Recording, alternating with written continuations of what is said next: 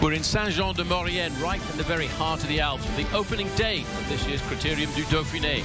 Last year's winner, Yanni Brakovic, is back, hoping for a repeat win. But his challenge will be stiff because Cadel Evans is hoping to fine-tune his Tour de France form this week. The countdown to the Tour de France is down to just 27 days. And many of the Tour de France contenders are anxious to find out where their form is. This week's Criterium du Dauphine will be the testing ground. Two-time runner-up at the Tour de France, Cadel Evans is here in his last race before July and should be primed for the win. Last year's winner of this race, Yanni Brakovic of Team Radio Shack, is also here to defend his title, with high hopes for July as well. There's the smiles, though, of Yannis Brakovic, the biggest win of his life, and that was a brilliant victory. Today, a short prologue time trial kicks off 8 days of racing. The 63rd edition of the Criterium du Dauphine is next on Versus.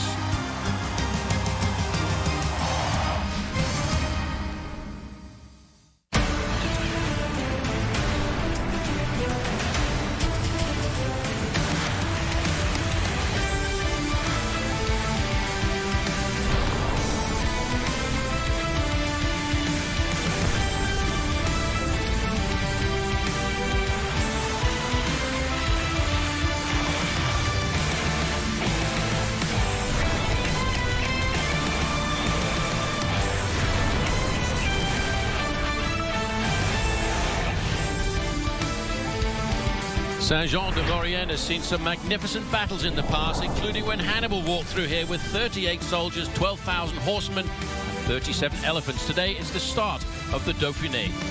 Hello everybody, I'm Paul Show, and alongside me is Bob Roll, and we're here for Epic Cycle Sundays, presented by Michelob Ultra. And Bob, the Criterium du Dauphine over the years has really been the testing ground for riders who want to go forward and perform well in the Tour de France. Well, the big stars know they're in the Tour. They want to see what their form is like during the Dauphiné, but for a lot of guys on the team, they want to get on that Tour de France team. They want to make the selection, and it makes the Dauphiné a very exciting and very competitive race.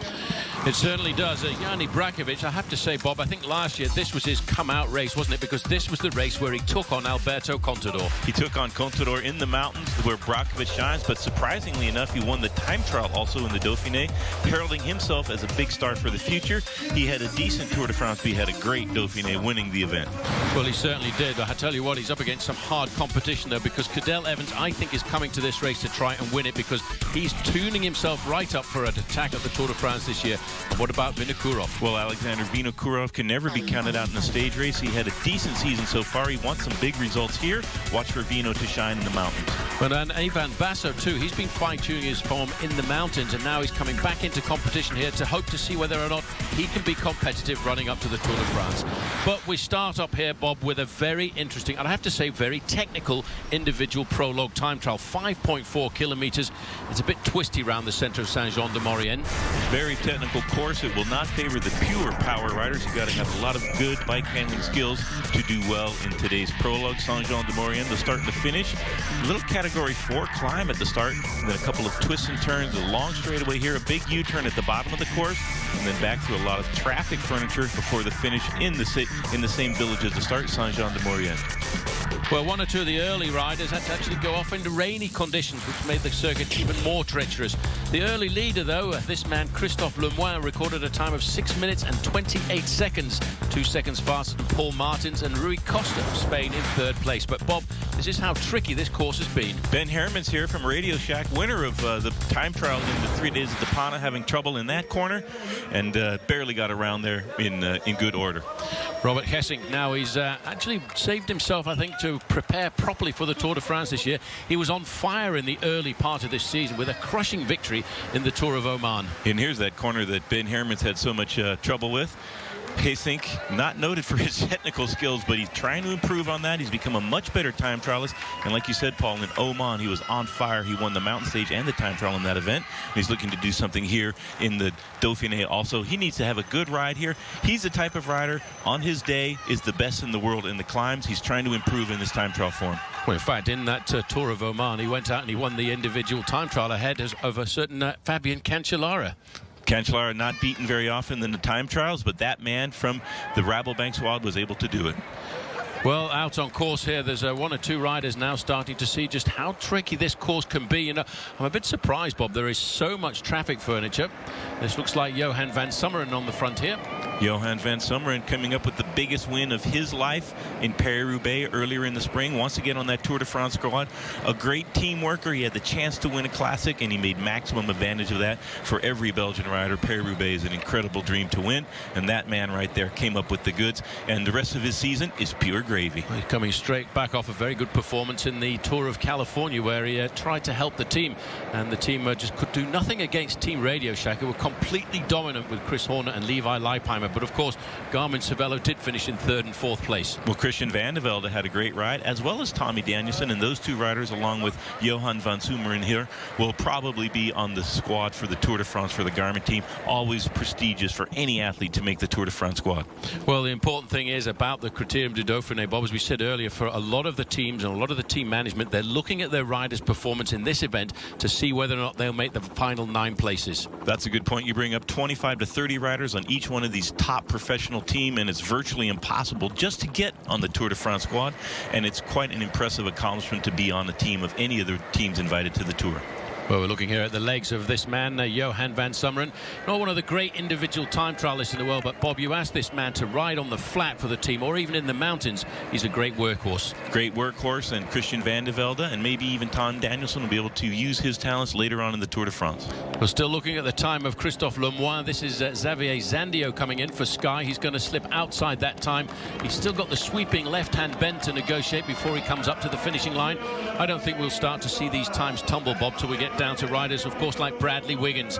As we come up to the line, then Zandio crosses the line there in 37th place. He's lost himself 13 seconds. While currently out on the course is this man, Robert Gesink. Christophe Lemoine is still the leader, but will he be the leader once we come back from the break? This is the Epic Cycle presented by Michelob Ultra on Versus, the superior light beer, perfectly balanced for the ultra life. And brought to you by Strava, built for the avid cyclist. Track, compete, share. Go to www.strava.com/versus.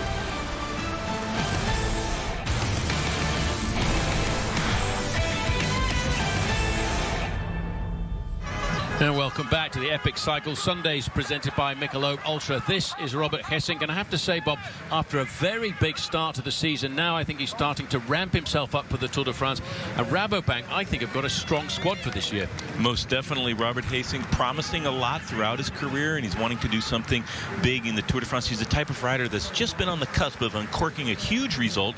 He had a big win early in the season at the Tour of Oman, so he wants to carry that good form here now to the meat of his season. The classics are over, and it's all about the stage races. The Tour de France is just on the horizon, and Robert Gesink wants to do a good ride in the Dauphiné to set himself up for that. Well, this is an ideal preparation this year, I have to say, the Criterium du Dauphine, because we've got some incredible mountains. Of course, there is a balance. It's like a mini Tour de France, isn't it, the Dauphiné, because you've got a long individual time trial, you've got some big alpine passes, and that's why some of the big names come here to fine-tune themselves. Well, certainly, and this man, Robert Gesink, wants to send a good message to his teammates. Don't worry, I'm in good form. No matter how much work you do, that will be rewarded with some big wins throughout the summer. And that man going flat out, you can see it on his face, the pain written there. 5.4, just over 3 miles. Doesn't seem like a long ways, but you can go through a lot of pain in that short of a distance. Well, he's looking now at the Flamme Rouge, the red kite, 1,000 meters to go. It's been a bit of a tricky course around here, a lot of bunny hopping and a little bit of traffic furniture, making it, I think, a very difficult course.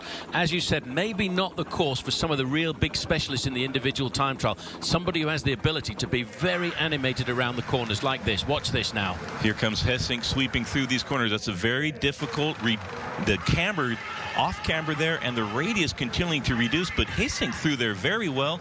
This is in the last 1,000 meters or 1,000 yards of the bike race, and a lot of twists and turns, but Gesink sweeping through those corners very well. He's always the knock against Gesink was his technique, his ability, or inability, I should say, to come to grief a lot of times when the courses got technical on descents and around twists and turns, but today he's doing a very good prologue so far, sweeping through those corners and keeping his momentum going. I'm sorry about a little bit of the picture breakup. That's because the live pictures from the motorbike up to the helicopter and down to the finish line keep getting broken up a fraction, and I think maybe that's because of the high speed of Robert Hessing coming into the finishing line. The time to beat is still that of Christophe Lemoine, 6 minutes and 28 seconds. Hessing has got a long sweeping left-hand bend to try and get himself up there, but he needs a good opening ride in the prologue if he wants to have any dreams at all of trying to challenge for the Dauphiné. This is the left-hand bend. He's just going outside the time of Christophe Lemoine, but for a man who is not a very good individual time trialist, I'd have to say he's got to be reasonably happy with that. 12th time, losing himself just 5 seconds. Just 5 seconds down on Lemoine. That's a great ride by Lemoine, but Hessing, this is a solid ride. You know he can climb. He needs to improve his time trialing to be one of the overall contenders, and this is a big improvement over what we've seen in the past from Hessing. Well, Maxime Iglinski, he's no stranger to individual time trials either, because he has been national champion in the individual time trial of his own country, and now he too will probably go out here, Bob, to set the mark for Alexander Vinokourov, who starts second rider from the end. Maxime Iglinski, one of the flying Kazakh brothers on the Astana squad. His team boss, redoubtably, of course, is Alexander Vinokourov. Vinokourov starting a little bit later in the day, second man from the end. Vinokourov looking to do something, but his teammate wants to go out there, go as fast as he can go, and he can report back to Vinokourov where the tricky parts are, how to pace yourself, and how to get through the prologue as fast as possible. Pacing yourself in an individual time trial like this is really the important thing, isn't it, Bob? And with this climb at the start, you've got to be very careful you don't go out too quickly, because you can actually put yourself into the red zone and then never recover for the rest of the 5.4 kilometer circuit. You absolutely want to build your form, build your speed throughout the event. You have to pace yourself up this first climb. You can gain a little bit in the climb, but if you go apoxic, you can lose a lot in the closing few kilometers, and a lot of twists and turns. You got to say something to make those big jumps and accelerations out of each one of the corners. What a magnificent backdrop, though, for the opening day of the Dauphiné this year, surrounded by the Alps, these mountains where we'll return in about a month's time for the Tour de France. Out on the course then, Maxime Iglinski, national champion in the individual time trial of Kazakhstan way back in 2006.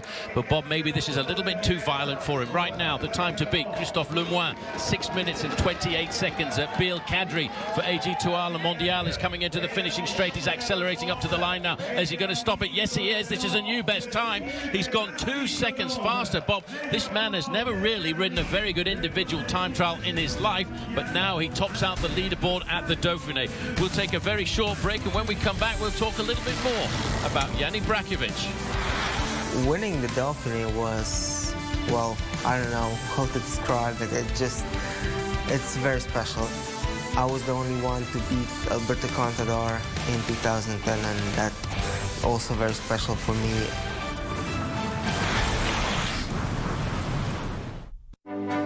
Non, rien de rien.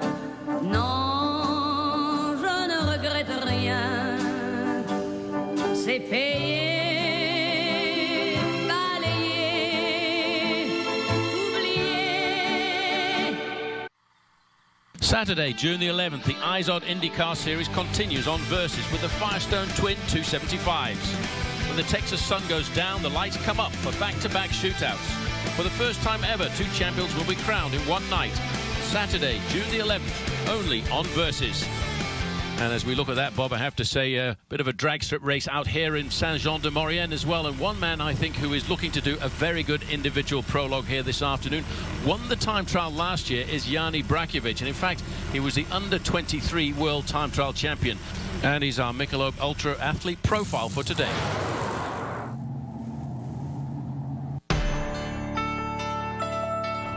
Well, I think my 2010 season was the best so far.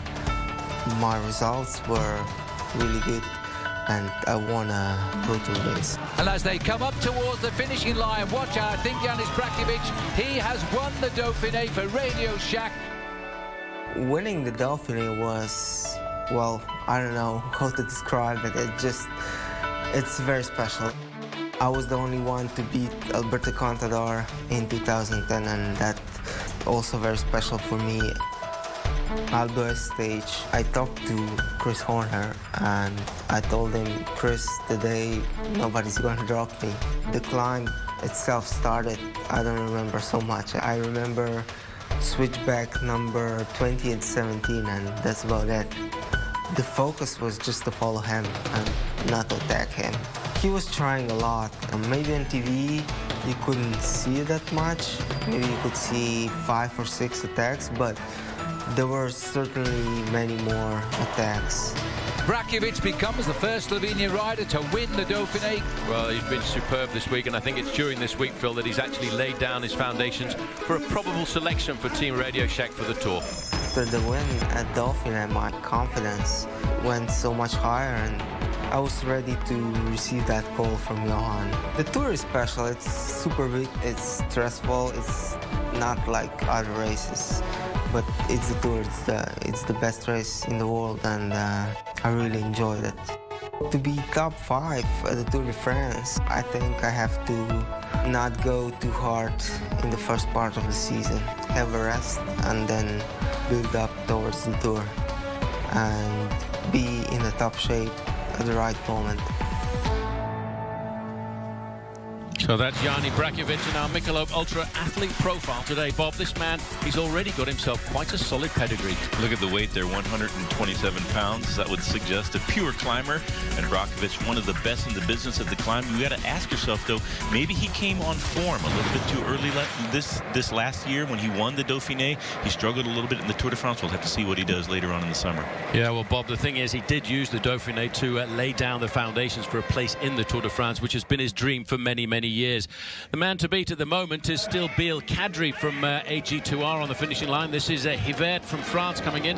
He's lost a lot of time out on the course, and I think a lot of the time is being lost because many of these riders are having a hard time with the technical difficulties out on the course. Well, the course is most certainly drying, so ideal conditions as far as the pavement is concerned, but you still have to pace yourself, and it's a very violent effort. Even if you're a tiny bit slower, it turns into a big gap at the end of the stage. It certainly does. Nicky Sorensen, Team Saxo Bank, next man to climb into the starting house. But I tell you what, the big names, the men I think are going to really start to rock the foundations. Bradley Wiggins, Alexander Vinokourov, and Jani Brakovic, of course, starting last man today as the defending champion of the Dauphiné. Nicky Sorensen, Saxo Bank. He's a teammate of Alberto Contador. Contador not in the Dauphiné this year. He did the Giro. He was dominant in the Giro d'Italia. And so Saxo Bank, perhaps a little bit of the lesser lights. They're just trying to look for a place on the Tour de France team with a good ride in the Dauphiné. Looking here at Maxime Iglinski, he's coming up towards the final kilometre as well. He's looks to me as if he's using rather a large gear here. Certain riders are better at the long time trialists, and Iglinski is normally a long time trial specialist. When you ride the individual prologue like this, it's a much more violent effort on your body, isn't it? Oh, most certainly. It's more of a sprint, 3.5 miles. You can pretty much go right to your limit and peg it right there throughout the whole stage. And a longer time trial, of course, is about pacing yourself very differently. Very technical corners. Also, you want to get the speed back up as quickly as you can. Iglinski not noted for his speed there, so seems to be struggling a little bit this portion of the time trial. Well, he's just taken a couple of very nasty lines around those corners, and that's another thing to note about the prologue time trials like this is, Bob, it's in those corners you can actually lose the race, because if you lose 1 second per corner, you end up right at the back end of the pack. Most definitely. You multiply that by about 30 corners on this course, and you can see the differences. And here he is in his tuck, not even holding on to the aero bars there. Perhaps not the best tactics being used by Iglinski. Just a few hundred meters before the finish. I would be very surprised if Iglinski had the fastest time. Well, he was using a massive gear. Well, you might be wrong there, Bob, because look at that. He's got to still get around that sweeping bend, which is a little bit deceptive. But Biel Kadri, 6:26. He'll be wondering whether or not he's going to cause a massive big surprise here this afternoon, because Kadri, although he's won some road races in the past, he's never won an individual prologue. So Iglinski's slipping outside of that, and looks to me as if he's going to slip outside of the top 10. Yes, he does. 19th, 21st time for Iglinski, losing himself 10 seconds. Well, the big man who is the British professional champion of the individual time trial, Bradley Wiggins, warming up. We'll come back and see how he can perform next.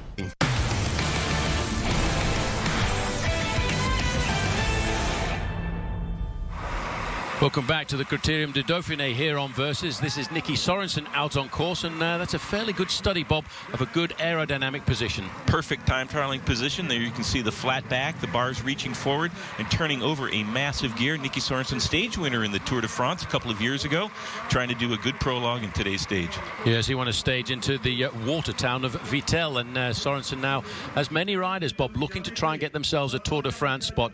Heimar Zubeldia, not a bad ride by Zubeldia. He's a solid solid professional bike rider, but the strange thing is, throughout his long career, he's only ever won 4 races. He was top 10 in the Tour de France a few years ago, so Zubeldia has the class to do a good ride. Not a great time trialist, and this prologue falling a fair way down from Biel-Cadre, but not a bad ride at all for Zubeldia. Well, just losing himself 7 seconds, 15th place, but for him it's going to be a little bit further down the road, and he should be a strong ally for Jani Brakovic once this race goes up into the big high mountains, because that's really what the Dauphiné is all about.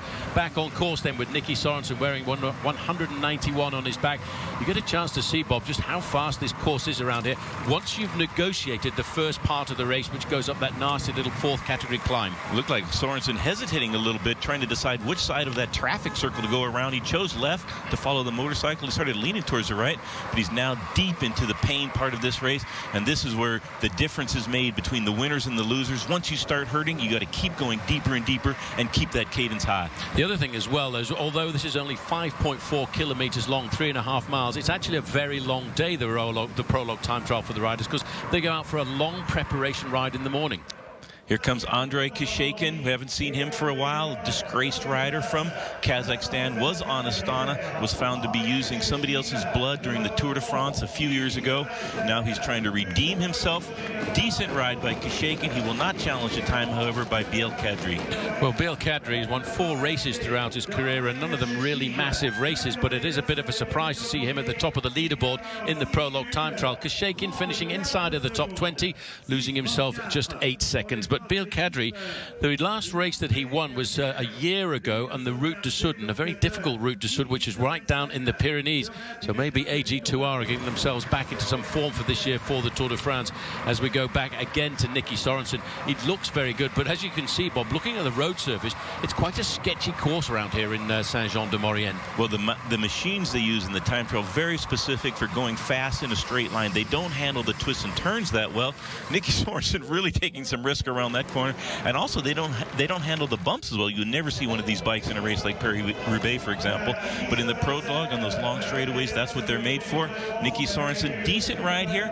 Looks like he's going to slip away, however, from Biel-Cadre. Well, I tell you what, they're very rigid as well, these bikes, and you can feel every bump vibrating right up through the machine into your arms and into your back, and that's what makes it very difficult to ride these solid carbon fiber machines. You see that solid wheel at the back there? That's to make it as aerodynamic as possible. Nicky Sorensen is not going to light the world on fire with this ride.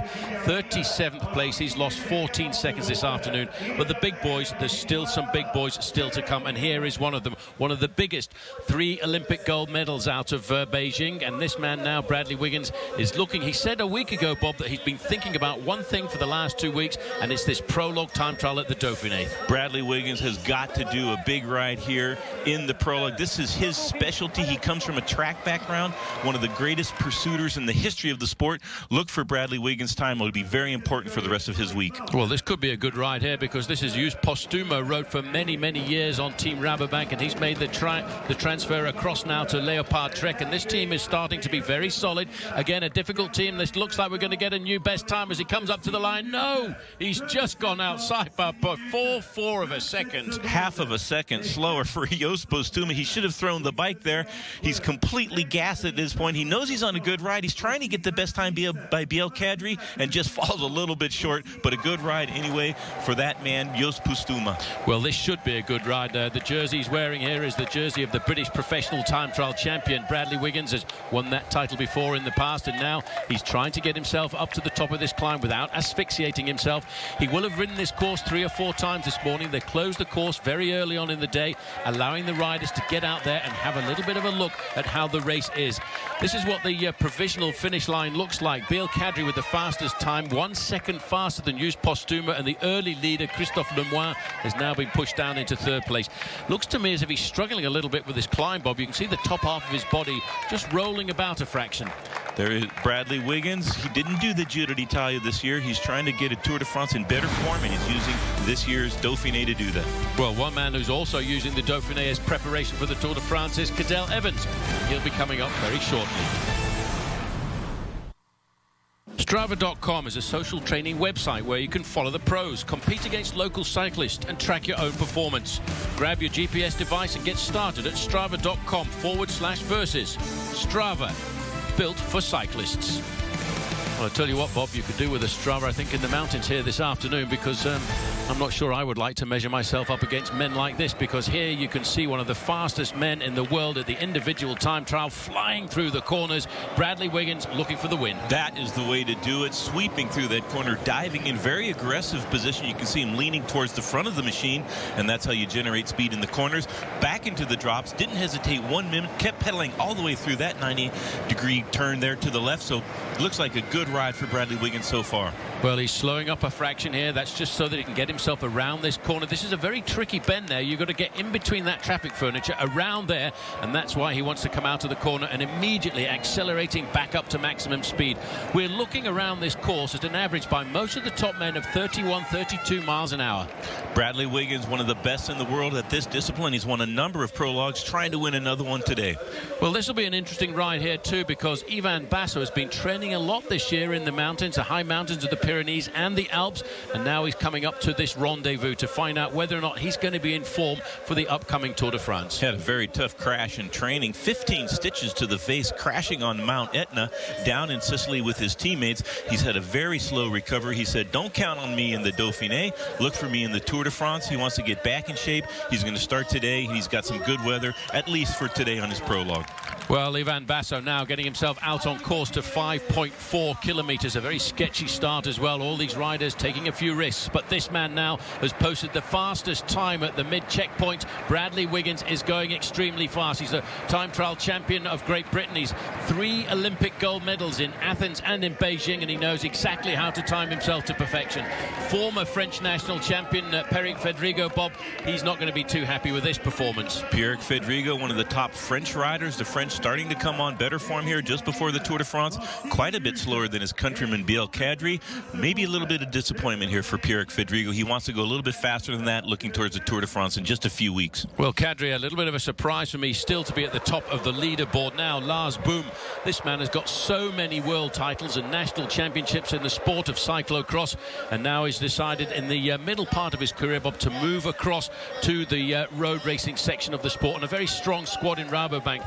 A couple of years ago, he won himself the opening prologue of Paris-Nice. Paris-Nice prologue, very similar to this one, short, technical, with a climb right in the middle. So Lars Boom may be one of the pre-race favorites. We should have mentioned him perhaps just for this event, though. He's a time trialing specialist in the prologue, and he's never done anything in the longer time trials. But Lars Boom, he is very good in the technical courses. Well, just looking there, this man here, we're talking about Bradley Wiggins. He has a body built for the individual time trial, very much like Dave Zabriskie, the American time trial champion.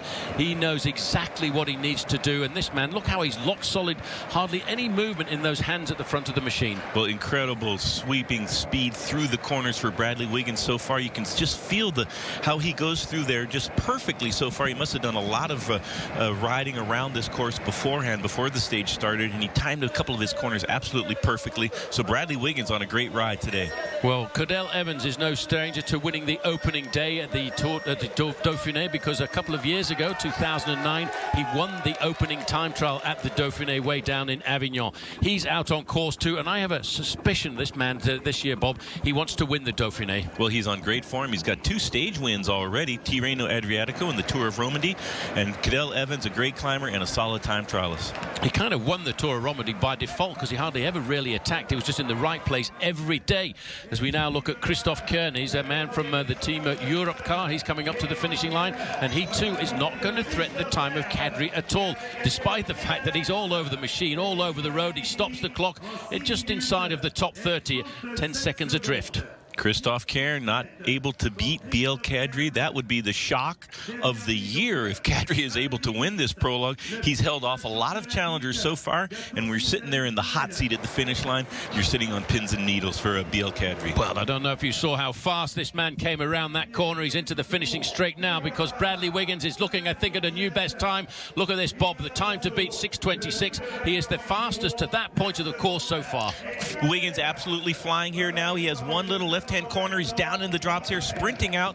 Great riding so far by Bradley Wiggins, and a commanding lead over Biel Kadri. Well, this is the time to beat 6:26, and Wiggins has not even got out of the saddle. He's still keeping the pace nice and high. This is going to be a brand new best time, 6:23. He's beaten Kadri by 2.7 seconds. This now, I think, is going to be the benchmark that everyone will have to try and beat. So Bradley Wiggins sets a new best time, raising the bar just that little bit higher, but there's still some big names to come here at the Dauphiné, as this man here, Jani Brakovic, is warming up for his start.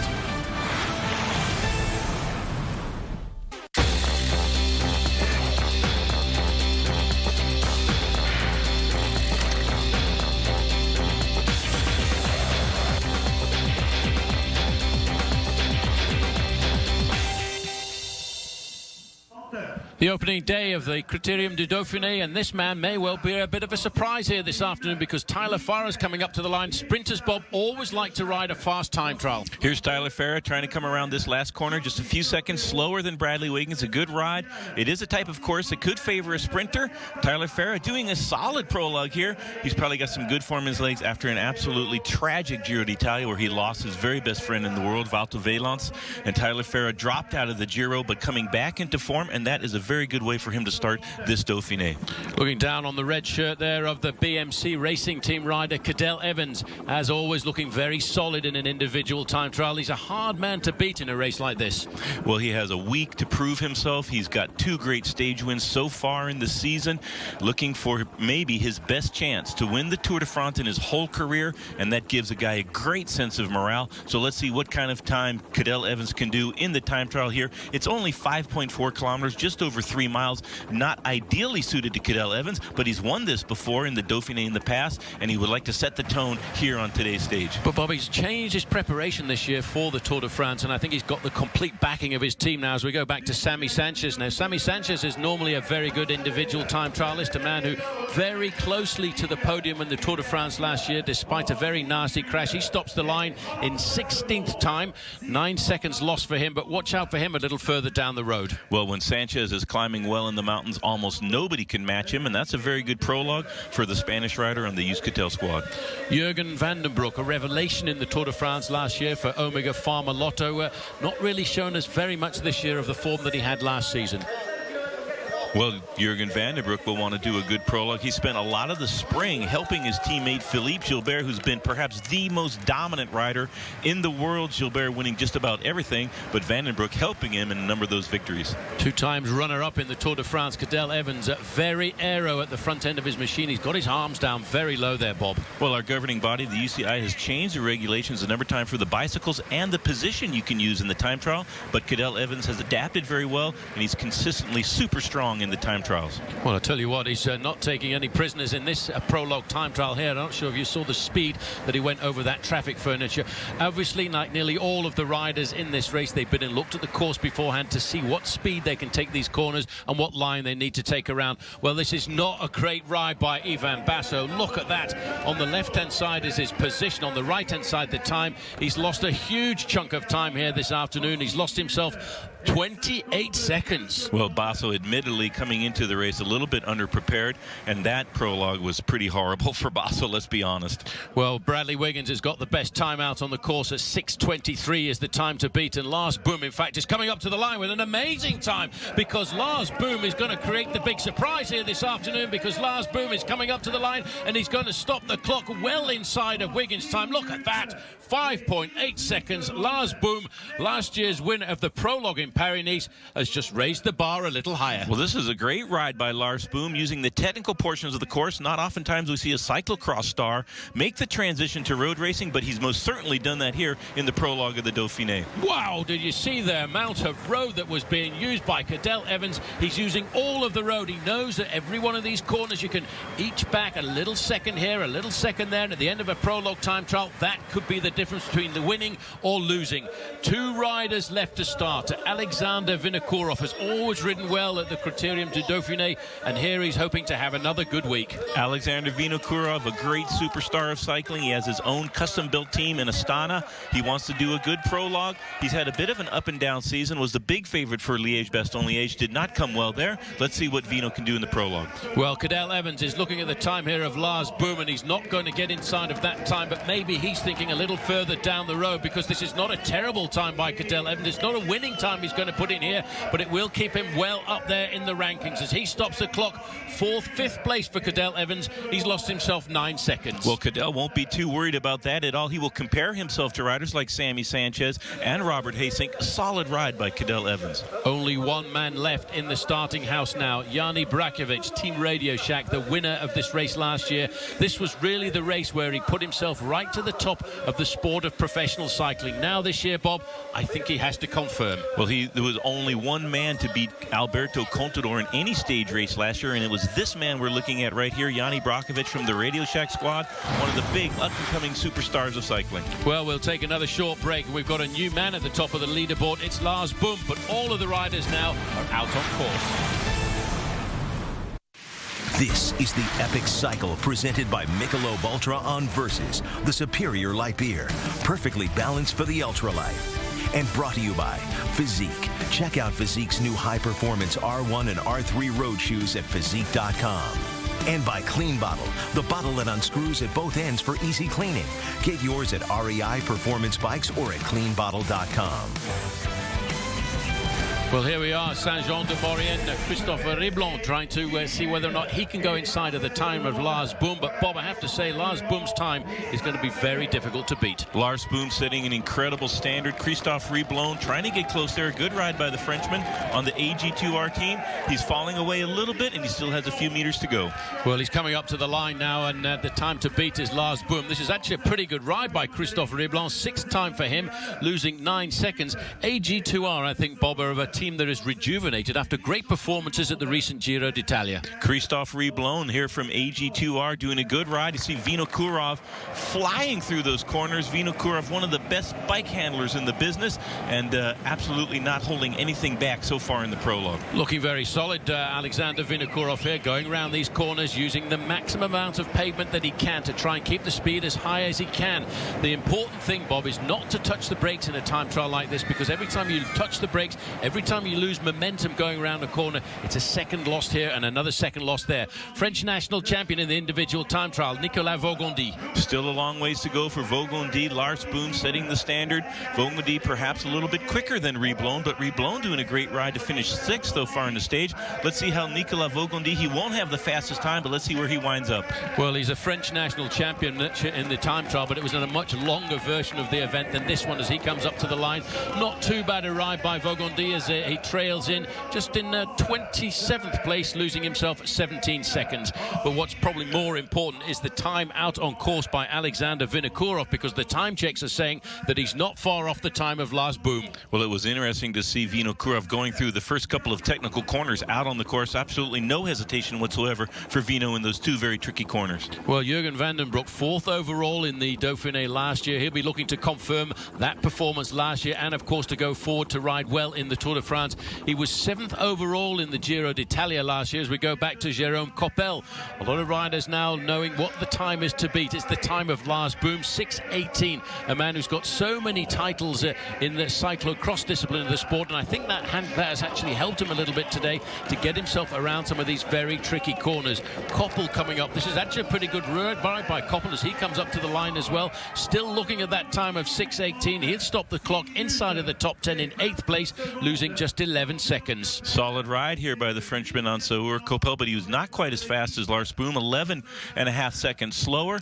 but a decent ride by the Frenchman. He'll be pleased with that at the end of the day. Well, getting down here to Jani Brakovic, a very slim, elongated bike rider, Bob. He looks very solid on the machine, but he's really much better suited to the climbing part of this race. Well, it's quite amazing to see how good Jani Brakovic is in the time trials, considering his slight stature. He is a great climber, but he's also very good in the time trials, and you don't see a man that is this narrow and this skinny and this light do so well in the time trials. So everybody thinks that he's a man capable of eventually winning the Tour de France, much built in the same as Alberto Contador. Well, Jürgen van den Broek now is looking to keep himself up to the top end of the leaderboard here this week, because he knows this is the important tester for the Tour de France a little bit later on in the year, once we go into the month of July. As he comes around the corner, then Van den Broek out of the saddle, fighting with that bike of his, stops the clock inside of the top 15 for him this A solid ride, but maybe not as close to the top of the leaderboard as he would have expected. Well, Van den Broek facing the pressure now of being a pre-race favorite for the Tour de France. In Belgium, they haven't seen a winner of the Tour for many, many, many decades. So Jurgen van der Broek, a pressure wherever he goes, and let's see how well he can handle that throughout this week's race and the Tour de France later in the summer. Again, sorry about the little bit of picture breakup, but with the new technology and trying to bring HD from as many races as we can here, sometimes we get a few gremlins into the circuit. But as we now go to the finishing line, this is a good ride. This is a young guy who's on his way up to the top of the sport. Decken Kolb of Team High Road HTC. I have to say, Bob, this is going to be a very good ride indeed. He's looking to get himself inside of 6:18. He's not going to do that. He's got the sweeping left-hand bend, but this is going to be a very good ride by this young German rider. When he comes up to the line, he stops the clock, and it's going to give him third place. Now, this is a young man I've been told to watch out for, Bob, and a lot of people say this guy could be the next big time trialist on the block. Decken Kolb from Germany on the HTC squad, doing a very good prologue there. Just a little bit slower than Lars Boom, but a great ride by the young man on HTC. Only two riders now left out on course, Alexander Vinokourov and this man, last man to start, defending champion Jani Brakovic. He looks very solid on the machine. He looks as if he's riding well. This is what the finishing line looks like currently. Lars Boom 5 seconds faster than Bradley Wiggins, who's in exactly the same time as Decken Kolb of Germany and of HTC. 7 or 8 riders within the same 3 seconds, but the standard so far is Lars Boom. Well, Vinokourov now is coming up, and he knows how to ride a good individual time trial. He's got a very good time on him here, because Lars Boom is the time to beat. Alexander Vinokourov could create the big surprise here this afternoon. Vinokourov is looking at 6:18. He's just gone outside of it. He's lost in the last few meters. 6:20 and second place for Alexander Vinokourov. Watch out for this man a little bit further down the road. Well, this is a great indication that Vinokourov is bringing solid fitness and great form to the Dauphiné. One man left out on the race course. Let's see if this man, Jani, get a little bit faster than Lars Boom, but a great ride by Vinokourov to put himself in second on the stage. Well, Jani Brakovic now using all of the road. The finish line shows us Boom faster than Vinokourov and Bradley Wiggins. 2 seconds to Vinokourov, 5 to Wiggins. But now this man knows what he has to do. He's got to try and stay at the top if he can. His, I think, goals are going to be further down the road. And, of course, next weekend, 2 very difficult mountain stages over the final weekend of this race as Brakovic sweeps around the corner, keeps the pace nice and high. He's into the finishing straight. Well, to be pragmatic about this event, he wants to compare himself against the other top contenders for the overall standings, perhaps Van den Broek, Evans most certainly, and Vinokourov. You can see that Jani Brakovic, not a great rider, has already gone slower than Boom, and now he's gone slower a little bit than Vinokourov. He's not a prologue specialist. This is a decent effort, however, by Brakovic. Well, that's the important thing about the prologue time trial. You've got to ride your heart out if you can to make sure you don't throw a few seconds away here or there. 17th place for Jani Brakovic, lost himself about 15 seconds on Lars Boom, but for him, as you look into those eyes of his, I think he's looking further down the road and expecting and waiting until we take this race into the mountains. We'll have to take a look at how he did against the other overall contenders. He was third in the prologue last year, maybe a little bit disappointing for Brakovic to start the Dauphiné this year. So there's confirmation of Lars Boom's victory ahead of Alexander Vinokourov by 2 seconds. Bradley Wiggins in third. He'll be a little bit upset with that performance. A lot of riders further down. Cadel Evans solid in 7th place, Cyril Lemoine the early leader in 9th, and Jerome Coppel in 10th place. Let's have a look at the notable riders a little bit further down. Tyler Farah, a good ride. Jani Brakovic just a little bit slower than Cadel Evans. Matthew Boucher, great ride by the young American on Team Radio Shack in 21st. Tony Martin, a little bit disappointing, way down there, 34th, and losing 17 seconds to this man, Lars Boom, the stage winner. Well, the first yellow jersey there being presented to him just behind by Bernard Hinault, a 5-time winner of the Tour de France, and Lars Boom, no stranger to winning prologues, because the first time he did that was 12 months ago when he won the opening prologue of Paris-Nice. Paris-Nice, a great test and also an indication of who's going well for the Grand Tours later. Lars Boom, he's going very well in the Dauphiné so far. Let's see if he gets a ride in the Tour de France later this summer. Well, for a man who just a week ago was suffering with an injured knee, he's come back to very top form. And let's just catch up to see what he had to say about his win this afternoon. Yeah, for sure I'm happy. I didn't expect it. When I saw the circuit this morning, I thought maybe it was perfect. It is perfect for me, a small climb and then downhill, a lot of corners. The beginning was wet, but the beginning of the race, of course, but for me it was perfect. Don't forget, the epic cycle presented by Michelob Ultra continues tomorrow at 5 o'clock with a mountaintop finish, and that's stage 1 of the Criterium du Dauphine. And of course, coming up next on Versus, it's the TD Bank Philadelphia International Cycling Championships. And if you want to find our full schedule of cycling here on Versus, check into NBCSports.com, where there's plenty of stories and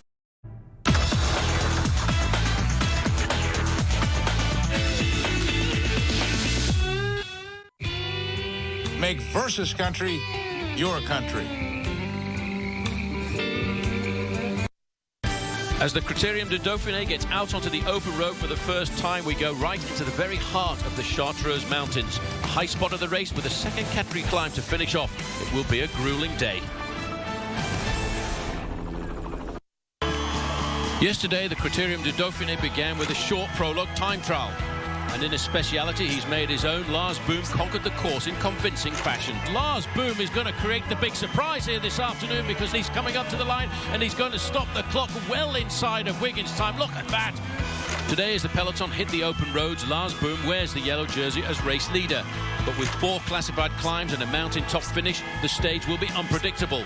However, the overall contenders will have to emerge. Stage 1 of the Criterium du Dauphine is next on Versus.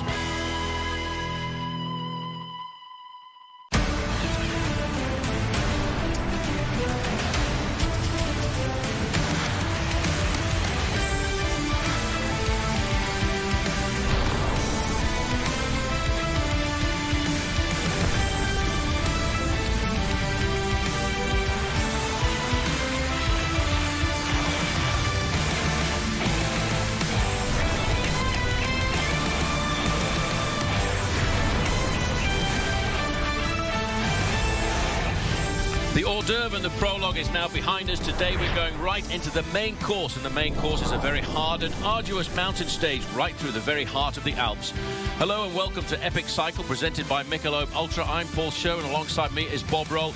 Yesterday, Bob, in the individual prologue time trial, a bit of a surprise. Lars Boom coming out of the pack, head and shoulders above everybody else. Lars Boom able to beat all the specialists at a very short discipline, just 3.5 miles of a prologue. Lars Boom proving to be faster than Bradley Wiggins and Alexander Vinokourov. Great ride by the Dutchman on the Rabobank squad. Well, he gets himself the first yellow jersey. He's not a stranger to this either, because last year he was the winner of the opening prologue of Paris-Nice. But today is a very strange stage. It's a very difficult stage, I would say, for anybody to try and defend. Lars Boom goes into the first stage with a 2-second advantage over Alexander Vinokourov, a 5-second advantage over Bradley Wiggins. Bill Kadri, the early leader, down in 5th place, looking for 8 seconds. Cadel Evans, always a dangerous man in the Dauphiné, in 7th place, 9 seconds behind. Cyril Lemoine, the early leader of the prologue time trial yesterday, in 9th place, 10 seconds back. Bob, the notables. Tyler Farah did a very good ride to finish 13th. Yanni Brakovic right in there with the overall contenders. Matthew Boucher continuing to ride well. Kasink, not too bad, but Tony Martin had a pretty disappointing prologue, 17 seconds behind Lars Boom. Well, yesterday was an interesting individual prologue time trial. Lots of turns, a little climb to start off with, but today is completely different. We move away from Albertville, which a couple of years ago hosted the Olympic Games, and then it's right into the mountains. 3 climbs early on, but I think, Bob, it's all about the end, because that climb up to Saint-Pierre-de-Chartreuse, it's not one for the sprinters. Just very few flat kilometers to start the stage, and then we have a tough climb, a category 2 to the finish in Saint-Pierre-de-Chartreuse. A great day for the breakaway to survive all the way to the finish. Time will tell, but a very exciting race course. Well, looking at the profile, Bob, I have to say it's a very strange start, really, to a race like the Dauphiné, because straight away you're into the mountains. Look at that. After just 30 kilometers, you've got a big climb, the Côte de Saint-André. But it's all really, to me, all about the end, because I have a feeling Mr. Alexander Vinokourov might be looking for a yellow jersey at the end of the day. Well, as we go down to live action, it's a Rabobank all over the front end of the main field, defending the lead of their man Lars Boom, who got himself the victory yesterday. And the reason they're working is because there's a 3-man breakaway off the front end of the main field, and those riders are looking at an advantage of 1 minute and 20 seconds. At one stage, they built themselves up a maximum advantage of 5 minutes and 35 seconds, but over the last 20 kilometers, it's been all orange on the front end of the main field. And I think in the back of their minds, Rabobank, Bob, they believe that Lars Boom can keep hold of this lead. Well, Rabobank's done all of the work honoring the leader's jersey that Lars Boom won yesterday, so it's great to see Rabobank on the front. There's 3 riders in the break: Vincent Jerome, Europa car, Leonardo Duque, who's gotten a lot of the King of the Mountain points, and Sven van Dusselaar. He is a new pro from the Omega squad, but Rabobank has got this in well underhand. It's only a minute and 22-second gap with 30 kilometers to go. Let's not forget there's a very tough climb to the finish, and a breakaway can lose a lot of time on this finishing climb. Yes, well, looking at the riders from Rabobank here at the front end of the main field, we've had some magnificent images coming from the Criterium du Dauphine, because for the first time in its history, the race is being put out in high definition. HD pictures of this magnificent part of the Alps. We can see the main field still not really chasing in earnest. I think everyone a little bit reticent about this final climb of the day as we make our way up to the small town of Saint-Pierre-de-Chartreuse. And here are the 3 leaders that we're talking about. Duque from Cofidis has been a professional for a long time. Turned professional way back in 2005. He has in fact in the past been a winner of a stage of the Vuelta a España. As you mentioned, Van Dusselaar, the rider in 3rd position now from Team Omega Pharma Lotto. He's a young rider, as is Vincent Jerome, who rides for Team Europcar. They have been out since the very first few kilometers of this race. They escaped after 8.5 kilometers.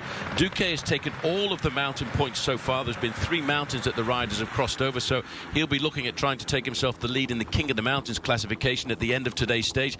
But Bob, it really is. There's going to be a showdown on this climb, because the final climb of the day up to Saint-Pierre-de-Chartreuse is around about 12 kilometers and an average gradient of 5%. 12 kilometers. There'll be a lot of sorting, and the GC riders will have to get near the front. I have a feeling that Alexander Vinokourov is looking at the lead of Lars Boom. It's only 2 seconds. If he can get a little bit of a gap, I will not be surprised to see Vinokourov go for the stage win and get the jersey. I think Vinokourov is looking to make a statement here in the Criterium du Dauphine. The final climb of the day, 12 kilometers. That's around about 7 miles.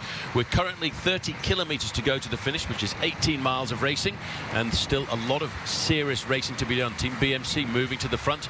They'll be looking today after the interest of their big man Cadel Evans, who also I think is in good form. He's performed every time he's come out this year. His preparation for the Tour de France has been slightly different this year, and I think he's a lot more relaxed than he has been in previous seasons. Most definitely. Not doing the Giro d'Italia this year, Cadel Evans, and looking to the smaller stage races to build his form before July and then come perfectly, time it perfect, and that's when you have a good Tour de France. He was able to do that a few years ago. He was 2nd overall, and the year before that, but it's been a while since he's been able to get up there on the podium of the Tour de France. So I think Cadel Evans has a great chance to do something special in this year's Tour. I think he showed that he's got good form in the individual time trial yesterday. He'll be looking to the longer time trial in a couple of days' time. That's much more suited to his capabilities, but also riders like Robert Hessing will be looking to fine-tune his preparation for the Tour. That's really very much what the Criterium du Dauphine is very much all about. As we head now down towards the start of the climb, Saint-Pierre-de-Chartreuse is looming on the horizon. We'll take a very short break and come back with more action. This is the epic cycle presented by Michelob Ultra on Versus, the superior light beer, perfectly balanced for the ultralife. And brought to you by Physique. Check out Physique's new high-performance R1 and R3 road shoes at Physique.com.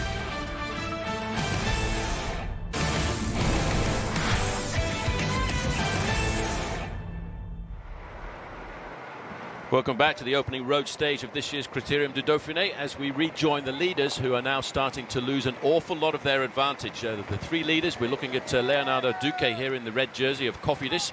He's in 49th place overall, lost 21 seconds. But I think really, Bob, the interesting thing about that prologue yesterday, it didn't really open up the gaps as a prologue very often does. And there's 168 riders in almost exactly the 1 minute margin separating them from the leader. So anything could happen on this final climb of the day. And you see the yellow jersey there next to the time gap of the riders in the front, meaning that man in the red, who was the best placed rider in the prologue from this group of 3.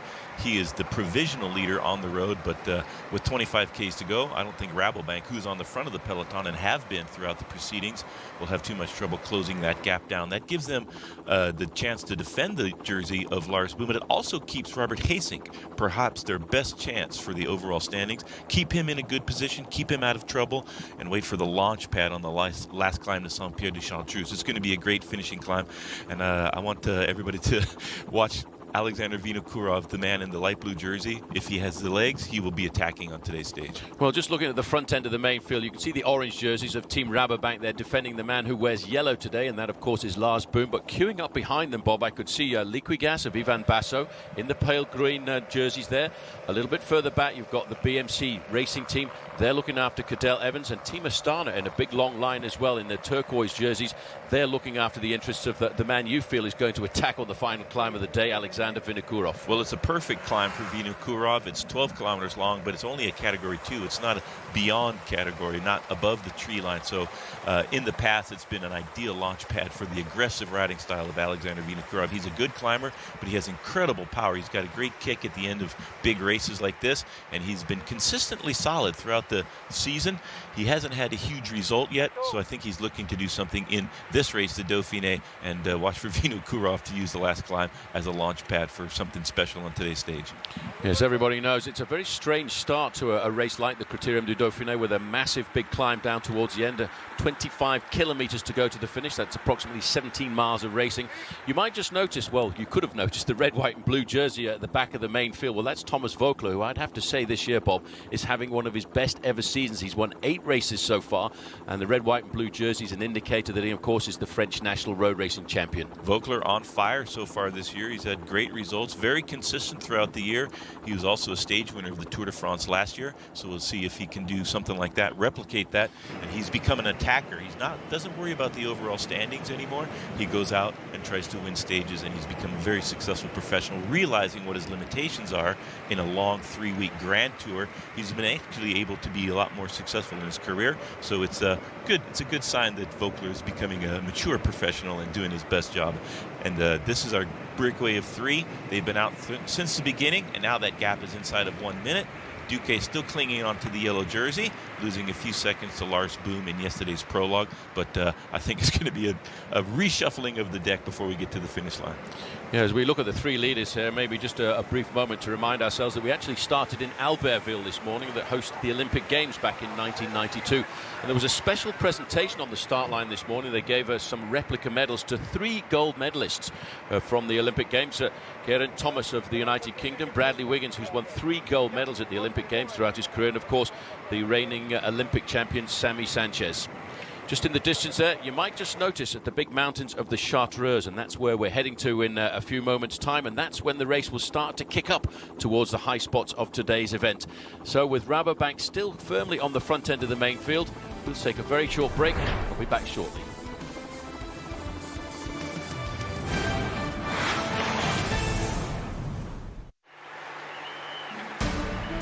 Strava.com is a social training website where you can follow the pros, compete against local cyclists and track your performance.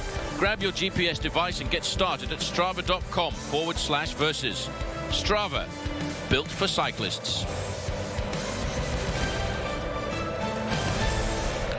So the 3 leaders now approaching 12.5 miles to go to the finish, 20 kilometers, and in fact they've nudged up their advantage a fraction there to 1 minute and 5 seconds. And I would think that, Bob, is the real reason for that is because the main field now know that they've got these men within their grasp. They can pull them back into the fold anytime that they want to. Well, when we see the attacking on the final climb for a stage win or possibly the leader's jersey in any of these big bike races, the advantage of the breakaway plummets precipitously, and 104 is the gap. I'm a little bit surprised that they've gotten a little bit more of an advantage here, but once the fireworks start from the peloton, that gap will come down immediately. 20 kilometers or about 12 miles to the finish line, most of it uphill.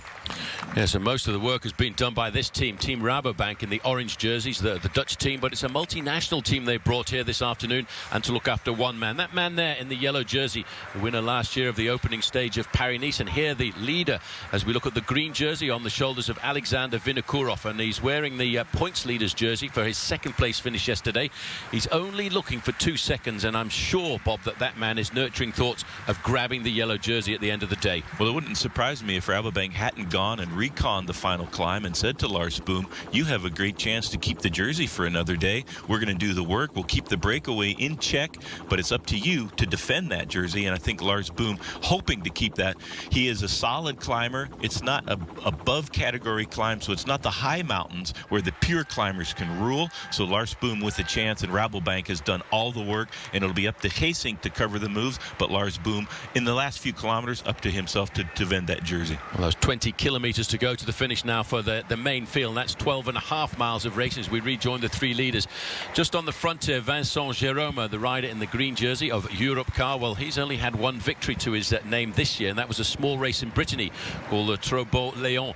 A very difficult race on a short climb, and so he may well be feeling that he might have the legs a little bit later on just to test the waters with these three riders who've basically been his mates for the last about 120 kilometers as they've ridden together since the 8.5 kilometer part of the race.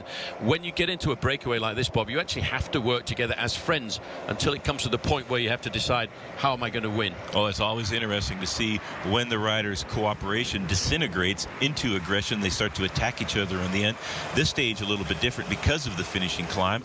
We oftentimes see the opening stages a little bit flatter, and this is a really mountainous stage to start off the open racing of this year's Criterium du Dauphine. So a little bit different script for the riders to face, but it's always intriguing to see when the cooperation starts and the aggression begins. I mean, look at these pictures, Bob. These are magnificent. This is an incredible backdrop. We're looking here at the Chartreuse Mountains, and the race where we finished today at Saint-Pierre, in fact, was a small town that was founded way back in 1084 by Saint Bruno, who was a member of the Chartreuse monks. And of course, they made that special little liqueur that you somewhat enjoy. Well, it has curative powers, the liqueur they produced there, and it came from this very isolated part of France 1,000 years ago. So it's a legendary liqueur and quite tasty.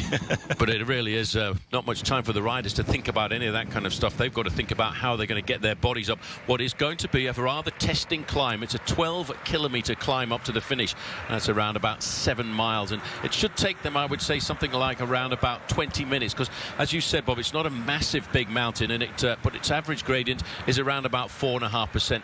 Hats off to Rabobank, though, in the orange jerseys on the front here. They've done a great job so far. Well, they bring a lot of their Tour de France stars to this event. They have guys like Martin Chiellinghi, Luis Leon Sanchez in their number. Geesink, of course, is their GC Hope. Lars Boom, the winner of the Prologue. Grisha Nierman, Juan Manuel Garate, Paul Martins, and this is a very solid squad. So the A-team of Rabobank here plying their trade on the open roads of the Criterium du Dauphine. Well, the roads have been resurfaced, and I wonder if that's for the arrival of the Criterium du Dauphine. On the front in the red jersey, Leonardo Duquet.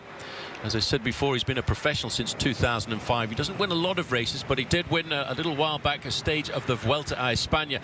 I'm surprised to see him in a breakaway like this, because he's much more renowned as a sprinter. As we make our way down these magnificent gorges of the Chartreuse, we'll take another very short break. Very soon, we'll be back on the slopes of the climb.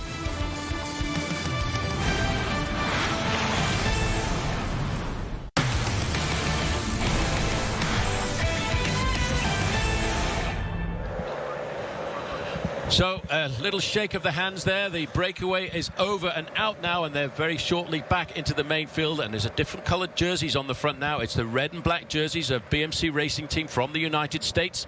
It's a Swiss bicycle manufacturer, but it's mainly a team which is organised from the United States. There's a quick replay of the three leaders congratulating each other of a good job of work done. Well, no one's sitting on there, no one trying to take advantage of one rider or the other. All three of them shared the work throughout the stage, and that's always nice for the people in the breakaway. When one rider is sitting on and the other two are doing the work, not quite as equitable as it could be. So a good breakaway on today's stage. A very good breakaway. Just in the middle, behind the yellow jerseyed rider there, you might just have spotted a red and black jersey. That was Cadel Evans, sitting comfortably on the wheel of Lars Boom. But when you see the back end of the main field like this, Bob, you get a realization it is very fast indeed. 10 kilometers to the finish line for the peloton, just over 6 miles, strung out at the back. A couple of false flats and leveling off a little bit before the climb really starts to bite, and so the peloton still completely contained and in one giant group, but in short order that's going to change. So Thomas Voeckler, that's good riding right there. He was at the back of the field just moments ago. Now he's right in the front in the red, white, and blue jersey for Europcar. That's the national champion of France. Nice quick look at the river there that streams its way down this valley of the Chartreuse as the main field picks up a lot of impetus. We're not on the steepest part of the climb, but we have started to go uphill. It's a false flat here with an average gradient of 4 or 5%, but it looks as if BMC are racing on the front in the red and black jerseys here have decided today they're going to really put the hammer down. You can see the whiter jerseys as well over on the left-hand side. That's HTC High Road. They're also looking after their man Konstantin Sivtsov, but Team Rabobank have still not given up the job either. They're staying at the front end of the main field, and their job is to look after the overall leader Lars Boom, and as you said, Robert Hessink. Robert Hessink looking good there so far for Rabobank. Rabobank not totally on the front. You can see some of the riders now. These are the men from Rabobank that have been doing the work throughout the day. Leonardo Duque, that's the man they were chasing, and they would pedal into the finish line. 9 kilometers, just under about 6 miles before the finish, so everybody should be able to finish within good order on today's stage. I have to say our helicopter pilot is doing a fantastic job here in the Criterium du Dauphine here this afternoon. Look at these gorges that this man is trying to find, and he's looking for the main field, and if we just go through this little bit of a gorge and the cliff here, we should find the main field still very much locked together, still under the control on the front of the men in BMC racing strip, red and black, keeping control of the front end of the main field. Thomas Voeckler, as you mentioned, Bob, there in the red, white and blue jersey over to the right hand side, the French national champion. He's ridden nearly all of the stage at the back. Now that we've come to the critical part of the event, bang, all of a sudden there he is. That is good heads up riding by Voeckler. When you sit at the back, you stay out of trouble theoretically. Most of the action right behind the tip of the spear. Rabobank keeping Robert Hessink well protected, as well as the race leader Lars Boom. But BMC now has come to the front. They bring a solid squad here to the Dauphiné, and they're on the front. So Cadel Evans must have told his teammates, I feel good, I'm going for it, get to the front, do the work, I'll do the rest. Well, you can see the fractures starting to appear in that main field now. That's all because of the pressure on the front end by the teams of the men who are trying to place their climbers in an ideal position to start the most difficult part of this climb. In fact, I would say, Bob, about 40 or 50 riders have already been tailed off. Tailing off now has begun, so the culling process is quite brutal in a bike race, especially in the mountains at this level of the profession. A lot of riders in this event trying to impress the selectors from their teams for the Tour de France. Of course, the big stars trying to hone their form, and I think we're going to have a very explosive finish here, and a lot of riders queuing up there. Alexander Vinokourov, he's in the green jersey as points leader. That was given in the prologue yesterday because he was second on the stage, and of course you can't wear both jerseys when you're the race leader. But the race leader, Lars Boom, looking very solid at the front end of the main field. You recognize him in the yellow jersey. His team at Rabobank have done an excellent job all throughout the stage here to keep him at the front end of the main field. When you're the leader of a race, when you're the leader of the team, the teammates will ride in front of you to make sure that you don't actually ride that much in the wind, and it makes a big difference at the end of the stage. Oh, it makes a huge difference throughout the day's proceedings. Each kilojoule you can save turns into power for the finish. Each calorie that you can conserve, it gives you a little bit extra at the finish line.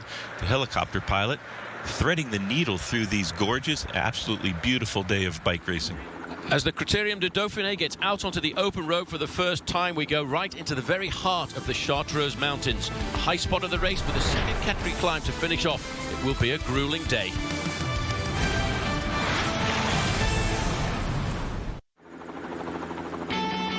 Wednesday, the NHL Stanley Cup Final presented by Geico continues on Versus.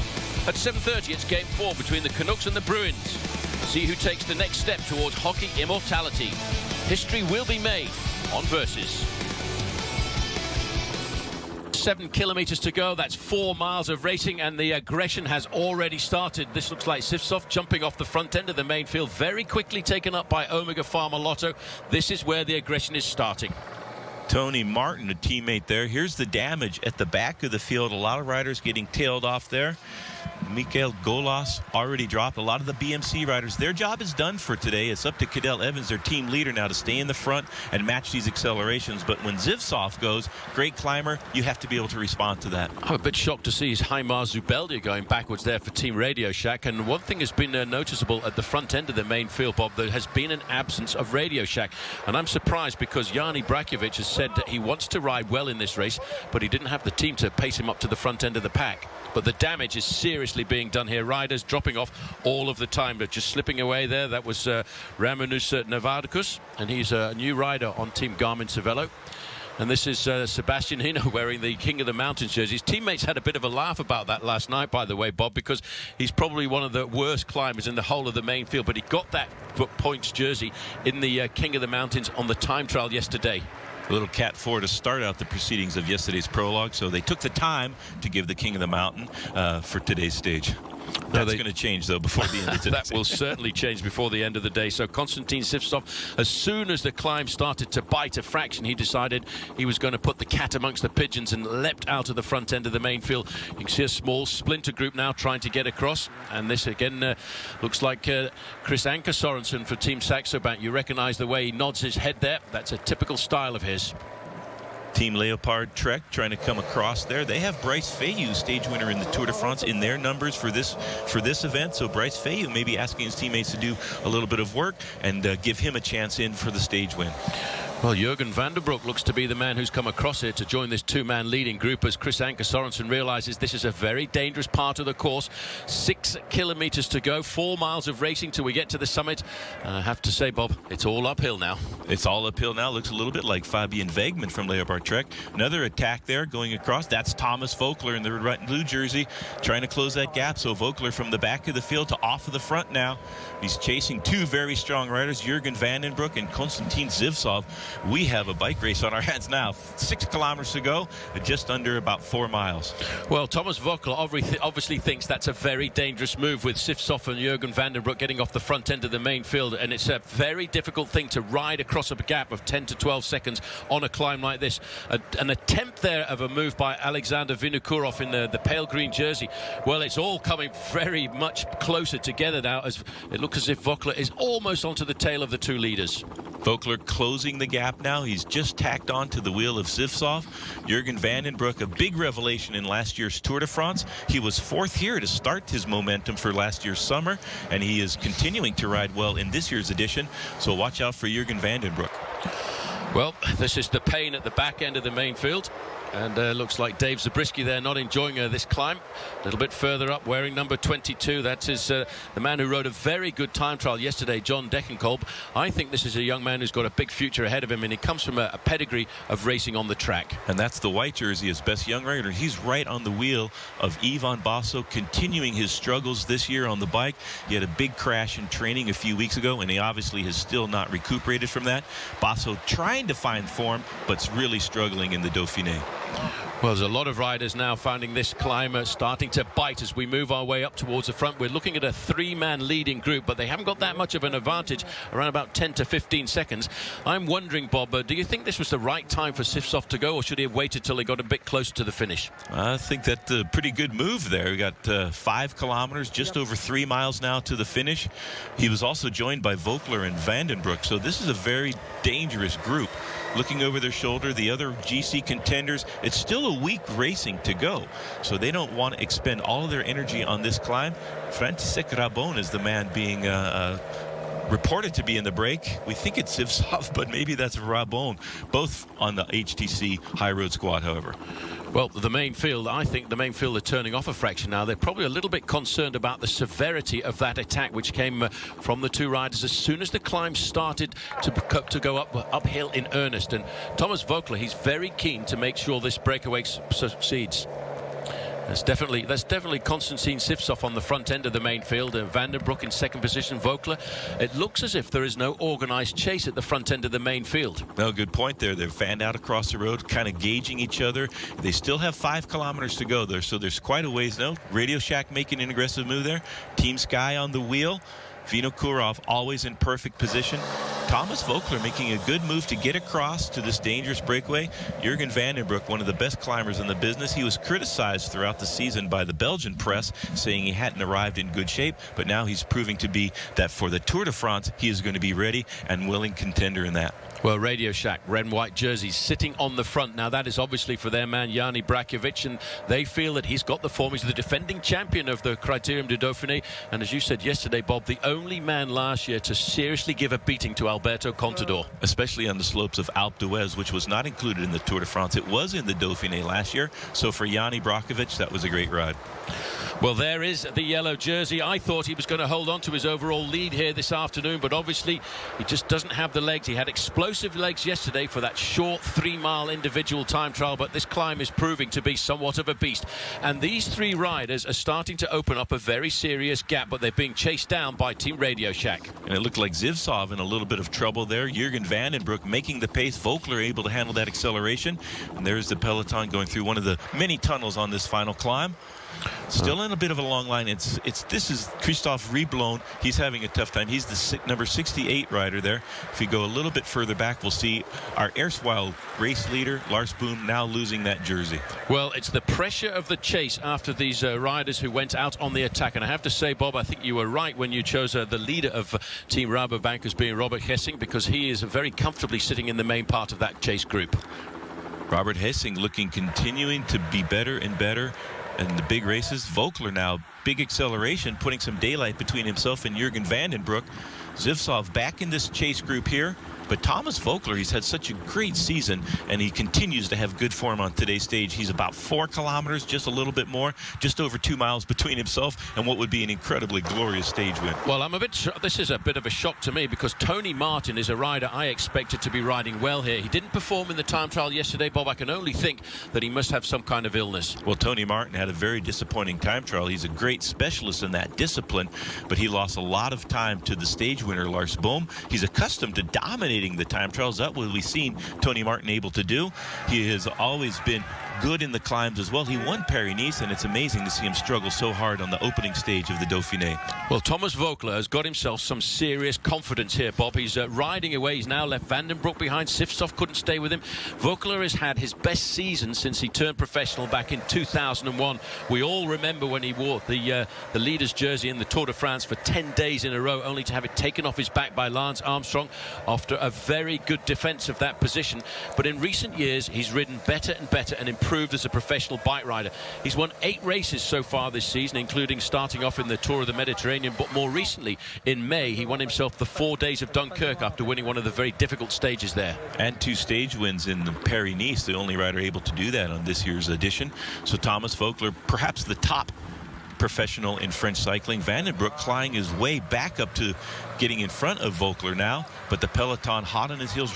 Radio Shack doing a great job to keep Yanni Brockovich in position, chasing down this very dangerous little move.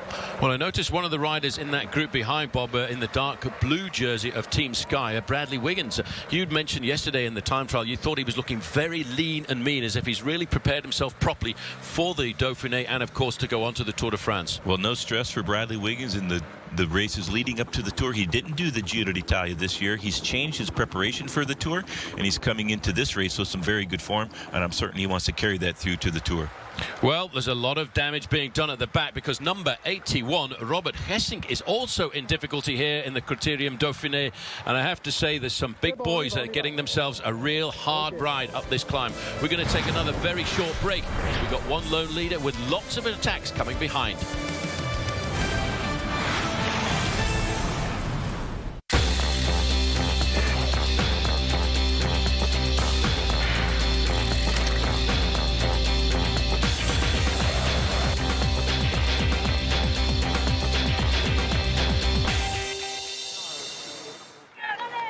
Welcome back now as we come inside of 3 kilometers to go. 2 miles of racing to the top of this climb, and the man carrying number 31 on his bike is Jürgen Vandenbroek. Bit of a revelation in the Tour de France last year. He rode exceptionally well. The Belgians have criticised him. It's really tough being a Belgian professional cyclist, because the Belgian press, if you don't perform every time you come out, you get a serious slamming. But Vandenbroek, I think, here is answering the questions. Coming on to form fantastically. Here is Sky doing a huge turn of work on the front of the peloton.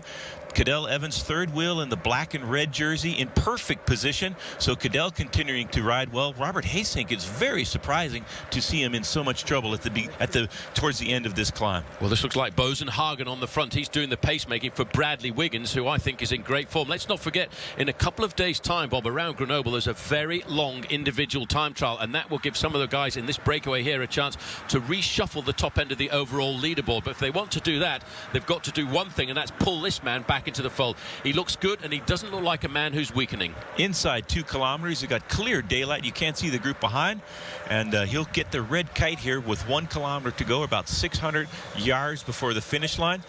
Jurgen van den Broek is absolutely flying. He has demolished the field, very aggressive throughout this final climb, and Jurgen van den Broek has come on to good form. This is a great ride by the young Belgian. No, it certainly is. He's had a quiet start to the season, Bob, with a second place in the Route del Sol, but he's not really done anything since towards the end of last year. And let's not forget, last season he finished 4th overall in the Criterium du Dauphine.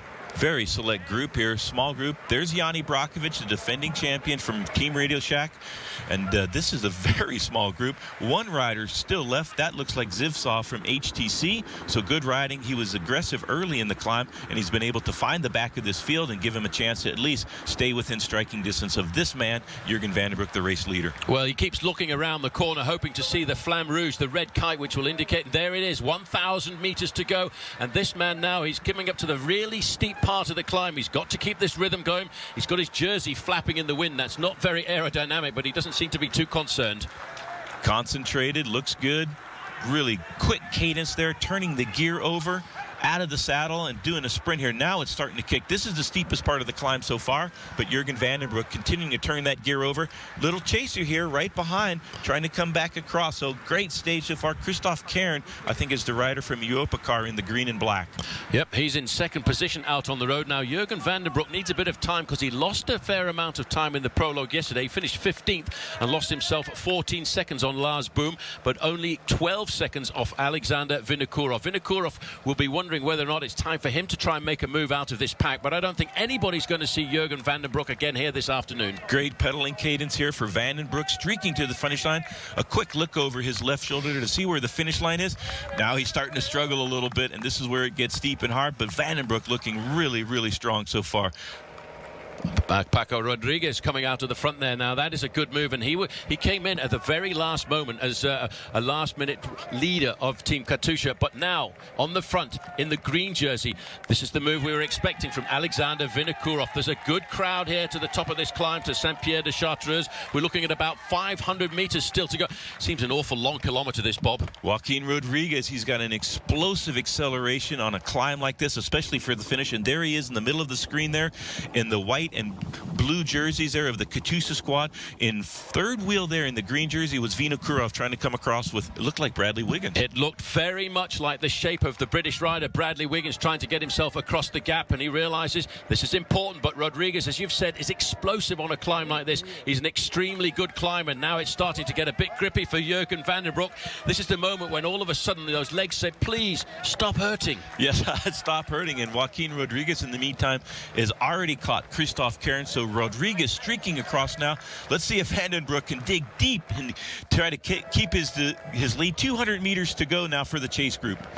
Well, we're getting inside 150 meters to go. Nobody's going to trouble this man this afternoon because Jurgen van den Broek is coming up to the finishing line. One quick look over his shoulder, but Paul Rodriguez is very close indeed, but he's not going to change the result here this afternoon because it's going to be the win here for Jurgen van den Broek. Never got the jersey closed, did you, young man? Second across the line is Rodriguez. Coming up now in third place is Evans. Vinokourov. Vinokourov could very well be in the leader's jersey this afternoon. Vinokourov doing a good ride, fourth on the stage. There's Vokler Brakovic coming in now with a good ride, 16 seconds down. And I think it will be Alexander Vinokourov, our new leader. Long ways down the road is Lars Boom. Well, this small climb, a second category climb up to Saint-Pierre-de-Chartreuse after 144 kilometers, Bob, really has started to open up the gaps on only only the first road stage of this year's Criterium du Dauphine. And no Robert Haysink so far. So Haysink, the leader of Rabobank, has lost a lot of time on today's stage. That man, very aggressive, followed the move by Zivsov. He was joined by Vogler, and then he launched from that. He had great legs today and timed it to perfection. A great stage win by Jurgen van den Broek. Oh, I think you can see the elation in his face here. He is extremely happy. You know, he doesn't win an awful lot of bike races, Bob. He's a very solid rider. He's third, fourth, very often high up in the overall standings. But to get the emotion of crossing the line first is something extremely special. Well, watch for Jurgen van den Broek a little bit later in the summer at the Tour de France. It's always good to get a stage win. The morale just skyrockets. He was great in the Tour last year. Jurgen van den Broek, that was a great ride. No, it certainly was. But I think what has appeared today, Bob, is we're going to have a fantastic Criterium du Dauphine, because a lot further down the road, and let's not forget the final weekend, we've got two big mountain stages, with one of those being the queen of stages. This is only really just the hors d'oeuvre. It's the first plate of a long menu. Oh, most definitely. This is one climb, and we'll see in a few days' time exactly how this shakes out.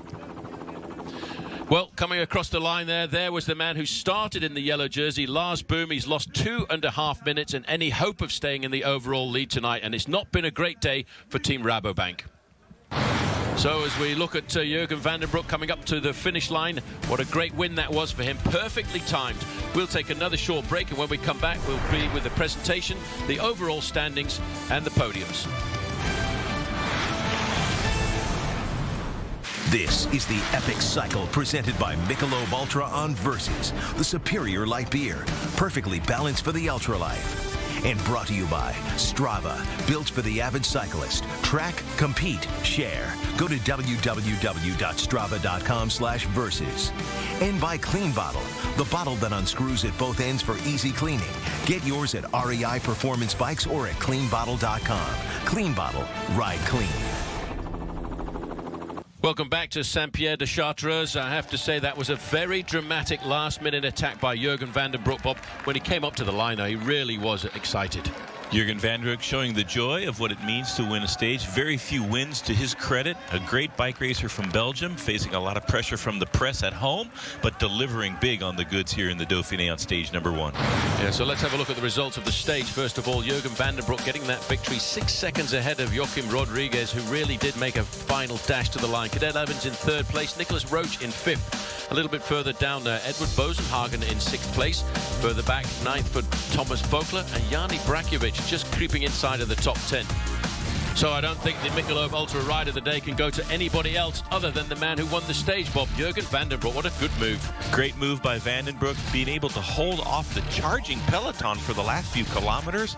He made the attack against Thomas Vogler. Vogler could not respond, and Jurgen van den Broek streaking to the finish line. Great ride by the Omega leader. Yep, for the Michelob Ultra Ride of the day.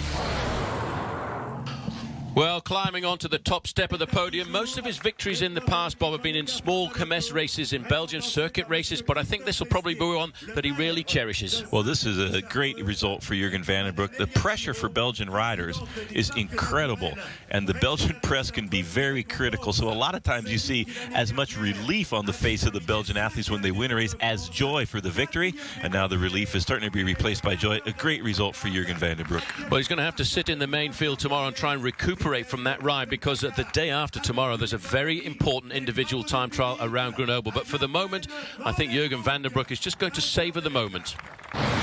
So here is confirmation of the overall results. Alexander Vinokourov is the new leader of the Dauphiné with a 5-second advantage over Jurgen van den Broek. Cadel Evans still looking like a threat in 3rd place, and Edward Bosenhagen in 5th. A little further down, Nicholas Roach is in 6th. Jani Brakovic up to 7th place overall, and Thomas Vogler rounding out the top 10. Bob, a couple of notables. Robert Haysink having a tough day, goes down to 43rd overall. Matt Boucher, a decent ride. Lars Boom, the overnight leader, lost a lot of time, 58th. Dave Zabriskie losing time, looking forward to the time trial in a couple of days. But Ivan Basso having a horrible day, finds himself at the end of the stage in 116th overall.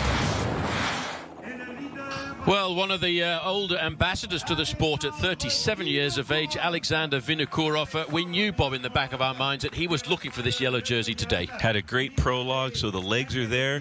And Lars Boom had a very tough day, losing over 2 minutes to this man, Alexander Vinokourov. Didn't get the stage win, but he does get the yellow jersey. So great riding by the Kazakh on the Astana squad. So as Alexander Vinokourov moves away from the podium, let's just catch up with the winner of today's stage, Jürgen van den Broek, and see what he has to say. Yeah, it's my first win, and then straight the first mountain stage, or small mountain stage in Dauphiné. It's good for my morale because I'm 5 weeks from home with all big trainings in the mountains. I didn't have rest the last 5 weeks. So the legs were not super, but they said when I attacked it was really strong, and then it's incredible for my morale to win here the first stage. During the race, the legs were okay, and I thought, why not attack in the final if I'm good? And then I saw the HTC guy going, and my teammate Roelands, he said, come on, go. So when he said, I went, and in the beginning it was really a block until Thomas Vogler came, and then the group almost came back. And then I said, okay, I'll play all or nothing when they came on 10 meters, and they were a block behind me, so. Certainly sounds like a very relieved Jürgen van den Broek. Well, don't forget, the epic cycle presented by Michelob Ultra continues tomorrow at 5 when it's stage 2 of the Criterium du Dauphine. And for a full schedule of what we cover here on Versus, log on to nbcsports.com. And don't forget, you can also follow us on Twitter at VS Cycling. And don't forget to tune in later tonight at 7:30 as Geico presents Game 3 of the Stanley Cup final between the Canucks and the Bruins. Congratulations to Jürgen van den Broek then on his win, and to Alexander Vinokourov for taking the overall lead. Until tomorrow night, I'm Paul Sherwen on behalf of Bob Roll saying, see you soon. Leaving the mountains behind and heading into the gastronomic capital of France, this flat stage should be for the sprinters. However, the tough climb to the finish could create a bit of a surprise. This year's opening road stage of the Criterium du Dauphine wasted no time sorting out the contenders. A full day of climbing culminated with a summit finish and shattered the peloton. Emerging from the pack was Belgian Jürgen van den Broek, whose violent attack was too much for the group to handle. Jürgen van den Broek is absolutely flying. He has demolished the field. They said when I attacked it was really strong, and then it's incredible for my morale to win here the first stage. Tour hopeful Alexander Vinokourov was strong on the day and landed himself the yellow jersey as the new race leader. Today, the mountain climbers will take a backseat as a flat stage should set up for a sprint. And American fastman Tyler Farrer will aim for a confidence-boosting win for the upcoming Tour de France. Stage 2 of the Criterium du Dauphine is next on Versus.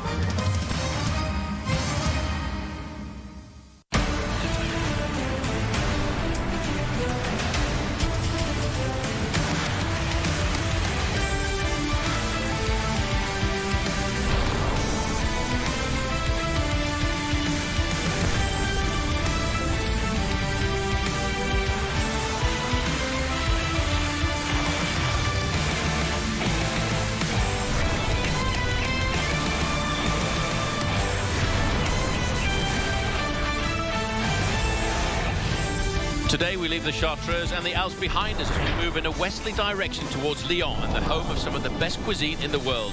Hello and welcome to Epic Cycle presented by Michelob Ultra. I'm Paul Sherwen, and alongside me Bob Roll.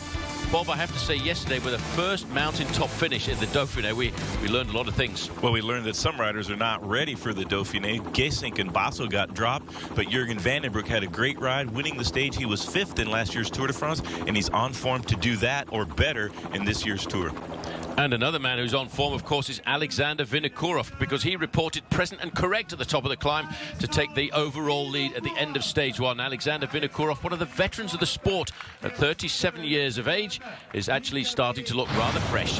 So the overall standings look like this. Alexander Vinokourov leading Jürgen van den Broek by 5 seconds. Cadel Evans looking very dangerous in 3rd place at 7 seconds. A little bit further down, Nicolas Roach looking for that form that he had last year in the Tour de France in 6th. And rounding out the top 10, Thomas Voeckler in 10th place. Bob, the notables. Robert Hastings loses a bit of time. Matthew Boucher riding well. Dave Zabriskie lost quite a bit of time, but Ivan Basso, 116th place, 2.5 minutes behind. Absolutely crushed Ivan Basso. I have to say, though, today, slightly different day for the riders because it's basically flat. There's a couple of little ripples out on the course, Bob, a couple of 4th-category climbs, but it should really be a day for the sprinters. It should be one of the few days for the sprinters in this year's edition of the Criterium du Dauphine. There's one Cat 4 to start things out of the start town of Voiron. Fairly long stage, mostly flat, down in the valleys, not a lot of big climbs. Another Cat 4 about halfway through. One more before a long flat run into the finishing town of Lyon. But there is a little kick up at the finish. That's a Cat 4 as well, so be careful. Might be a day for the sprinters, but somebody might be able to get away also. Yeah, just look at this. This is an ideal day for the sprinters. As you can see, 1 or 2 ripples out on the course, but one of our men out on the course has said to us that walking the final kilometre, it might create just a little bit of a surprise when we come into Lyon. Well, as we go down to live pictures here, we can see everybody starting to really take a serious interest in trying to pull back the 3-man breakaway. There's a 3-man breakaway currently up the road with a 3-minute advantage at 28 kilometres or 18 miles to go. Van der Walle is in the break with Martin Jangeli and Bryce Felu. Bob, you can start to see now that Garmin Cervelo are taking a serious interest at the front end of the main field, and that must be because they feel that Tyler Farah has got a very good chance of winning today. Tyler Farah has come off of a very heartbreaking Giro d'Italia where he lost his training partner and very good friend Walter Valence, and inspiration and fitness. I always wonder if it's fitness that wins races or inspiration. When you have both, it's a no-brainer you're going to win, but I think the inspiration for Tyler Farah might win the day on today's stage. You could be very right there, but Team Cofidis, they've got a feeling that their man Samy Demoulin has got a chance of winning today as well, because he actually came down here 2 weeks ago to have a look at the finishing climb, because although it's supposed to be a day for the sprinters, the final kilometre actually has a couple of nasty little bends in it, so knowing the finish actually might outfox 1 or 2 of the sprinters. Well, it has been rather surprising to see Cofidis on the front doing a big turn of work here. They haven't had to let Astana do too much of the work in the last 50 kilometers of the bike race. Cofidis has done a tremendous amount of work to get their man in position to sprint. That would be Samy Demoulin. Up to the breakaway rider, that's Jurgen van der Walle from the Omega team in the blue and white jersey. Bryce Fayou, stage winner in the Tour de France in Arcali up in Andorra a few years ago. Great to see him in the breakaway. He's kind of had a strange trajectory since that big win for Bryce Fayou. He's bounced around on smaller teams, but this year he signed for the new Leopard Trek squad, and Bryce Fayou, it's great to see him in the breakaway on today's stage. I think that these 3 riders, being all of them very competent professionals, it's going to be very tough to catch them before the finish line on today's stage. Yeah, all of these riders, the 3 riders we're looking at, especially the man at the back there, Martin Jangeli, he's had great form over the last couple of months. We saw him riding very well at the Amgen Tour of California, and you're right, Bob, I think these 3 riders are a very difficult trio to pull back into the fold. The sprinters will have a hard time today, but they have to work hard on these 2 stages, because after that there's not too many flat stages for the sprinters this year. Well, this is maybe 1 out of 2 chances for the sprinters, but there is a little bit of a kick to the finish line in the last kilometer, very steep, and that's going to be tough for them to gauge exactly when to go, and it's just about anybody's bike race on today's stage. Good to see that man in the front, David Moncoutier, couple of times stage winner in the Tour de France in years past, and doing the teamwork now. What we presume to be his team leader, Samy Demoulin, trying to get a stage win for the French squad. And the Dauphiné means so much to the French teams. You always see them being very aggressive on the stages. Well, you talk about an enigmatic bike rider, the man you're talking about in the red and white jersey on the front with the dark sunglasses, David Moncoutier. He really is a strange bike rider, Bob. He can either ride at the front of the main field or at the back. He cannot ride in the middle. He's just, there's a certain amount of fear, isn't there, to riding in the pack? Yeah, oh, absolutely. You're banging handlebars, fighting for position throughout the day. Some guys thrive on that. Other guys seem to want to avoid it. And that man, throughout his career, David Moncoutier, has been one of the riders that tries to avoid that. And like you said, he's either off the front, or at the very back, last man in the peloton. Right, well, as we look at the front end of the main field, they're starting to wind this up and hoping for a bunch of sprints as we streak into the streets of Lyon. So we'll take a very short break and we'll be back shortly. This is the Epic Cycle presented by Michelob Ultra on Versus, the superior light beer, perfectly balanced for the ultralife. And brought to you by Strava, built for the avid cyclist. Track, compete, share. Go to www.strava.com/versus. And by Clean Bottle, the bottle that unscrews at both ends for easy cleaning. Get yours at REI Performance Bikes or at cleanbottle.com.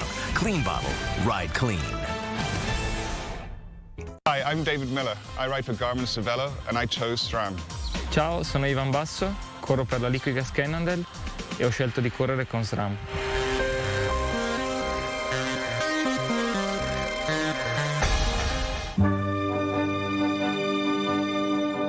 Non, rien de rien. Non, je ne regrette rien. C'est payé.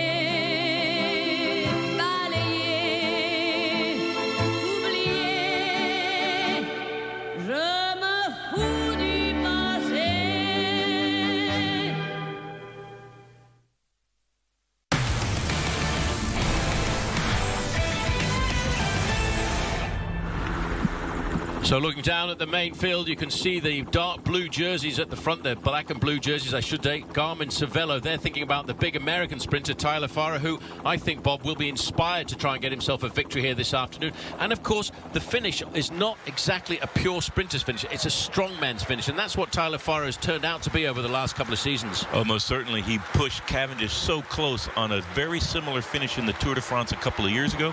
He seemed to be the only man in the field capable of matching Cavendish's acceleration on that day, and it was because of a pretty stiff climb to the finishing line in that stage. So I think that Tyler Farrar, best chance for sure of this year's Dauphiné for him to get a stage win. The rest of the mountain stages, Tyler Farrar will not be a factor, but in the sprints, he's always up there. And today might favor his talents a little bit more than the other sprinters. A guy like J.J. Hayedo, incredibly fast, but that's on a dead flat road with a big bunch gallop. I think the script won't be exactly like that on the end of today's stage. There was a quick glimpse there of Jürgen van der Walle from Team Omega Pharma Lotto. He's a very strong rider. He's no stranger to breakaways either, Bob, as we go through the small town of Saint-André-de-Cossé. Oh, there's a crash at the back.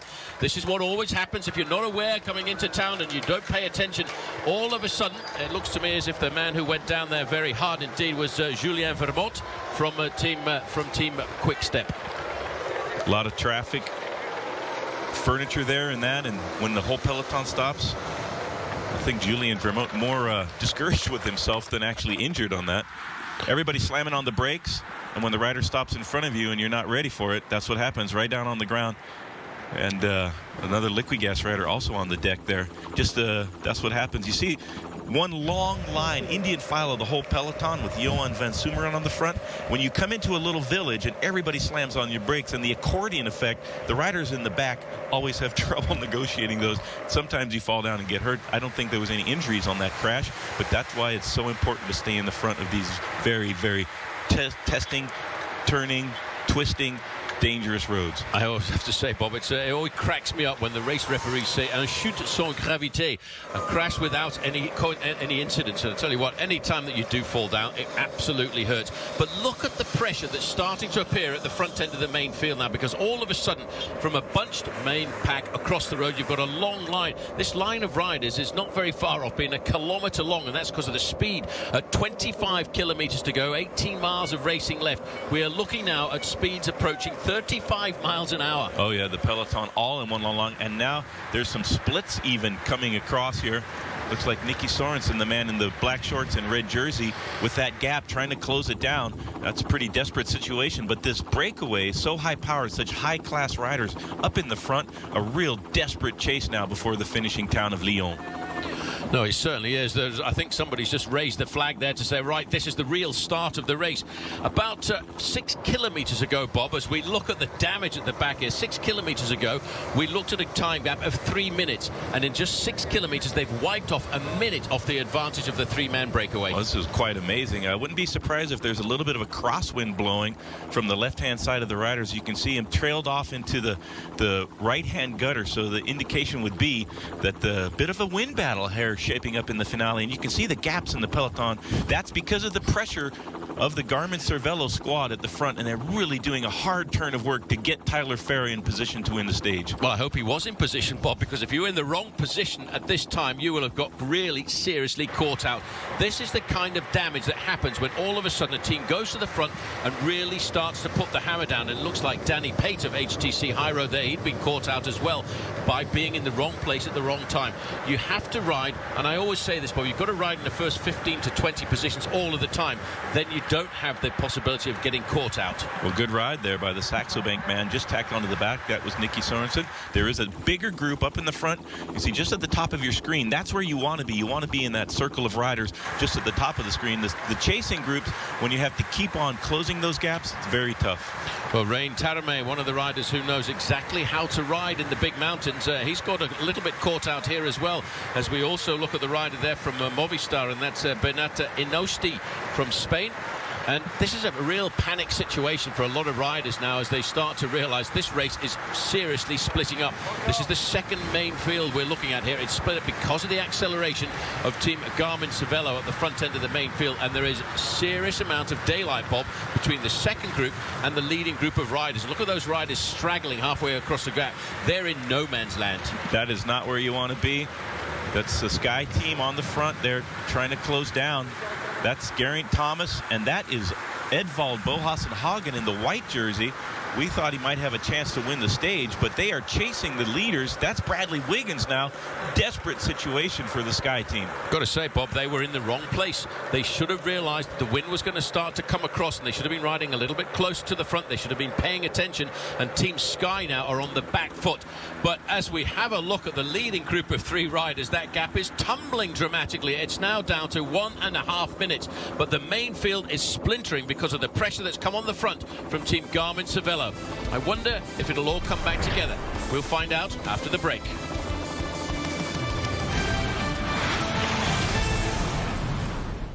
I'm Kristen Armstrong of Peanut Butter & Co. 2012, and I chose SRAM.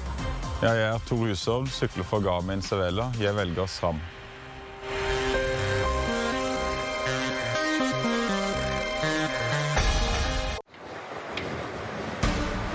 Strava.com is a social training website where you can follow the pros, compete against local cyclists, and track your own performance. Grab your GPS device and get started at strava.com/versus. Strava, built for cyclists.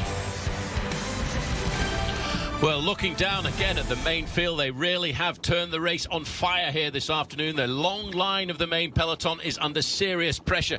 We were looking at 29 kilometers to go, 18 miles to go, an advantage of 3 minutes. Now, Bob, in the space of about 6 miles, it's come down to 48 seconds. Unbelievable chase here. Astana's come to the front also, chasing these three men. Here's our leaders, Bryce Fayou. He's in the black, white, and light blue jersey there of Leopard Trek. Jurgen van de Walle is the Omega rider in the middle of the three, and at the front is Martin Chalingi from the Rabobank team.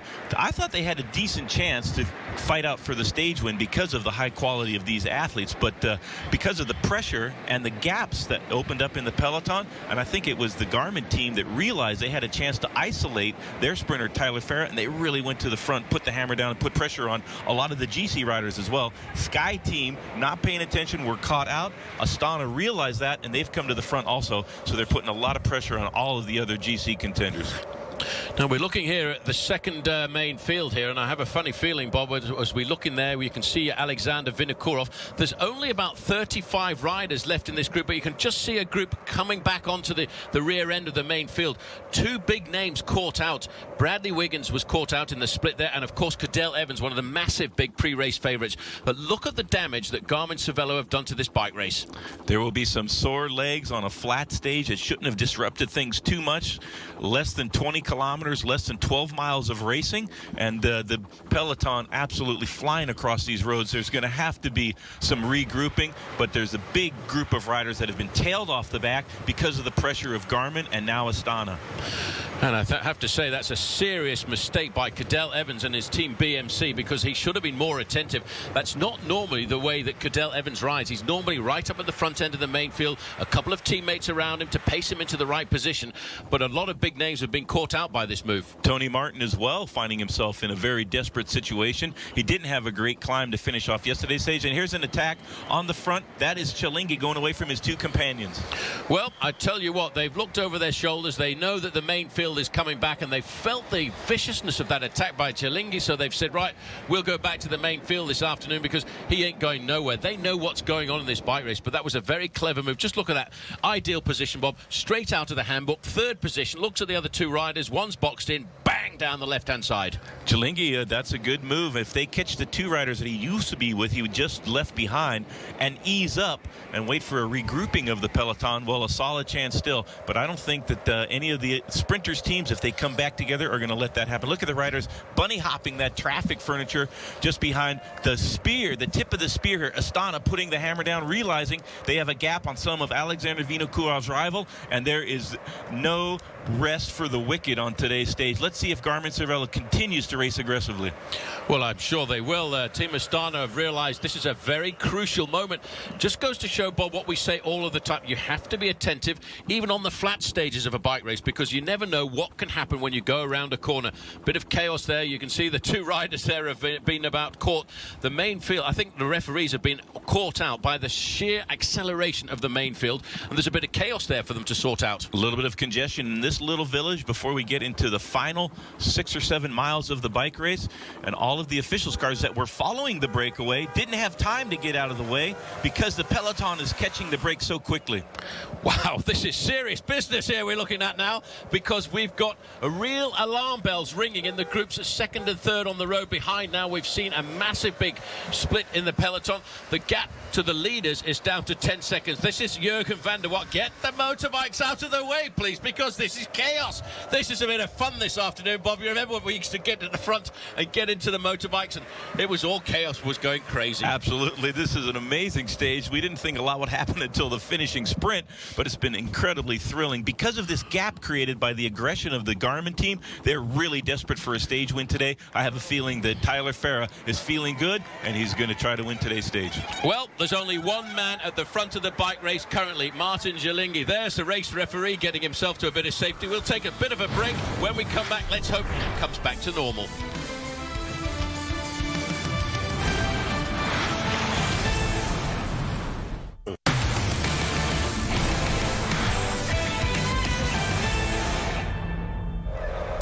Welcome back. Stage 2 from Voiron to Lyon, 179 kilometers today's stage, and it's full of action. No, we didn't really expect it to be on fire as it is currently, but what has happened, some big pre-race favourites have been caught out by the acceleration of initially Garmin-Cervelo. It's all together at the front end. Martin Chillingi had himself around about a 3-second advantage. He's now currently back in the main field.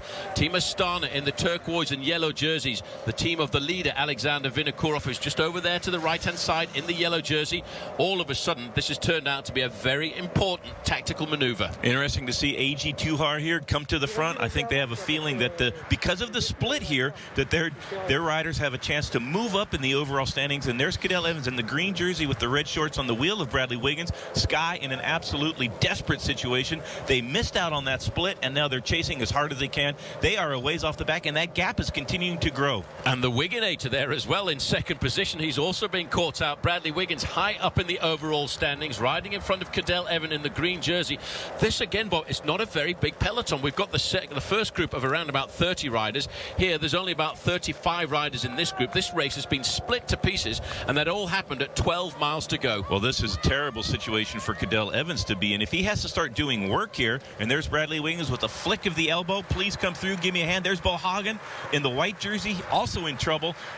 All the Sky riders now have come to the front, and they're trying to close it down to the lead peloton, and Alexander Vinokurov, in the meantime, he has his teammates on the front absolutely drilling it.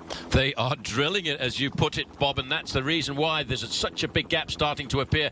It's around about 20 seconds now to the front end of the second peloton, and almost all of Team Sky got caught out by that maneuver, and it all really started with Garmin Cervelo. I can just see Tyler Ferrer over there to the right-hand side. He's the man, Bob. He was not in the wrong place. He knew what his team was going to do. He's looking for the victory this afternoon.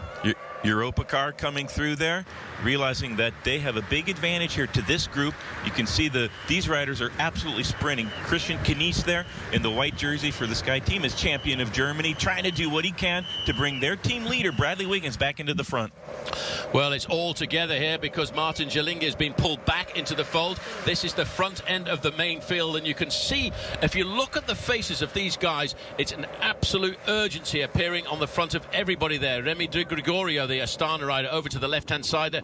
Bob, it looks as if it's going to come back together, and there's one or two riders, I think, in that second group are going to breathe a sigh of relief. This is a very desperate situation now. There's the two groups. They're starting to regroup a little bit in the front. You can see them bunching up in the peloton. Once they go out of Indian file, that means the pace is a little bit slower. Not quite as desperate in the front. When you're in behind chasing, you know exactly what you have to do. They haven't lost sight of this front group, so the riders chasing, and you have one team totally dedicated, Team Sky on the front. They missed out. They don't have a single rider in the front group, so they're doing everything they can to bring their riders back. But what's troubling is that Bradley Wiggins himself has had to do a lot of the work to close that gap down. That shows the urgency and the importance of trying to get across this gap. But as you look down there, we're looking at a gap. I would say the gap is not 24 seconds. I would say it's about a 15-second gap between Group 1 and Group 2. So as we look at this race starting to come back together, we'll take another short break and see how the sprinters are going to set it up.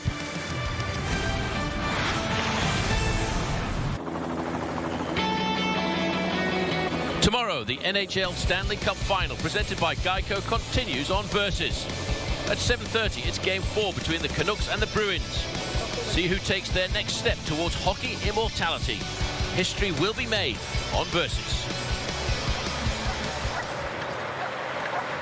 Well, just looking here at Team Sky on the back foot, you can see all of the riders from Team Sky urgently riding at the front end of the main field. Bob, look at this road furniture really is a hazard for racing in France and in the whole of Europe nowadays. You've got to be so attentive all of the time.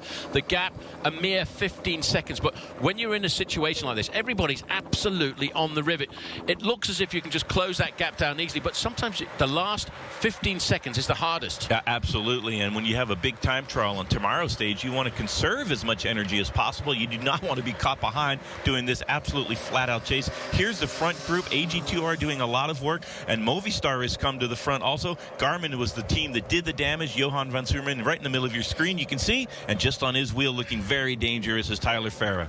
10 kilometers to go, 6 miles of racing, and we have a bit of a situation here because the riders who started the day in 3rd, 4th and 5th position overall, Bob, they've missed the move. That's impossible. That's almost impossible. It doesn't happen very often, and that's why the riders that made the split realize they have a great advantage if they can press that to the finish line, and that gap is now completely stabilized at about 15 seconds, and it's going to be a very tough day. There's Cadel Evans in the green jersey on the right-hand side of your screen there. He's having to do the work himself. He doesn't want to do any work on today's stage. He wants to save himself for tomorrow's time trial, and that's perhaps why he got caught out.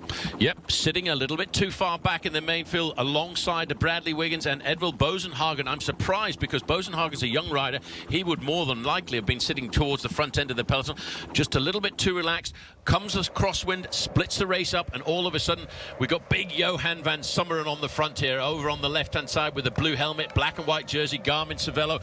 The winner this year of Paris-Roubaix. He's hardly won any races in his career, but when he comes out, he really is a powerful boy. Well, if you have to win one race in your career, it might as well be Paris-Roubaix, one of the most beautiful races in all of cycling. But Johan van Summeren, not a star today. He's a workhorse, trying to set Tyler Ferrer up for a stage win and keep this second group at bay. If they can do that, and now the catch is desperately closer, just 50, maybe 100 meters in between the two groups. I have to say, Bob, that is a professional mistake by Cadel Evans and Bradley Wiggins, really, for sitting too far back down the main field. What was the team manager doing at a point like this? Well, good question.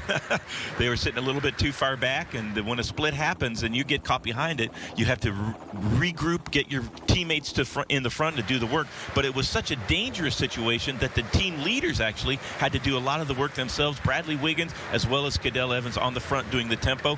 What you would prefer is if their teammates were strong enough to close the gap, but the riders in the front, seeing that it was a dangerous situation, really went flat out even before we got to the finish line. Now we're going to get these two groups coming together, but there's still a lot of riders off the back. There's a lot of riders being caught out by this, and now finally Bradley Wiggins, Cadell Evans and Edward Bosenhagen can breathe a sigh of relief, but they can't just sit there, Bob. They've got to go scramble straight up to the front end of the main field to make sure they don't get caught out again. Yes, most definitely. Because of the climb to the finish, there's definitely going to be some gaps, especially after such a hard stage, and so you have to be right in the front in the first 10 riders coming towards the line, or you're going to lose some more time. You can bet your bottom dollar that Alexander Vinokurov will be at the front and attentive and maybe put in a dig for the stage win himself. It's a perfect finish for Vinokurov. Well, you might have just noticed the river on the right-hand side. That's the River Saône, because the Saône and the Rhône come together right here in the very heart of Lyon, a very famous town, the second largest town in Paris. As we look right in the middle, Garmin-Cervelo, they're in a great situation because they didn't have to take advantage of riding at the front end there. All the teams of the overall leaders were doing the pacemaking. That gives them a little bit more firepower to get their man Tyler Ferrer to the front for the final kick up to the finish. Well, they lit the fuse at the right moment. Then they were able to sit back as Astana tried to put pressure on the chasing teams. Now we have a pretty good sized peloton. Wonder if JJ Hayato wasn't caught out himself. We'll see if he can move into position. It's going to be a very exciting stage finish. Oh, it's very nasty. I tell you, just walking up to the finishing line, I was told that it's really very difficult and not likely to be a great pure sprinter's finish. But in the recent years, I've got to say Tyler Ferrer has turned out to be a very strong man. He's really a classics rider rather than a pure sprinter. Oh, he has got great results in the classic, and it's just a matter of time before he wins one of the big monuments of the sport. It's been a while for Garmin-Cervelo to get a stage win. Dave Zabriskie had a great time trial win in the Tour of California, and I think they want to get a stage win out of this race as well, and that just builds the momentum for the Tour de France coming up in a few weeks' time.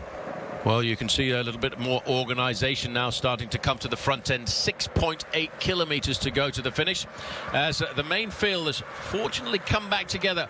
All of the leaders, Wiggins, Evans and Bosenhagen, are comfortably back in the main pack with Alexander Vinokurov. We'll take a very short break. When we come back, we'll be right in the heart of Lyon.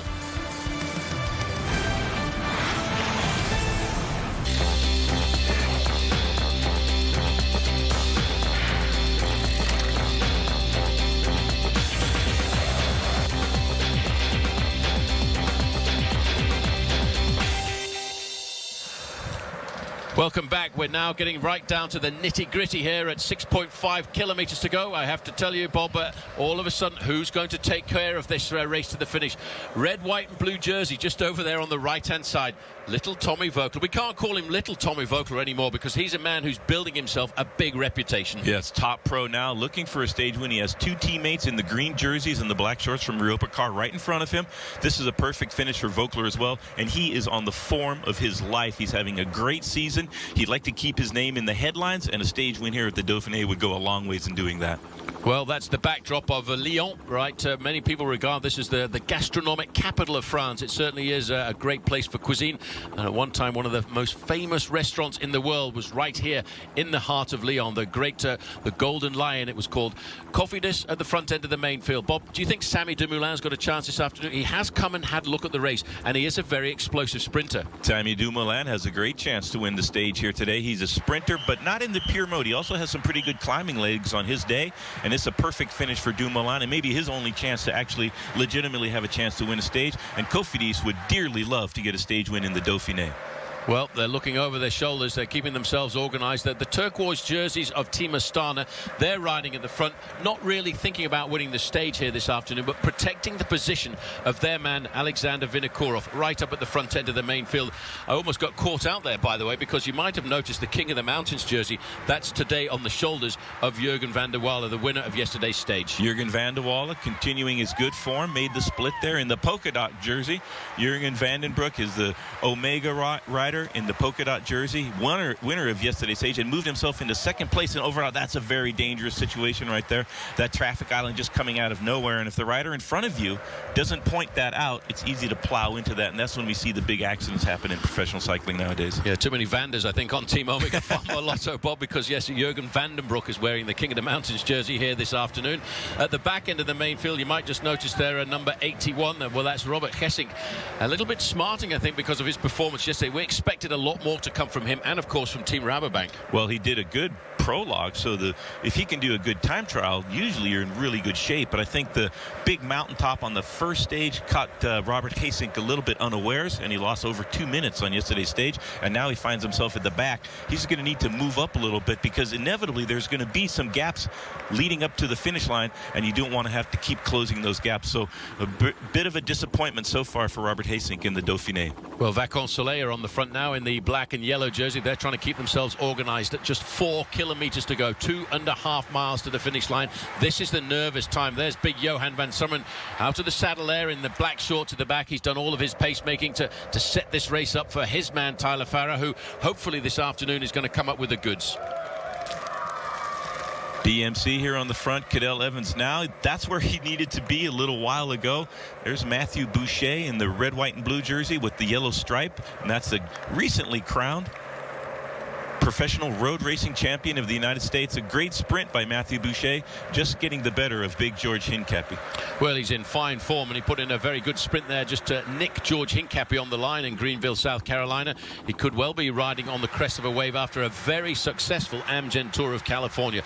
This is what it looks like at the back. These guys now, Bob, they're not even thinking about winning the stage, are they? They're just thinking about surviving and crossing the finishing line. If you want to win the race, you've got to be in this position, anywhere here in the first 15 to 20 places. Otherwise, stay at home. Yeah, exactly. Just watch the proceedings from a few positions behind.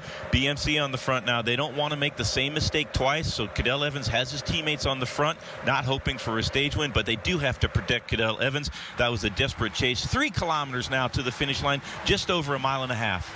Well, nervous moments. You can see everybody trying to move up, scuttle up around the left-hand side, around the right-hand side, get themselves into the ideal position. So now it's Rabobank coming to the front. They've decided they're going to try and get themselves organized. They've got some explosive riders. Paul Mertens, we saw him riding very well in the Amgen Tour of California.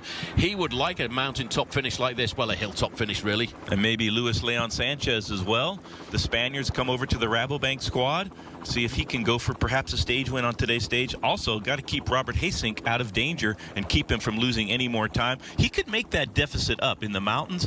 In the high mountains, we have 2 incredible stages to finish off this week's racing in the Dauphiné. Massive mountain stages worthy of the Tour de France. They are beyond category and some of the biggest climbs in the world. I tell you what, Saturday and Sunday of this week, you want to be glued to the television at the Dauphiné, because it's going to be a real humdinger of a race. We've got now the big boys on the front here from Rabobank. They're trying to lead this race out for their men. Maybe they're going to give a chance to Lars Boom. There you can see Barredo moving to the front. Juan Manuel Garate. Oh, Bob, this is a little bit dangerous here, a little bit sketchy as we go around the traffic furniture. Rabobank, with 2 kilometers to go, are in control. With 1 mile to go, you see those traffic islands come out, and the rider in front has to point them out to the riders behind, or you have chaos. So far, it seems as if everybody's gotten through there safely. Once they get to the slopes of the final climb, the kick up to the line should be a little bit safer as far as traffic furniture is concerned, but you always got to pay attention. So about the picture breakup as we come into the middle of town here, into the heart of Lyon. And every now and again the signal gets interrupted, but at the front end there's no interruption. Now we're looking here at Carlos Barredo on the front end of the main field. Oh, take the wrong line, you boys. And you can see in 3rd or 4th position the red, white and blue champion of France, Thomas Voeckler. Had a little dig yesterday, Bob. He'd probably have another go this afternoon. Thomas Voeckler looking very dangerous there. He's got a great kick to the line, especially when it's not a pure sprint. Thomas Voeckler, he's 4th wheel in the red, white and blue jersey, red, white and blue shorts, behind the Rabobank riders. Rabobank doing a tremendous turn of work here. Let's see if they can come up with the goods for a stage win. Well, moving up right up there as well. It looks like the young German rider, John Deckenkolb, is riding in 4th or 5th position. A lot of people. Oh, there's a crash at the back, and there you've got Van den Broek has gone down. Van den Broek, who is in 2nd place in the overall standings. Bob, he's inside of 3 kilometers to go, so he won't lose any time because of this, but he will get a little bit of a fright. There is the kilometer to go sign. There's the swing around the outside. Now the move coming here from Team Quick Step. Now it's FDJ. It is Quick Step. Change their colours. Well, the big acceleration now. This may well have caught everybody. This is Marco Bandiera from Italy who's made the move, but immediately it's Cofidis in the red and white jersey straight onto his back wheel. Cofidis controlling things now. Dumoulin moving into position. A couple of twists and turns. Falls flat here. It's not a real climb, but it's also not flat, so it's not a pure field sprint. It favors the riders with explosive power on the climbs, and Cofidis is incredibly controlling the field. Degenkolb from HTC right in the middle of your screen on the wheel also. Well, in third position there, you can see Samy Dumoulin. The acceleration now coming from the French national champion, Thomas Voeckler. This is the kind of explosion he wants. Bob, these are very difficult corners here, and these are the kind of corners where you can use the slight incline to your advantage. Dumoulin up into third position. Voeckler's going, but I don't think he's going anywhere at all. A few hundred meters now for Thomas Voeckler. Got caught out a little bit. Was unable to maintain his momentum around those two corners, and Dumoulin now in position there for Cofidis, but Voeckler not giving up. Thomas Voeckler will not give up. He's the French national champion. Locked into his wheel though is Samy Dumoulin, the red and white there. Ideal position for this sprinter as they come around the final bend. Dumoulin came to look at this race finish a couple of days ago, so he knows it to perfection, but there's the acceleration now is coming from HTC. This will be the German rider John Degenkolb as he comes up to the line. He's got the big gap. A big victory for him. Samy Dumoulin will have to settle for second place this time. Vinokurov closing the gap down there. You can see the gap starting to open up. There's Cadel Evans in good order, but I think there might be a little bit of a time gap there. If they open that up, then that will give Vinokurov another couple of seconds on his rivals, but what an incredibly hard stage. Well, you can see the gaps that have opened up here as we look back a little bit further down. This has been a very difficult stage. There's Jürgen van den Broek coming in. He should be given the same time as everybody else, but I'll tell you one thing, Bob, I think his pulse will have gone right up through the roof when that happened. Well, that'll be interesting if because it's a little bit of a climb with the categorized climb at the top, the ruling might be different than the 3 kilometer rule may not be in effect, and that way Van den Broek would lose a lot of time. Well, you can see all the riders from Team Rabobank have slipped a long way back down the main field here this afternoon. As you can see, many of the riders from BMC probably scalding a little bit, Bob, from the chase up to the finish line to try and pull Cadel Evans back into this race. Johan van Sumeren finishing up now, did a lot of work. Tyler Farah not able to match the accelerations on the climb. And I think this climb actually caught out 1 or 2 people, but it didn't catch out John Degenkolb because that was a very emphatic and well-timed victory. His 4th victory of the season, but I'd have to say probably one of his biggest ones. At just 22 years of age, he's got a massive career ahead of him. This is where it all started. Thomas Voeckler made the big acceleration coming around one of the final bends, and it forced Samy Dumoulin in the red jersey there to have to close down the gap. And when he got to that point, it looked as if he was going to win, but watch out for the rider from HTC. That's John Degenkolb. He's the HTC man, 4th wheel now, moving up. Dumoulin going up against the fences. He had a great look at the finish line, but what a finishing kick. Degenkolb had a fantastic prologue, so the form is there.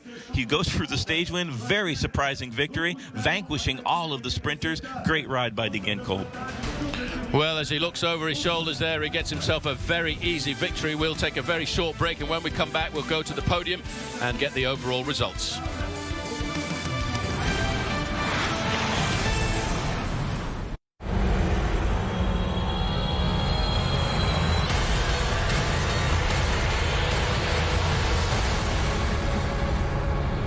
This is the epic cycle presented by Michelob Ultra on Versus, the superior light beer, perfectly balanced for the ultralife. And brought to you by Physique.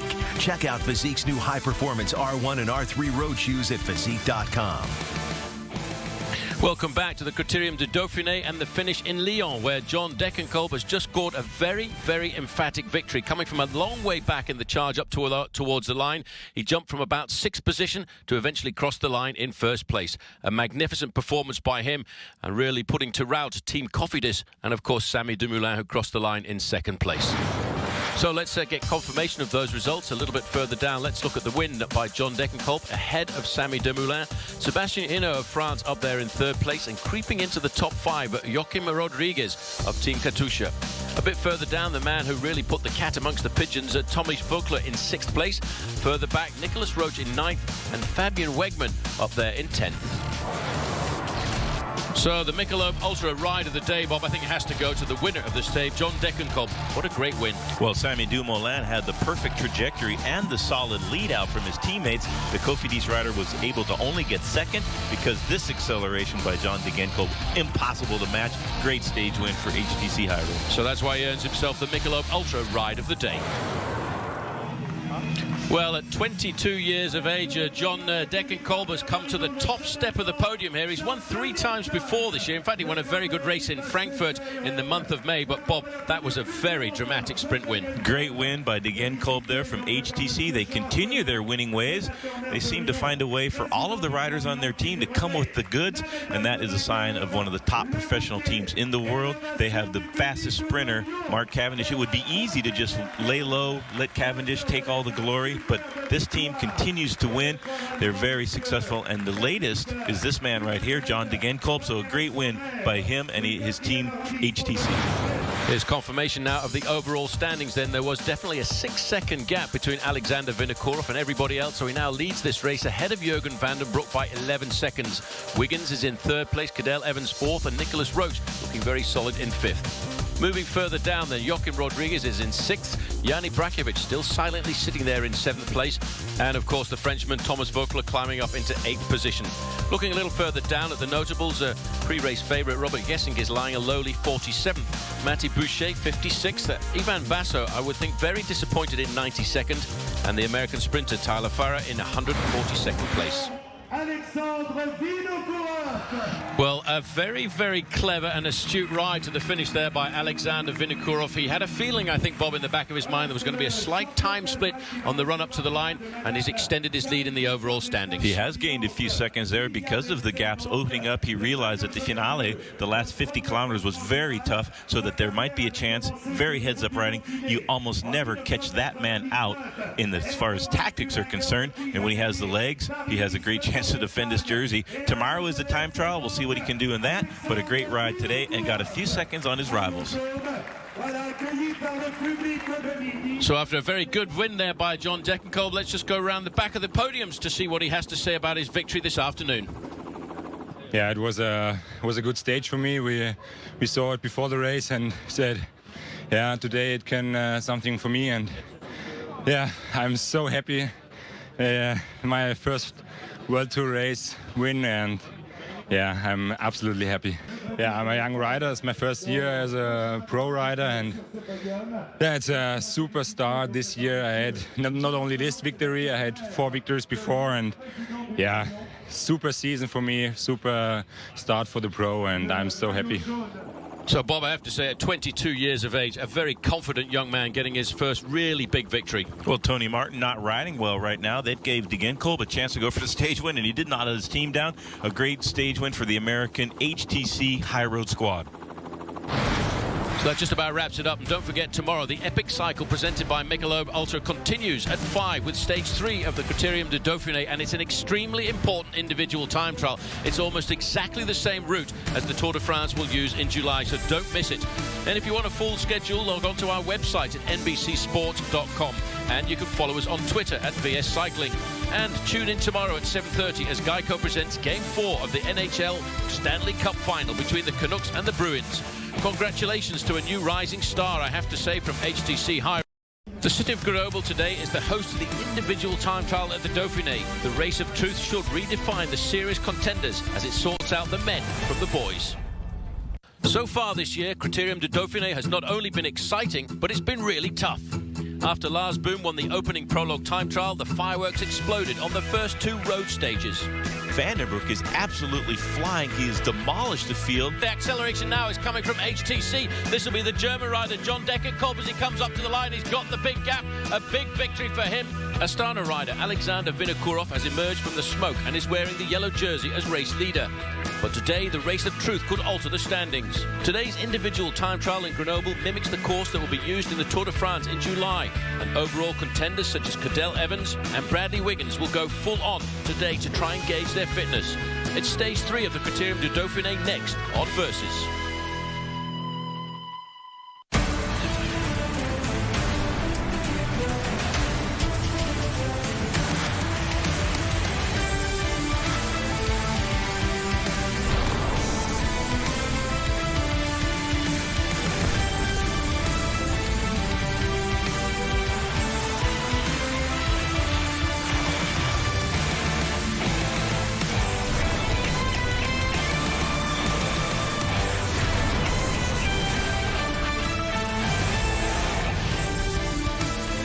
Grenoble has always been regarded as the gateway to the Alps, and that's certainly what it's going to be today for the individual time trial, the Race of Truth.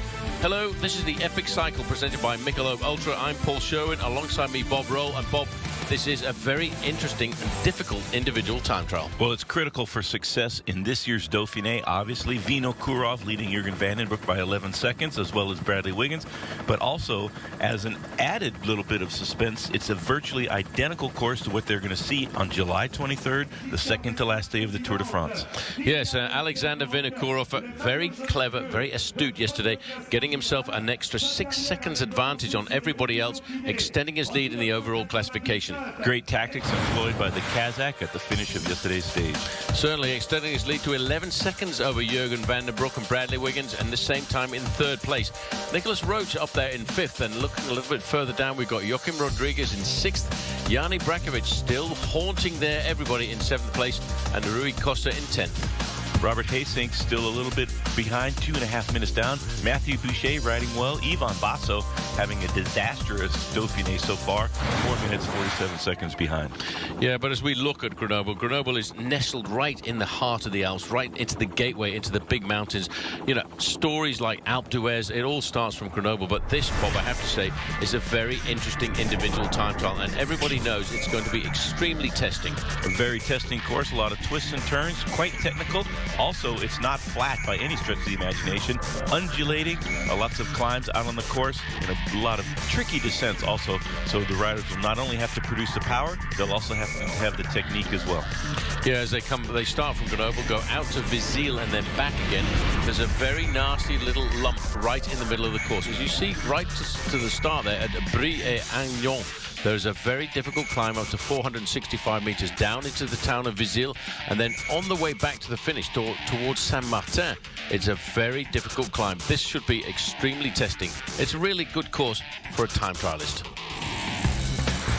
So before we go to the live action, I can confirm that the overall standings at the finish line are Tony Martin in first place, Edward Bosenhagen in second place, and Dave Zabriskie in third. Well, we're out on the course here now, and we're looking for the first time check, Bob, at 15 kilometers covered in the town of Vizille. The fastest man through there, Tony Martin, who I didn't think was riding very well at all, has recorded the fastest time at the first time check, the second time check, and has the fastest time at the finish line. Bradley Wiggins, I have to say, is looking rather good. Tony Martin starting the stage 10 minutes 31 seconds behind, not racing well in the hills so far in the Dauphiné, but today Tony Martin saved something very special for the individual time trial. He came to the finish line with a great time, the fastest so far. Everybody is currently out on course. Alexander Vinokourov in the yellow jersey, he started last man. He can ride a very good individual time trial, but looking at the course today, I have to say, Bob, I think this is a good course for a specialist like Bradley Wiggins. Bradley Wiggins looking there in his aerodynamic skin suit in the time trial, looking solid. Pretty testing, a lot of climbs. A lot of climbs out on the race course. There has been some rain off and on throughout the day, so a very technical course as well. Starting in fourth overall, there is Cadel Evans in the red and black jersey of Team BMC Racing. He's coming up to the first time check at just 15 kilometers covered into the town of Vizille. Cadel Evans has in the past made this a very important rendezvous, building himself up for the Tour de France, and I think this year his preparation has been absolutely perfect. He started the season off with the win at the Tirreno Adriatico, had a rather surprising win in the Tour of Romandy. Tour of Romandy fairly similar to the Dauphiné, and I think Cadel is harboring some high hopes for the overall standings at the end. There's big mountains to come in the final weekend of racing, but on today's time trial, Cadel Evans is one of the best in the business during a stage race, and he needs to get just 13 seconds faster than Vinokourov to pass Vino in the overall standings. Just looking down here at the Chateau of Vizille, in fact, there was a very famous climber came from the town of Vizille, Thierry Claverola. They used to call him the Eagle of Vizille. He won the King of the Mountains in the Tour de France a number of years ago, and this is where the first time check is going to be at 15 kilometers covered. Dave Zabriskie went through there in second place, 17 seconds behind Tony Martin. Edward Bosenhagen went through in third place at 35 seconds, but at the finish line, Tony Martin was 45 seconds faster than the second rider in the race. Bohag coming in second. He lost a little bit of time because of the wet roads, perhaps to Tony Martin, but at least for Bosenhagen, it was a dry road the last 10 kilometers. He was able to close that that gap down a little bit to Tony Martin, but Tony Martin so far head and shoulders above the rest of the field. Yeah, well, a little early we spoke to Sean Yates, who's the team manager of Team Sky, and he's in the car right now behind Bradley Wiggins. He felt that Wiggins has got a very good chance of winning here this afternoon, Bob. And Sean Yates himself was a very good individual time trialist. Oh, Sean Yates, one of the best of all time, stage winner in a time trial in the Tour de France years ago. Sean Yates now, he is the technical director racing in the car for the Sky team manager of that man, Bradley Wiggins, and following him on his race. Well, coming back down to the finish line now, this is a very good time we're looking at as Pires from Team Sky, Team Leopard Trek coming up to the finishing line. And he's going to look at inside of an hour's finish for him as he crosses the line. He stops the clock in 58 minutes and 32 seconds. We're looking at some very fast times here. We're looking at 43, 44 kilometers an hour. Well, that time you can see how fast Tony Martin scorched the course, 55.28. Rider still in the top 23 minutes plus behind Tony Martin. So that standard set by Tony Martin is going to be very, very difficult to overcome throughout the rest of the day's proceedings. Back here with Jurgen van den Broek. A little bit of a scare yesterday, I have to say, Bob, at the top of the climb when he had that little accident at the bottom of the climb. He actually said after the finish he wasn't quite sure whether or not the 3-kilometer rule worked or not. But fortunately for him, it did work, and he was given the same time as the group that he was in to keep himself in second place in the overall standings. And for a man who's better reputed as a climber, he's actually looking rather good in the individual time trial. King of the Mountains jersey on his shoulders. There won't be any points up for grabs on that, so he'll continue to wear that jersey. Out on the open roads now, Jurgen van den Broek starts the stage in second place in the overall standings, only 11 seconds behind Alexander Vinokourov. On Jurgen van den Broek's day, he can do a decent time trial. This will give us a good indication of how his form is coming into the Tour de France. Well, I tell you what, you don't really finish high up in the overall standings of a race like the Tour de France if you can't ride a good individual time trial. Konstantin Sivtsov, this is a good ride, Bob. He's going to finish well inside of the top 10, and he's a man who, once we get into the mountain, the weekend that we're looking forward to here at the Criterium du Dauphine is going to be phenomenal. And guys like Sivtsov, with a good individual time trial, can still dream about winning. He's caught, in fact, the man who started before him, David Moncoutier. Moncoutier, the Cofidis rider, on the wheel of Konstantin Sivtsov. Sivtsov perhaps coming back to the Tour de France for HTC Columbia. Good ride by Sivtsov, and he'll finish up inside the top 10. Well, I tell you what, Bob, the computer is telling me something here that I find very hard to believe. Cadel Evans has just gone through the first time check at 15 kilometers, 1 minute and 1 second slower than Tony Martin. That is unbelievable. Well, Tony Martin was absolutely flying. Cadel Evans perhaps struggling a little bit, or maybe opening it up a little bit slower. And there's some very tough climbs in the last half of the time trial. So Cadel Evans will see what his tactics are. But that, physically speaking, 1 minute and 1 second slower than the fastest time is not a good way to start the time trial. It's not, but I tell you what, Bradley Wiggins has just gone through 21 seconds slower than Tony Martin. That puts him right up in the main frame to try and get himself the victory on this individual time trial. But we're going to see a big change around in the overall standings. This is the Epic Cycle presented by Michelob Ultra on Versus, the superior light beer, perfectly balanced for the ultra life. And brought to you by Strava, built for the avid cyclist. Track, compete, share. Go to www.strava.com/versus.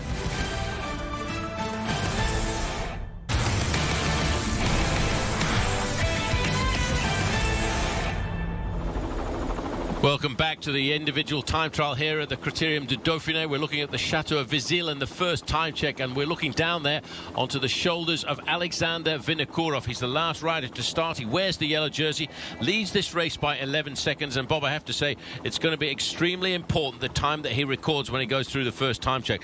I'm a little bit surprised to see that Jurgen van den Broek has gone through in 31st place. He's lost himself 1 minute and 30 seconds after 15 kilometers. Well, that's a huge deficit for Jurgen van den Broek. He does have some mountain stages in the Dauphine's last weekend that can open up huge time gaps, but you have to at least be competitive throughout especially the time trial if you want to have a chance to win this race overall. Cadel Evans has also conceded quite a bit of time to Tony Martin, 1 minute, but luckily for Cadel, he's 30 seconds faster than Jurgen van den Broek. So far, it's going to be a very tight finish, and it's going to be interesting to see who is ready to do the time trial and who's got the better climbing legs. 11th position for Cadel Evans. losing himself 61 seconds after 15 kilometres does not bode well for the finishing line. Bradley Wiggins, however, we're looking at here, has gone through that time check in third place. He's lost 21 seconds, around about the same time as Dave Zabriskie.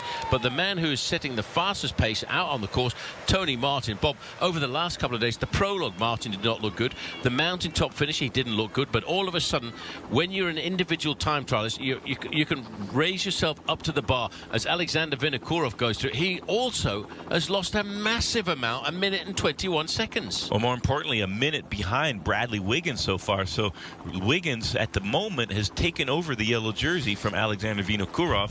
One would presume he's pacing himself, but if he's not having a good day, he's going to lose huge chunks of time and any chance to defend that yellow jersey that's on his shoulders to start today's stage. Only 11 seconds faster than Bradley Wiggins and Jürgen van den Broek, but now Vinokourov looks to be in danger of losing that yellow jersey. Well, we're looking here at the yellow jersey, yellow shorts of Alexander Vinokourov. He's 37 years of age. He's been a professional for a long time, and the individual time trial has never really been his forte. But Bradley Wiggins, on the other hand, Wiggins has 3 Olympic gold medals on the track from Athens and, of course, from Beijing. He had a very quiet start to the year. He finished 3rd overall in Paris-Nice, but just recently he took a very incredible scalp because he beat Fabian Cancellara in the individual time trial in the Bayern Munich Rundfahrt. Bayern Rundfahrt is a little stage race in Germany, and Fabian Cancellara building his form for the Tour de France. Cancellara almost never beaten in the time trials, but Bradley Wiggins was able to do that just about a week before the start of the Dauphiné. So Bradley Wiggins on good form. He also had a good climb on stage number 1 of the Dauphiné. So Bradley Wiggins looking very dangerous. If he continues to be able to climb well, he's doing a good time trial so far. There's a good chance to win the Dauphiné overall. Well, we're looking here at the man who starts last on the road, Alexander Vinokourov, but the man who is the fastest rider out on the course at every individual time check so far is the HTC high road rider, Tony Martin. We'll take a short break and see how the best men are going to compare to Tony Martin.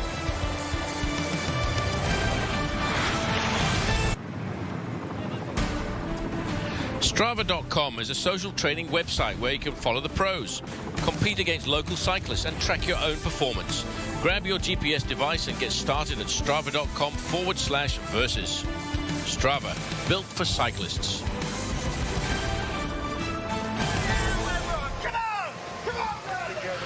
Looking here at Bradley Wiggins, he's riding a very good individual time trial. He's not yet challenging the times of Tony Martin, who has the fastest time checks out on the course. But I tell you one thing, Bob, he could be riding himself into the yellow jersey at the end of today's stage. Ticking over a handy little gear there. Good cadence by Bradley Wiggins. A little bit of rain falling on the backside of the course right now. That's going to make the corners on the descents a lot more dangerous for the riders to come here. Alexander Vinokourov in the yellow jersey. Yeah, Alexander Vinokourov currently in the yellow jersey. At the first time check, Tony Martin went through faster than Dave Zabriskie, but Bradley Wiggins, the best rider in the overall standings, went through there in 3rd place. We're now waiting to see what he's going to do at the 27.5 kilometre checkpoint at Saint-Martin-de-Ouriage. Tony Martin was the fastest rider there at 39 minutes and 29 seconds as we pop back to the finish line. Biel Kadri, he rode a very good individual prologue time trial, and this is not a bad ride for this young man. Biel Kadri was the fastest rider for a long time in the prologue a couple of days ago to start the fireworks of the Dauphiné this year. Not able to replicate that in the longer time trial here. Also, at this point in the stage race, a lot of fatigue in the legs, and that's another thing. Tony Martin perhaps soft playing a little bit and saving everything for the time trial. Tony Martin looking good for the stage win, but his overall, he's 10.5 minutes down to start the stage. Well, that's the important thing. Just looking at Kadri as he comes up to the finish line, he's trying to get himself inside of the top 20. He's going to stop the clock very shortly there. He gets 13th best time, 58 minutes and 10 seconds. This is a tough individual time trial, but it's really a time trial built for the specialists. And guys like Cadel Evans, Bradley Wiggins, they're looking to see how they can ride this time trial, because it's almost exactly the same course that we ride in the month of July. It'll be very interesting to see how the riders fare in about a month and a half for the Tour de France when they do the exact same time trial on the 23rd of July. Cadel Evans catching his 1 minute man there So Cadel Evans making maybe perhaps a little bit better progress. He was quite slow in the first time check compared to Tony Martin, but compared to the other riders in the overall standings, Cadel Evans not too bad. Well, it shows you how well Cadel Evans is riding. He's actually caught Nicholas Roach, and I spoke to Nicholas Roach last night, Bob. In fact, his father, Stephen Roach, who won the Tour de France in 1987, won the Tour of Italy and the World Championships, is in the car behind Nicholas Roach. Roach has got good climbing legs in this year's Dauphiné Libéré, but I don't think he's showing very good individual time trialing legs. Cadel Evans already going past Nicolas Roach there, the AG2R man, right in front of your screen. Cadel Evans maybe picking up the pace now. We'll see how he fares at the end of the stage. Yeah, Cadel has wiped off 2 minutes on Nicholas Roach as we go back now to Alexander Vinokourov. Vinokourov in the yellow jersey is looking very solid here, Bob. He's riding a good race. This is Christophe Kern. This is not a bad ride by Christophe Kern of the Europcar team. I'm not quite sure whether I like this jersey or not. It's a rather interesting shade of green. Not the most handsome jersey. You don't like it either, do you? No, I figured that out very early on, Bob, in the season when you said to me that they were probably the most prolific jerseys at the front end of the main field. But I suppose at the end of the day, if we're talking about the jersey, it just goes to show that they chose something right. Christophe Kern starting the stage, 13th overall.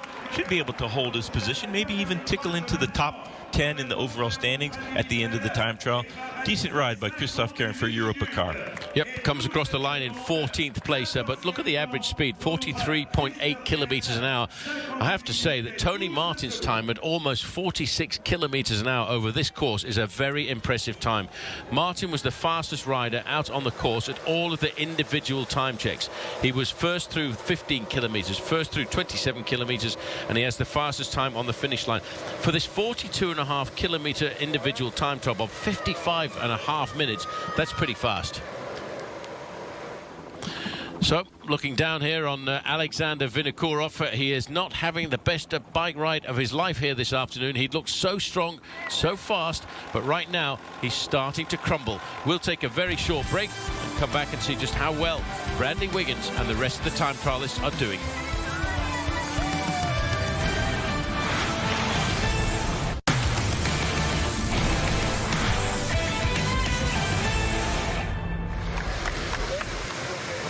Well, looking down here at Bradley Wiggins, he is riding a stormer here this afternoon. In fact, he won a time trial just a couple of weeks ago in the race around Germany, the Bayern Munich Rundfahrt, but he also won a small individual time trial in the UK, the British National 10-Mile Time Trial Championships, with a time inside of 19 minutes. Back to the finish now. We're looking at Jean-Christophe Perrault. This is not a bad ride here.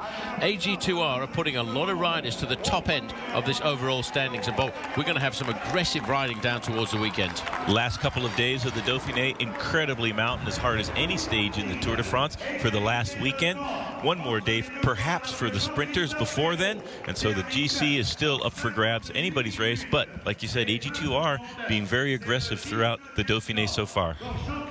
Well, we're waiting for the time checks coming through the 27.5 kilometer mark. I have to say that Yanni Brakovic, Bob, has gone through with a very good time. He's lost 1 minute and 12 seconds over Tony Martin, but that's not important.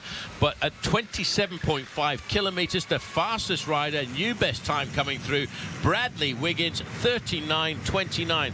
He has smashed the time of Tony Martin. Caught out on yesterday's stage, maybe that lit a fire underneath Bradley Wiggins. Had to close a pretty substantial gap down. Little signal there to the team car falling behind.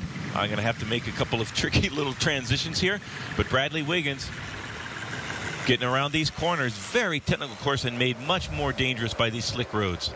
Well, you know, the race was absolutely dry about an hour ago, and now that the big leaders are starting to come out on the course, it actually is completely and utterly changed. As we look here at Cadel Evans, Bob, this is a bit of a tricky individual time trial here, and you can see that Cadel Evans is losing time going around the corners. You think he's holding back because we're only a month away from the Tour de France. He is concerned possibly. Let's just have a look at the way these two riders are going around these corners here. This is very sketchy as we get onto the cobblestones here, and it looks almost as if Bradley Wiggins has come to a stop. Bradley Wiggins on those cobbles, finding the going very slick indeed, taking his time down this descent. Of course, if the riders before him had dry roads, that's a huge advantage. So Bradley Wiggins gingerly going down this descent. Cadel Evans as well. We'll have to see how that translates into the finishing time, but Bradley Wiggins so far having a great time trial. Well, I tell you what, at 27.5 kilometers, Wiggins and Martin have exactly the same time, 39 at 29, only separated by tenths of a second. Dave Zabriskie was third through that point, 35 seconds slower. But Bob, I have to feel that these wet conditions could change the result, but it's not important for Bradley Wiggins, because what he's looking at is the yellow jersey and his performance relative to the other guys high up in the overall standings. Back to Alexander Vinokourov. Bradley Wiggins getting his way safely through that descent so far. But on the other hand, Vinokourov still on the climb. We're going to see what his time is. His first time check was way slower than Bradley Wiggins. He had already lost 1 minute and 10. And provisionally, of course, the yellow jersey. Bradley Wiggins, a storming time trial. Great to see Wiggins starting to fulfill some of that potential he showed a couple of years ago when he finished 4th in the Tour de France. Well, just looking here at Alexander Vinokourov, this is a very tricky course as we go back now. This is Ruiz Costa coming up to the finish line. A great ride by the rider from Movistar. He comes up to the line. There's a lot of riders, a lot of the climbers, Bob, are doing good individual time trials here, which lets me think that later on in this race, we're going to see some big battles in the Alps. This is a very good ride by Rui Costa. He started the stage 10th overall. He's going to improve on that position at the end of today's time trial. 7th fastest in the time trial. A little bit slower than Tony Martin, but amongst the other top 10 contenders so far, Rui Costa the fastest. Well, when we were through the first time check at 15 kilometers into the town of Vizille, I have to say Cadel Evans had lost himself 1 minute and 21 seconds on Tony Martin. That's a huge beating by a man who theoretically is using the Criterium du Dauphine to get himself ready for the Tour de France. Started the day off in 4th place overall, looking for 13 seconds, but right now this is not a great performance by Cadel. Cadel Evans struggling through the time trial, at least the first 2 time checks. Alexander Vinokourov looked to be trying to find a better gear, was in a huge gear. He switched over to the small chainring now, trying to get his momentum picked up a little bit here, and we'll see what Vinokourov can do in the next time check, and then of course in the finish line. So far, however, he's lost enough time to lose that yellow jersey to Bradley Wiggins. Well, Vinokourov, Bob, did a very good prologue time trial, but that was a shorter event. That was only 5.4 kilometers long, and he kept a very good position in the overall standings at the top of the first mountain top finish up to Saint-Pierre-de-Chartreuse. But since then, once you put a man against the clock for 42.5 kilometers, it just goes to prove why this is the race of truth. Bradley Wiggins, I think right now, is riding himself into the yellow jersey. We'll take a short break and see if he can.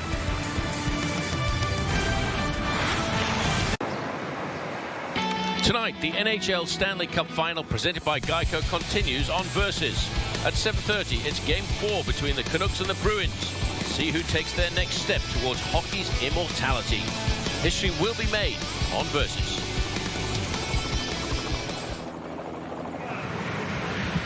Bradley Wiggins from the United Kingdom is riding a stormer here in the individual time trial. He went through the second time check at 27.5 kilometers with the fastest time, almost exactly the same as Tony Martin. 39.29 for both of those two riders. Zabriskie still was holding on to 3rd place at that time at 35 seconds. But Alexander Vinokourov, Bob, who we're looking at here, has already lost 2 minutes and 11 seconds. 2 minutes and 11 behind Bradley Wiggins at the halfway point, or the second time check. Vinokourov is not inheriting the kingdom in the time trial. Yanni Brakovic, this is a good ride. Brakovic went through the second time check at 5th place, and he's now looking to ride himself up high in the overall classification. I don't think this individual time trial today actually suited his kind of riding, but this is not a bad ride. Fantastic ride by Yanni Brakovic. Getting a little bit slower than Dave Zabriskie coming into the finish line now, looking at 4th fastest.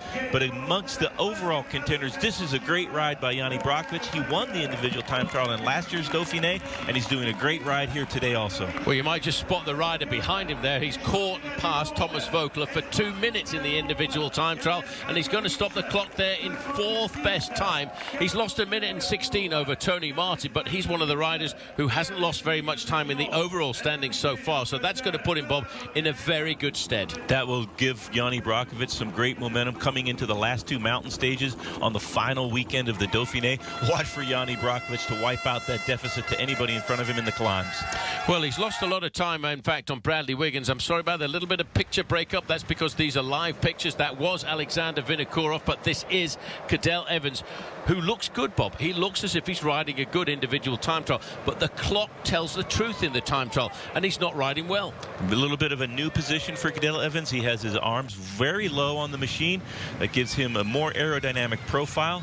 But you can contrast that with Bradley Wiggins' styles. He has his arms a little bit higher, so there's a little bit of debate going on currently about what's exactly the most aerodynamic position. But Bradley Wiggins is absolutely flying. 5 kilometers, just over 3 miles for Bradley Wiggins before the finish. Well, the Wigginator, as we like to call him, went through the first time check in 3rd position, accelerated a bit to the 2nd time check to go through there in 1st place.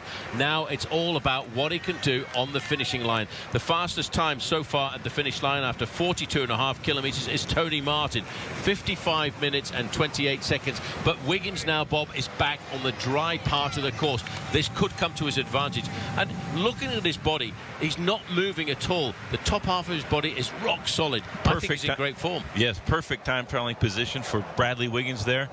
And the drying here at the end, the last few riders, the last few kilometers, the roads are drying out now.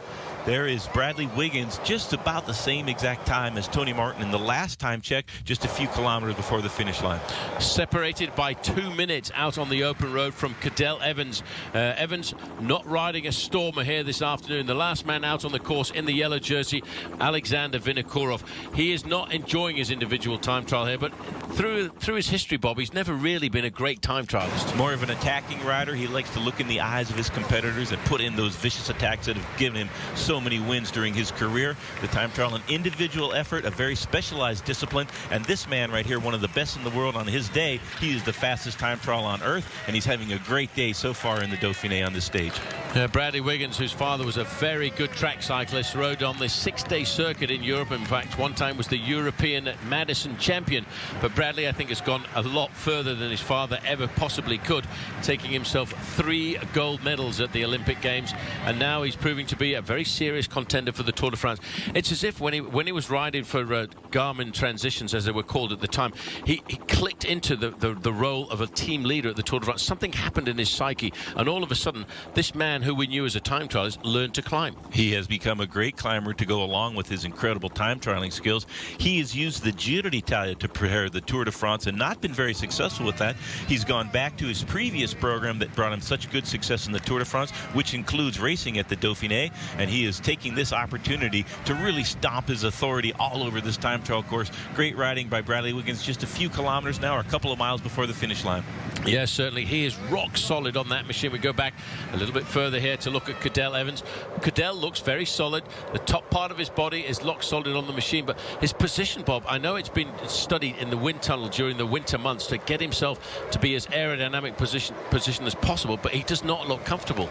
Doesn't look 100% comfortable, and you saw the smooth pedaling of Bradley Wiggins. That looked way more ideal, and the debate will go on which is the fastest position. It's a pretty technical course as well, but there are a lot of long, flat, and false flat descents and climbs out on the race, and that's when aerodynamics plays a critical role in the results. Well, Tony Martin has the best time at the finish line as we make our way through the valley roads here. Chamroux is not too far behind us. Grenoble is down in the valley below, and what a magnificent backdrop. And again, let's not forget, we're looking at these pictures in incredible HD, and that really is a phenomenal job that the France television are doing for us. This is Joachim Rodriguez coming up to the finishing line. Not a great individual time trialist. He wears the green jersey as the leader of the points classification. I don't think he's enjoyed his day out here this afternoon, but don't discount him when we go a little bit further on. Joaquin Rodriguez losing a lot of time. He's more of a climber, and that shows you just what it takes to win one of these stage races. You have to have every weapon at your disposal, climbing and time trialing. Well, on the shoulders here of Cadel Evans, it's all about who is going to be the fastest of the men at the top of the overall standings in this individual time trial this afternoon. We'll take a short break and see who is going to be the top man.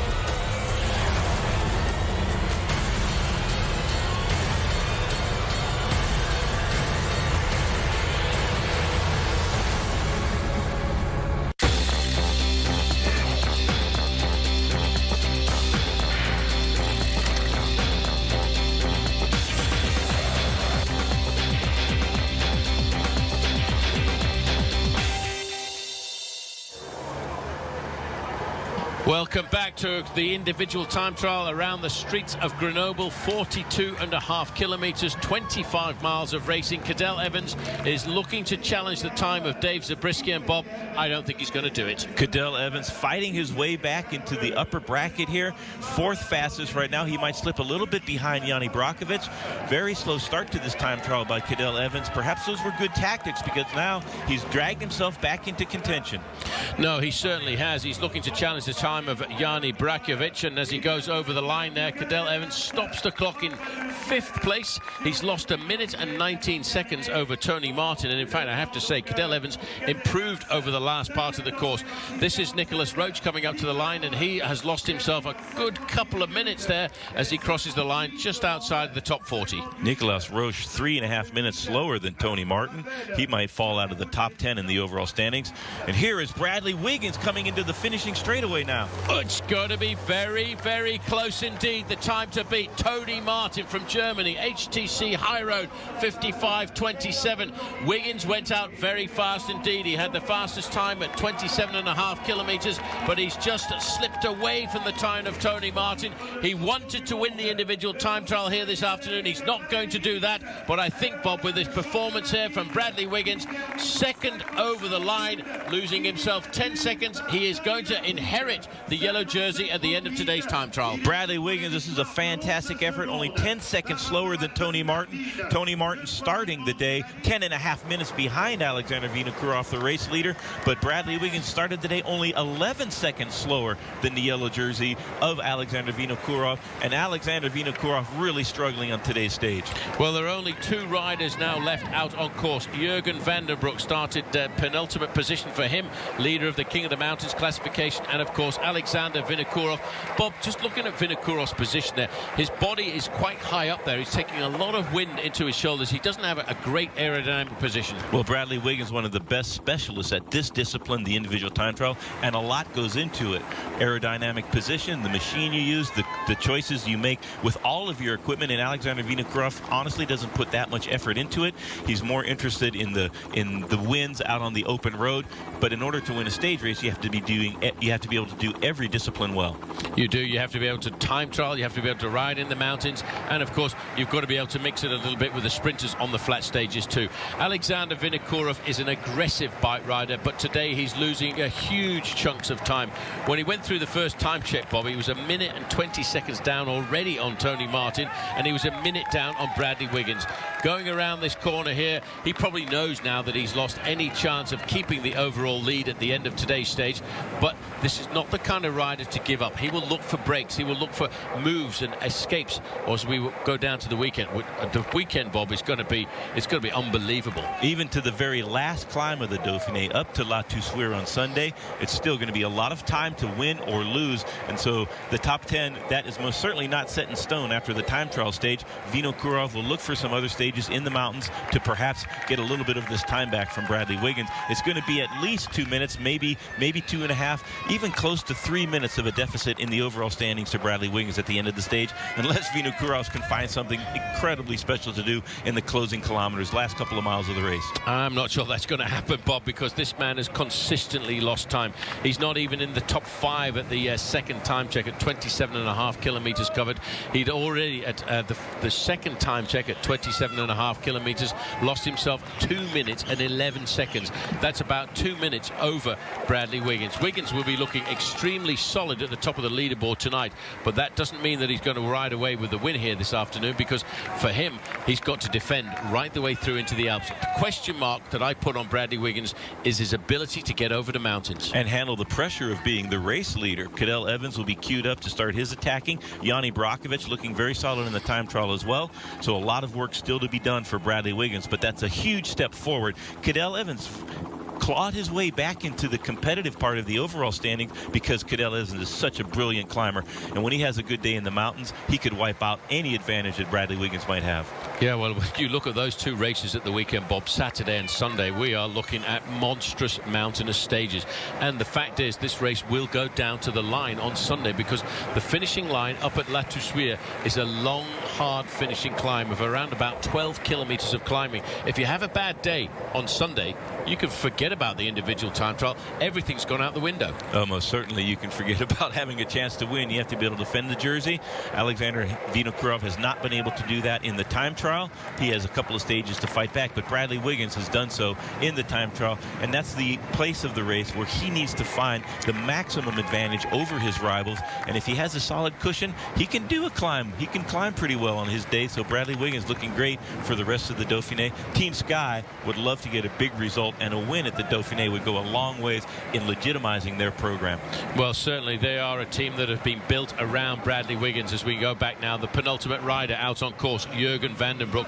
Not a brilliant individual time trial, Bob, but I'd have to say a solid ride by Van den Broek, keeping him in contention. Van den Broek, a great climber as well. Won stage 1. He is wearing the King of the Mountain jersey. He's never been a fantastic time trialist, but this is a decent ride by Jürgen van den Broek, and he has a couple of huge mountain days to wipe out the disadvantage from the time trial. Yeah, but he's lost himself 2 minutes and 40 seconds almost on Tony Martin. Tony Martin, I don't know where he pulled that out of, Bob, because I didn't think that Tony Martin was in great shape in this year's Criterium du Dauphine, but all of a sudden, when you're a specialist at a certain part of the sport, you have to do something special. Last man out on course, Alexander Vinokourov, starting the day in the yellow jersey. He had an 11-second advantage over Jürgen van den Broek and Bradley Wiggins, and 13 seconds over Cadel Evans. He's lost all of that out on the open course. Alexander Vinokourov is going to tumble a long way down the overall standings.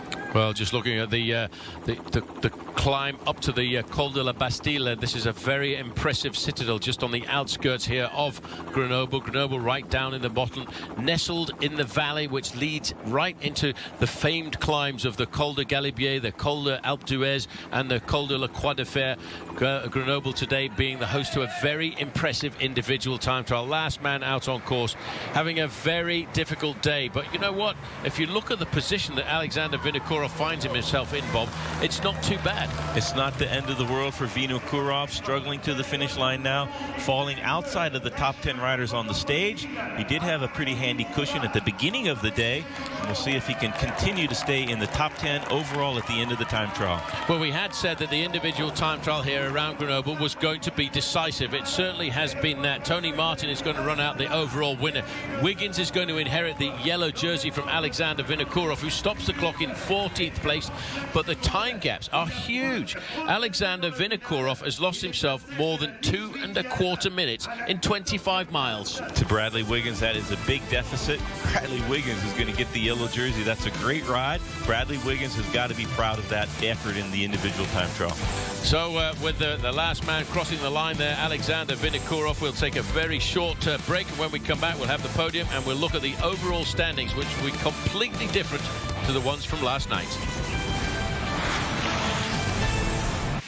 This is the Epic Cycle presented by Michelob Ultra on Versus, the superior light beer, perfectly balanced for the ultra life. And brought to you by Physique. Check out Physique's new high-performance R1 and R3 road shoes at Physique.com. And by Clean Bottle, the bottle that unscrews at both ends for easy cleaning. Get yours at REI Performance Bikes or at cleanbottle.com. As we look down on the outskirts of the city of Grenoble, regarded by many as the gateway to the Alps, but Tony Martin, the individual time trial champion of Germany, has recorded the fastest time today, over 42.5 kilometers. He beat Bradley Wiggins by 11 seconds, Edward Bosenhagen by 43 seconds. Yanni Brakovic right up there in the top 5, lost 1 minute and 17. As we look a little further down, Cadel Evans rode fairly solidly for 6th place. Christophe Reblon of France was 8th. And rounding out the top 10, Alberto Ruiz Costa in 10th. So let's go down now and have a quick word with Tony Martin to see how he felt about his individual win. It was a pretty hard course, a little bit technical, also because the roads are really well wet. But I think I found a good rhythm. I felt really well, and I'm really satisfied with my conditions. A tough call today, but I think we have to give the Michelob Ultra Ride of the Day, Bob, to Bradley Wiggins. Bradley Wiggins, I have to agree. He had all the pressure. He's looking at the yellow jersey. If he does a good time trial, that's an added extra element, and he scorched the course a little bit slower than the stage winner, but way faster than any of the other overall contenders. Yeah, so that's why we're giving him the Michelob Ultra Ride of the Day. Well, Tony Martin came into the Criterium du Dauphine with a little bit of a sceptical form, but all of a sudden today, Bobby proved why he's one of the greatest individual time trialists in the sport. The first 3 days of this year's Dauphiné have not gone very well for Tony Martin. Those will be in the distant past with a great stage win in the time trial. It's his specialty. I wonder if he didn't soft pedal perhaps after he knew he was out of contention in the overall on yesterday's stage, giving him just a little bit extra advantage over Bradley Wiggins. The gap at the end of the day was only 10 seconds, but a great stage win for the HTC High Road Tony Martin.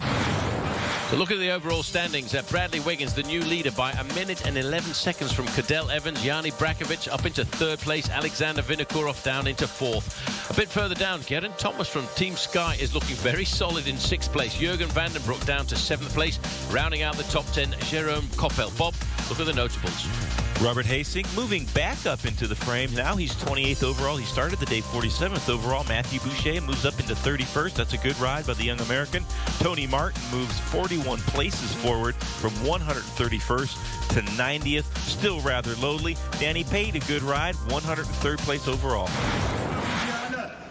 So a brand new leader now in the Criterium du Dauphiné, and this man no stranger really to the lead of the Dauphiné, but in the past he's actually won himself the opening time trial. Bradley Wiggins rode a solid ride today, Bob. Fantastic ride by the Sky leader, Bradley Wiggins. This will give him a great boost to his morale before the Tour de France a little bit later, but for the moment he is the race leader. He has some very tough stages to come in the mountains to defend that lead, and that will be the real measure of his fitness at this point in the season. So Bradley Wiggins walking away from the podium. Let's catch up with him to see what he thinks about his ride in the time trial today. Today was just about the GC for me. That's what I'm here for. That's what I'm training for the Tour de France. So I heard we had the same time at the top, and I just couldn't take the risk on the descent for the stage win. So it was just I knew I had quite a big gap already over the main guys, Vino, Van den Broek. So I just played it safe and got myself home safely. Great setting in Grenoble, and hopefully they do a bit of tarmacking on some parts of the course, but yeah, it was fantastic. Really, really nice course. So Bradley Wiggins sounding very comfortable and confident there, but he knows from exactly where the next attacks are going to come. Don't forget, the epic cycle presented by Michelob Ultra continues tomorrow at 5. With a few obstacles in their way, it should be a time for the sprinters to come out and shine. The pace will be pushed to its limit in an action-packed stage. It's stage 4 of the Criterium du Dauphiné tomorrow at 5 on Versus. And for a full schedule, don't forget to log into our website at nbcsports.com. And you can follow us on Twitter at VS Cycling. Tune in tonight, though, at 7:30 for Game 4 of the NHL Stanley Cup Final, presented by Geico. It should be a humdinger. Congratulations to the winner of the time trial today, Tony Martin. We didn't expect that win coming from him, but it was a good one. Until tomorrow night, I'm Paul Sherwen for Bob Roll saying goodbye. Into the former home of the Dukes of Burgundy in Mâcon, today's flat stage should be the host to a fast finish for the Lords of the Sprint.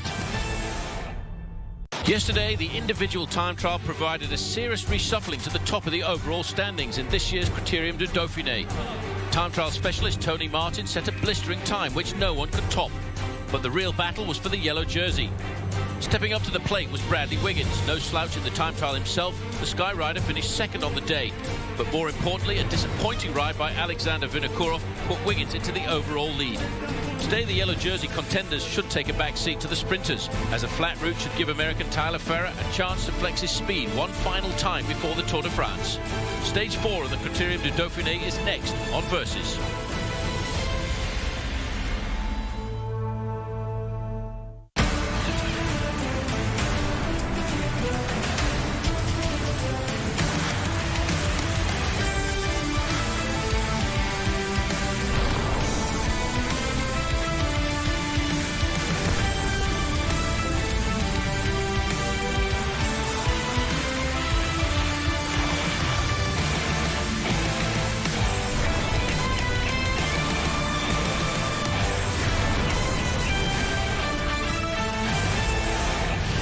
There'll be some very hungry sprinters out there today as we face up to the final flat stage of this year's Criterium du Dauphine. Hello and welcome to Epic Cycle, presented by Michelob Ultra. I'm Paul Sherwen, alongside me Bob Roll. Before we start to talk about the sprinters, let's think about what the time trial taught us yesterday. Well, on a nearly identical course for this summer's Tour de France, we had a wild time trial, massive movement in the overall standings. I don't think one rider stayed in the same place, and we had huge time gaps. Not only will that be decisive here for the Dauphiné, it's going to create an incredibly suspenseful end to the Tour de France this summer. Yes, the man who made the best of his performance in the individual time trial was Bradley Wiggins, second on the stage just behind Tony Martin, but for him, he put time between himself and all of the other pre-race favourites. Here's confirmation of the time gaps, quite big already. Cadel Evans down to 1:11 behind. Jani Brakovic third. Overnight leader Alexander Vinokourov tumbling from first to fourth. Geraint Thomas of Team Sky up there in sixth position. Ben Hermans of Radio Shack in ninth place, and rounding out the top 10, Jerome Coppel. Bob, the notables. Robert Hastings moves up to 28th place. A decent ride in the time trial. Matthew Boucher hanging tough in 31st. Tony Martin moves all the way up to 90th. A very exciting time trial yesterday. That was yesterday. Today should be a big day for the sprinters as we head all the way up to Mâcon, which has hosted in the past sprint finishes at the Tour de France and, of course, some very tight individual time trials. Bob, it's a really good route today for the sprinters. It's very flat towards the finish line into Mâcon, but there are a few climbs that the peloton will have to take note of early on in the race. A Category 2 to start the proceedings right out of the box, and then there's two Cat 4s. Depending on which way the wind blows, we should be in for a big field sprint. Maybe the only chance in this year's Dauphiné for the sprinters to rule. Yes, and if we have a quick look at the profile there, you can see the ripples to the start of the race. But once we get through to the second climb of the day at Côte de Pézieux, it really then starts to get extremely flat. And the riders have a very fast finish into Mâcon right away alongside of the River Saône. Well, as we go down to the live action from today's Criterium du Dauphine, stage 4, a long ride, as we mentioned. Two riders getting clear very early on after just 4 kilometers. Jeremy Roy of FDJ and Adronio Malori of Team Lamprey. They built themselves a maximum lead of 4 minutes and 25 seconds. But as we get to 28.5 kilometers to go, 17 miles of racing, the main field is pretty much under control of the teams of the sprinters. Bob, this really is the last chance for the sprinters to have a go. Today is the last chance. 3 gigantic mountain stages to close out this year's Criterium du Dauphine. The last 3 days are going to be absolutely brutal. One last stage for the sprinters, but these two riders in the breakaway are not making it any easier. The gap is 2.5 minutes plus, with just under 30 kilometers, or about 17 miles to go to the finish line. Well, there have been 3 climbs out on the course. The Col du Chat, the first one, the Côte de Pézieux, and the Côte de Châtillon-la-Palot. And it's Mallory that went over the top of those in first place on every occasion. But probably more importantly, in the main field behind, always led over by Leonardo Duque, the Colombian rider from Team Cofidis, so he should theoretically be the new leader of the King of the Mountains classification tonight. As we look into the faces of the riders here from HTC, most of the work early on, Bob, I think was really done by Team Garmin-Cervelo, who really must be feeling they've got a great chance of victory today with their man Tyler Farah. Tyler Farah, the sprinter for the Garmin-Cervelo squad, will want to sharpen his swords before the Tour de France upcoming. He's going to have to square off against JJ Haedo in this sprint, the rider from Saxo Bank. Saxo Bank hasn't done a lot of work so far, but Garmin-Cervelo must be really hoping for something big from Tyler Farah today. They have done the brunt of the work. Also, good to see HTC High Road mixing up in the front. They already have 2 stage wins in the Dauphiné. That is Jan Heeselink from Belgium and on the HTC High Road squad, and he's been mixing it in with the Garmin-Cervelo lineup. 2 American teams dominating the proceedings in today's finale. That's great to see. It certainly is. Johnny Welch, the team manager for Garmin-Cervelo, was talking a very good game for Tyler Farah just a little bit earlier on. He felt that they had the good organisation, they had the firepower to get him into the position to try and get himself the victory. Although Brad McGee, team manager with Saxo Bank, if we look at the speed here, at 60 kilometres an hour, I'll translate for you, that's 42 miles an hour these riders are doing, and that's going to be very difficult to pull them back at speeds like that. They're obviously, Bob, picking up a slight tailwind. A little bit of a tailwind coming into the finishing town. Peloton has had a very tough time getting this advantage brought back into the fold of these 2 riders. They were tantalizingly close for a number of kilometers, but they've kept that gap pretty steady. It's going to be a very desperate chase to the finish. Garmin-Cervelo has been doing a tremendous amount of work. It was the Sky team their leader, Bradley Wiggins, in the yellow jersey as race leader. They didn't need to keep the gap that close. They kept it around 5 minutes, and that's the disadvantage Jeremy Waugh started the stage with. And now that gap is under 2 minutes and 35 seconds, just at 2:34. And so for the Sky team, the day is just to sit back and watch the sprinters teams take over and protect their man in the yellow jersey. You can see him just behind the tip of the spear of the peloton. There's Bradley Wiggins just on the left-hand side of your screen. The man in the white jersey with the red and white bands around the middle there is Geraint Thomas. Despite the fact that he's working here for Bradley Wiggins, he's actually himself very high up in the overall standings, looking at 6th place at the start of the day. So as we look at 25 kilometers to go, the main field know exactly what they have to do to pull back the 2 leaders. We'll take a very short break and come back soon. This is the Epic Cycle presented by Michelob Ultra on Versus, the superior light beer, perfectly balanced for the ultralife. And brought to you by Physique. Check out Physique's new high-performance R1 and R3 road shoes at Physique.com.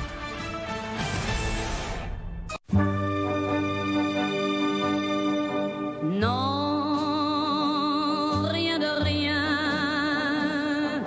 Non, je ne regrette rien. C'est payé, balayé, oublié. Je me fous du passé.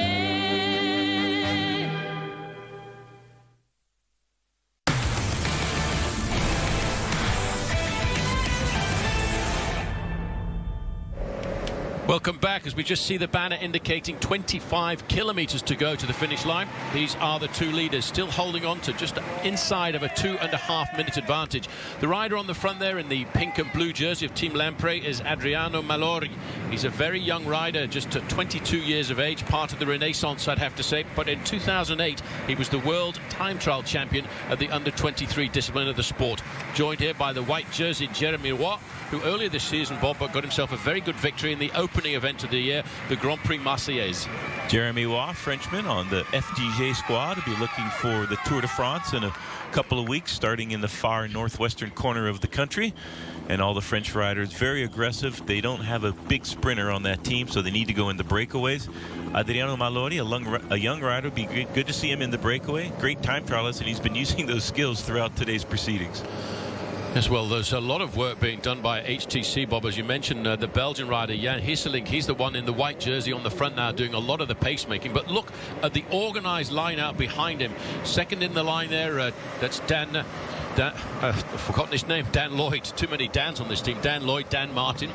There is Tyler Ferrer looking very concentrated. The yellow jersey there on the face of Bradley Wiggins. Right in front of Tyler Ferrer is Julian Dean. And Andreas Clear. And I would have to give, there's Dave Zabriskie also just tucking into the left-hand side of your screen there. Between Saxo Bank for J.J. Hayedo and the team from the United States, Garmin Cervelo, I would give it about 50-50 for the firepower they have for the lead out of the sprint. I think that Tyler Ferrer on his day, a little bit faster perhaps than J.J. Hayedo in these long stage races. J.J. Hayedo, a very fast man. He got a stage win here last year in the Dauphiné, and success generally breeds success, especially amongst the sprinters. And I would give it about half and half between those 2 teams as far as firepower in the lead out coming into the final few hundred meters of the stage. Well, talking to Brad McGee, the team manager of Saxo Bank, he said that J.J. Hayedo was extremely nervous this morning. Hasn't won a race since the month of March, and I would have to say that he'll be looking again this afternoon. Plus, he's got the ability of having his brother with him, Lucas Hayedo, Sebastian Hayedo.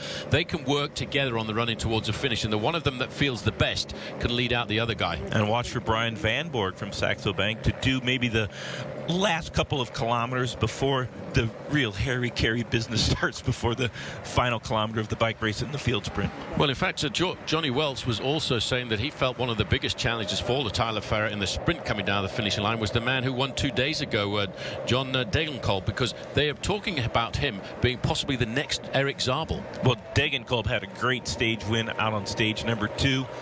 It looked like Samy Dumoulin had the best chance to win. His team was dedicated. He had a great lead out. He was in perfect position. And Degenkolb basically had to do that sprint by himself the final kilometer. It was slightly uphill with a lot of twists and turns, so not exactly the same as today's sprint, but that was a great finish by Degenkolb to get a big stage win. And that gave Tony Martin perhaps a little bit extra incentive, and his own teammate on HTC High Road got the stage win yesterday.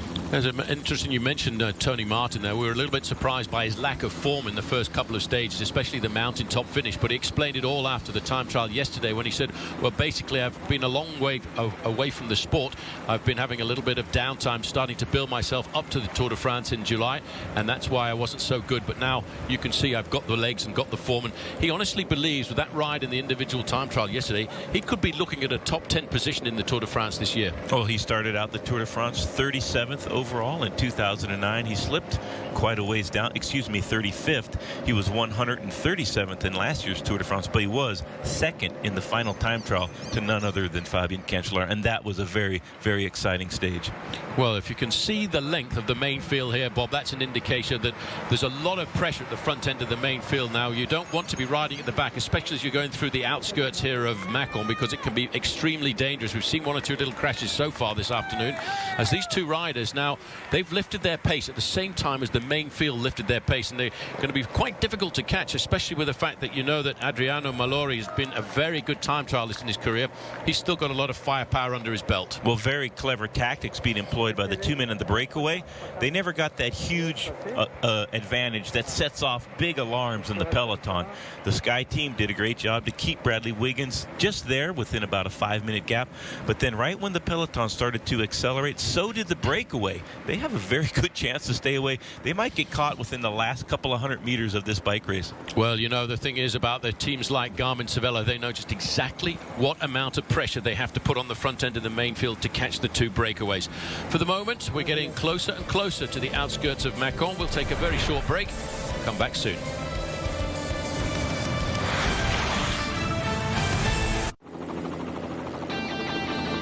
Saturday, the Izod IndyCar Series continues on Versus with the Firestone Twin 275s. When the Texas sun goes down, the lights come up for back-to-back shootouts. For the first time ever, two champions will be crowned in one night, Saturday at 8 p.m. Eastern Time, only on Versus. Looking at the two leaders now, they're starting to nurture, I think, Bob, thoughts that they might survive on a day like this, because the main field over the 50 to 30 kilometer point pulled back only 1 minute, and now over the last 10 kilometers they pull back another minute. They're still on the recipe, the main peloton, to catch that breakaway group, but at 20 kilometers to go, if you were one of these two riders, will you start to be thinking, I might just get away with it today? I would start hoping right now. 2 minutes and 7 seconds. It's been very steady. There's basically been the Garmin-Cervelo team with Johan van Sumeren doing a lot of the work. One rider from HTC has also been doing some of the work.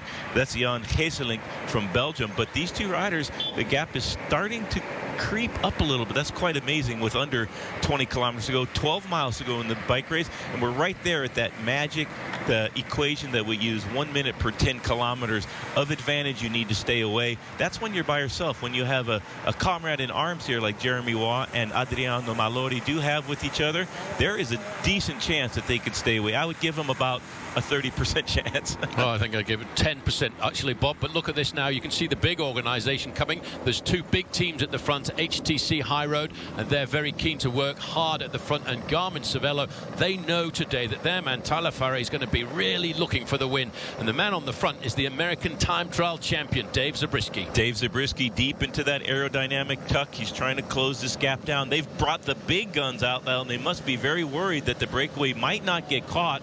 So Dave Zabriskie, with 12 miles to go, has gone to the front, and you can see the gap just immediately start tumbling. Dave Zabriskie, one of the best time trialists in the world, and he's having a great season. He's got a couple of big time trial wins already so far this year. Well, heading into Mâcon, it's a time to maybe remember that it used to be the seat of the Duchy of Burgundy, and in fact it's twin-towned with Macon, Georgia. Did you know that, Bob? I did not know that. Well, there we go. We can see the speed now as the main field are really starting to lick their lips, the sprinters, and I've got 4 or 5 sprinters here who've got a very good chance of the victory this afternoon. Obviously, the American Tyler Farré is looking for the win. JJ Haedo for Saxo Bank, he wants to get himself up there. And why not Samy Dumoulin, who was so close to getting the victory the other day, got himself second place, and Sébastien Hinault of France. And keep an eye out for Paul Martins from Rabobank, and like you said, from AG2R also. Maybe Sébastien Hinault. I was a little bit surprised to see him up on the sprint in stage number 2, but he must be feeling pretty good, getting ready for the Tour de France and fancying his chances in the sprint also. But if that's going to be the scenario, something has to happen, and that what has to happen is these two riders have to be pulled back into the fold. We've now started to see the series, as you say, the big firepower of Team Garmin-Cervelo, who this year, the team again, every year since Jonathan Vaughters put this team together, it's got bigger and better and stronger. And this year, during the Classics, they probably had the most solid team. Oh, most definitely. With a win in Paris-Roubaix, you can sit back for a few months or maybe even years and just polish your trophy occasionally. That was Johan van Sumeren. It's amazing that a big star, especially a Belgian rider who has won Paris-Roubaix, is still doing the teamwork for his man Tyler Farah, and that's just how bike racing works. And it's been great to see Johan van Sumeren on the front trying to chase down this very dangerous breakaway. Well, Mâcon has seen many finishes of the Tour de France in its past, and with victories going to riders like Miguel Indurain and even Lance Armstrong in the individual time trials there. But I always think about Mâcon in 1991, and there's a guy by the name of Yaroslav Ekimov came out of the pack with about 4 kilometers to go. Normally, Bob, that's impossible, but he held off the whole field. One of the few times in the history of the Tour de France when one rider was able to solo to the finish line, when the sprinters teams were all queued up and just cranking along at about 60 kilometers per hour, Vyacheslav Ekimov was able to get a tiny little gap and ride that all the way to the finish line. That was a glorious win in this town where we're finishing today, Mâcon. Well, a man who's got Olympic medals, got his first Olympic gold medal back in 1988 in Seoul, and the team pursuit is a great rider. Rode, I think, 14 times he participated in the Tour de France. He would have ridden the 15th, but he crashed just before the Tour and got a slight fracture in his neck. Allowed to do a procession by himself in the front of the Tour de France peloton a few years ago. A great ambassador to the sport and a very classy rider, Vyacheslav Ekimov, and now working for the Rabobank squad and keeping that team up in the headlines. And Yanni Brockovich looking very dangerous. He starts the day 3rd overall, minute 21 seconds behind, but his favorite ground is coming up in the last 3 days of the week. Friday, Saturday, especially in the high mountains, and Sunday to La Toussuirel. It's going to be a very exciting 3 days of the Dauphiné. Well, actually, when you mention that, Bob, I'm a bit surprised, because I don't think I can cast my mind back to see such a difficult finish to the Dauphiné, the Criterium du Dauphine. And there is a lot of climbing, some magnificent views will be had over the next 3 days, so you mustn't miss it at all. Dave Zabrisky's on the front. He's doing the job for the team. We'll take another short break and see how much closer they're getting to the two men in front.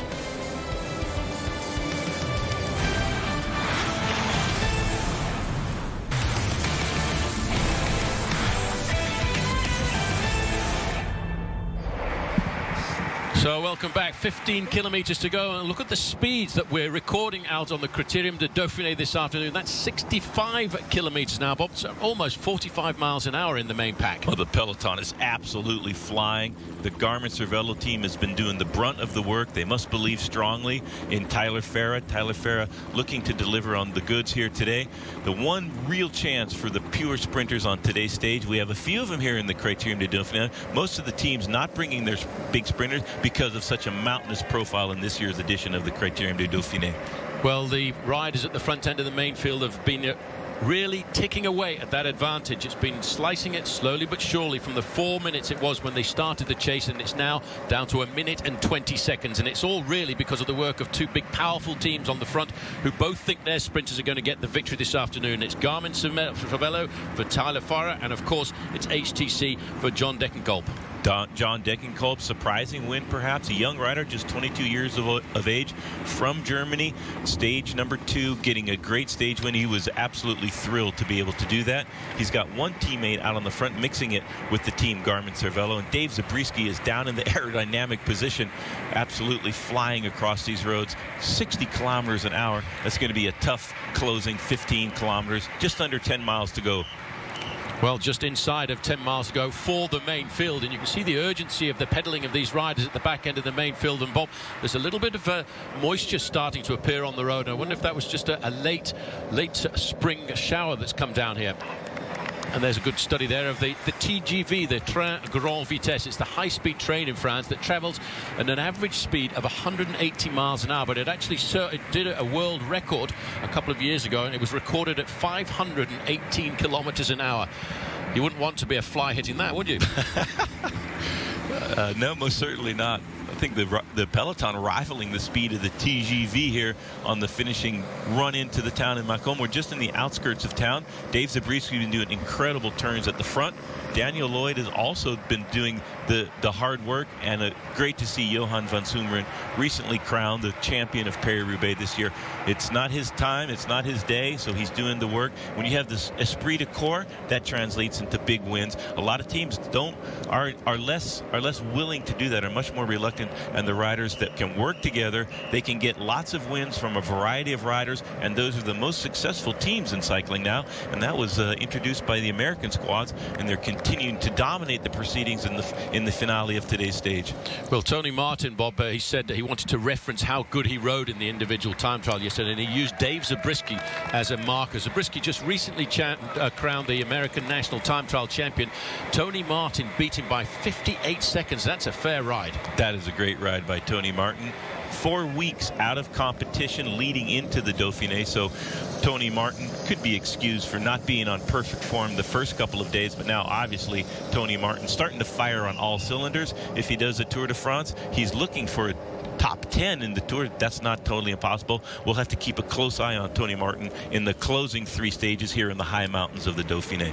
Well, there it is, the 1 minute mark going around that corner. Nasty little piece of traffic furniture. Look how those guys handled that, and you can see the yellow jersey on the right hand side, Bradley Wiggins, being very attentive at the front end of the main field because he wants to be able to choose his line going around these corners, but that was a bit dodgy. That is a bit dodgy. When half the field jumps over the median, the other half has to sort of fend for themselves, but Bradley Wiggins very prudent there, close to the front, followed his teammates, stayed on the tarmac. When you jump onto the medians, there's all kinds of different gravel on there and a lot of broken glass. It's easy to get a flat tire. It's a much better idea to stay on the road.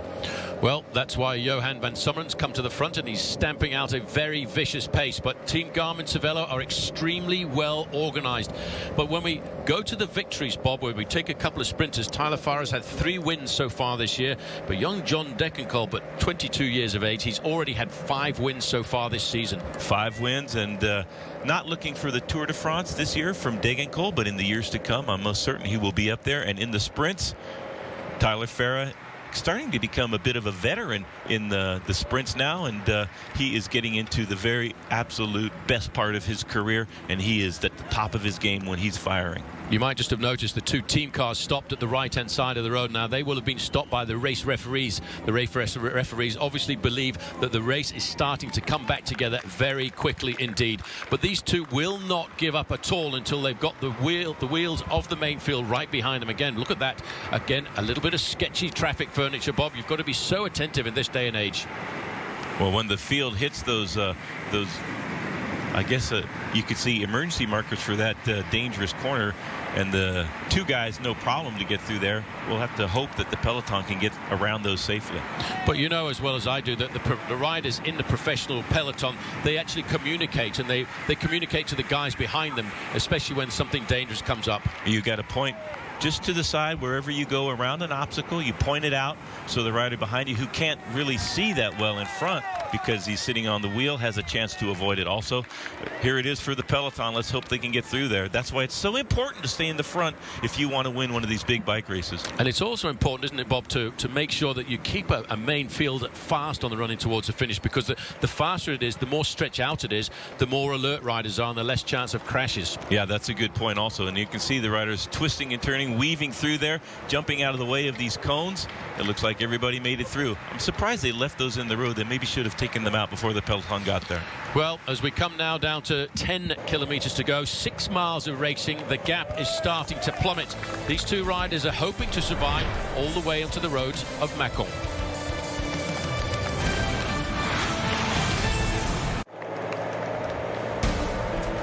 Strava.com is a social training website where you can follow the pros, compete against local cyclists, and track your own performance. So grab your GPS device now and get started at strava.com/versus. Strava, built for cyclists.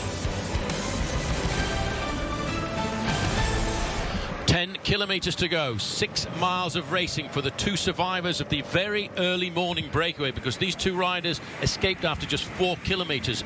The aggression started from the man in the back there in the white shirt and white shorts, and that was Jeremy Roy. They built themselves that lead of 4.5 minutes, but never were they given so much freedom. There's a bit of a problem at the back here, Bob. Looks like that is Bryce Fayou with a little bit of a problem.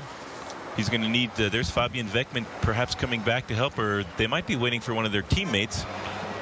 Well, they are waiting, but there's somebody else has had a mechanical problem, I would say, here for Team Leopard Trek. Looking back over his shoulder, Bryce Fayou.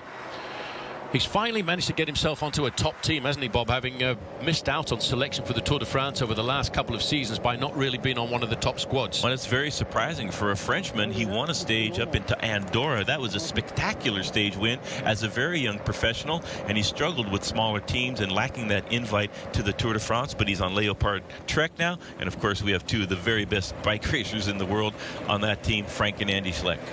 And of course Fabian Cancellara, he'll be riding the Tour of Switzerland, which you could see on Versus next week as well, with everyday coverage. And it starts off with a very interesting 7.4 kilometer individual prologue time trial around the streets of Lugano, a place that you know very well. Lugano, just near the border of Italy. I spent a lot of my career living in Como, just across the border from Lugano, Switzerland in Italy, and it's an absolutely gorgeous place to ride. It'll be a great backdrop for the prologue of the Tour of Switzerland. Well, this is going to be a great backdrop too as well, because very shortly we'll be in the outskirts of Mâcon, right along the sides of the River Saône, and still Garmin Cervelo dedicated to the work that has to be done at the front end of the main field. And look at the faces of these riders. They really are starting to dig deep, Bob. That is Dave Zabriskie, and when he takes a reefing pull at the front of the peloton, it's very painful. Sometimes it's hard to even come through and take your turn at the front, but that looked to be Andreas Clear and Johan van Sumeren still doing the work. They still have some work to do, 33 seconds, and the very dangerous traffic islands continue to plague the peloton. I'll tell you what, Bob, I think it's a little bit unfair of Dave Zabriskie as well, because when he rides at the front, he's in such a low tuck position, you don't really get that much draft off him. No, you have to be in very good shape just to be able to come around Dave Zabriskie and take your turn at the front. Replay of this very dangerous traffic circle. Riders trying to hop the curbs. You do not want to go through the plants there. But it looks like the peloton, they're getting to be very good bike handlers. Got through that safely. That's amazing. Well, it's now inside of 30 seconds, the advantage. And very shortly, Bob, I would say that the main field, they should be able to see the prey that they've been chasing over the last few kilometers. You can see the battle for position about halfway through the peloton. And riders don't want to give an inch, but also they don't want to hit the traffic circle and crash. So you have to slam on the brakes and re-sprint. It's so hard to do the finale of a bike race from halfway back to the back of the field. Well, 7.6 kilometers. That's 5 miles of racing almost, and 26 seconds the advantage. Bob, we're going to put you on the line right now. Will they survive? They will not survive. They're going to be caught, and it'll be very close to the finish line. But unless something dramatic happens in the field, they're about to get caught. 25 seconds is the advantage. And just momentarily, the peloton, if there's a bit of a straightaway, will be able to see the two in front. Then they know that they can tack it back when they need to. Well, that's the big problem for these two riders, because the roads are wide and fast, and that gives the main field the advantage of getting themselves nicely organized at the front end of the pack. It's amazing how the field splits up and comes back together again around these traffic circles as we're looking at speeds approaching 50 kilometers, 31 miles an hour in the peloton. But there's a bit of disorganization coming through here, and Cadel Evans is moving to the front with his riders from BMC in the red and black. Strange to see Cervelo has absolutely, Garmin Cervelo, vanished from the front of the field. I'm wondering if there's not been a problem to one of their riders. They've done a lot of work so far. Dave Zabriskie seems to be the last man from that squad still in the front. Maybe Tyler Ferrer's gotten a flat tire there, but we'll have to see. It's you don't often see the whole team vanish from the front of the field. Sometimes one rider or two riders do because they are tired from doing the work, but never a whole team like that. So something must have happened to one of the Garmin Cervelo riders. We'll find out shortly. That was Leonardo Duque just sitting on the back end of the main field in that red jersey, and he's going to be the leader of the King of the Mountains classification tonight, having finished third on all of the 3 climbs out on the course. 21 seconds. Liquigas in the Liquigas Cannondale in their lime green jerseys over on the right hand side.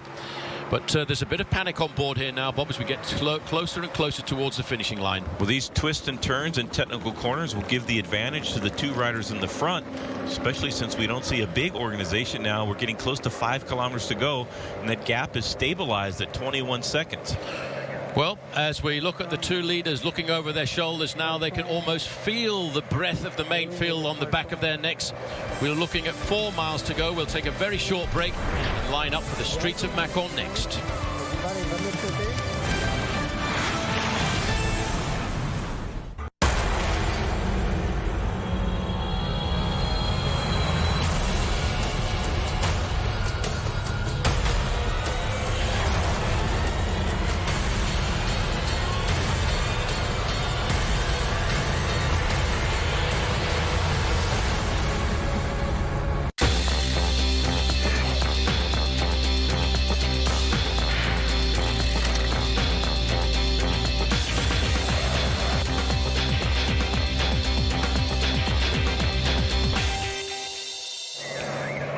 Two leaders sitting on the front here, Adriano Malori of Team Lampre in second position, Jeremy Roy. They had hoped they would survive on a day like this. They would hoped to outfox the sprinters, but the sprinters have not had a lot to shout about in the Criterium du Dauphine this year, which is why we've seen a big job of work being done by the teams of the sprinters. That, of course, is Garmin Cervelo and HTC. Bob, it's all over now, pretty much bar the shouting, but you have to now fight in the front part of that main field to stay in the right position. Well, big, wide boulevard here for the position battle to begin just before the sprint gets underway.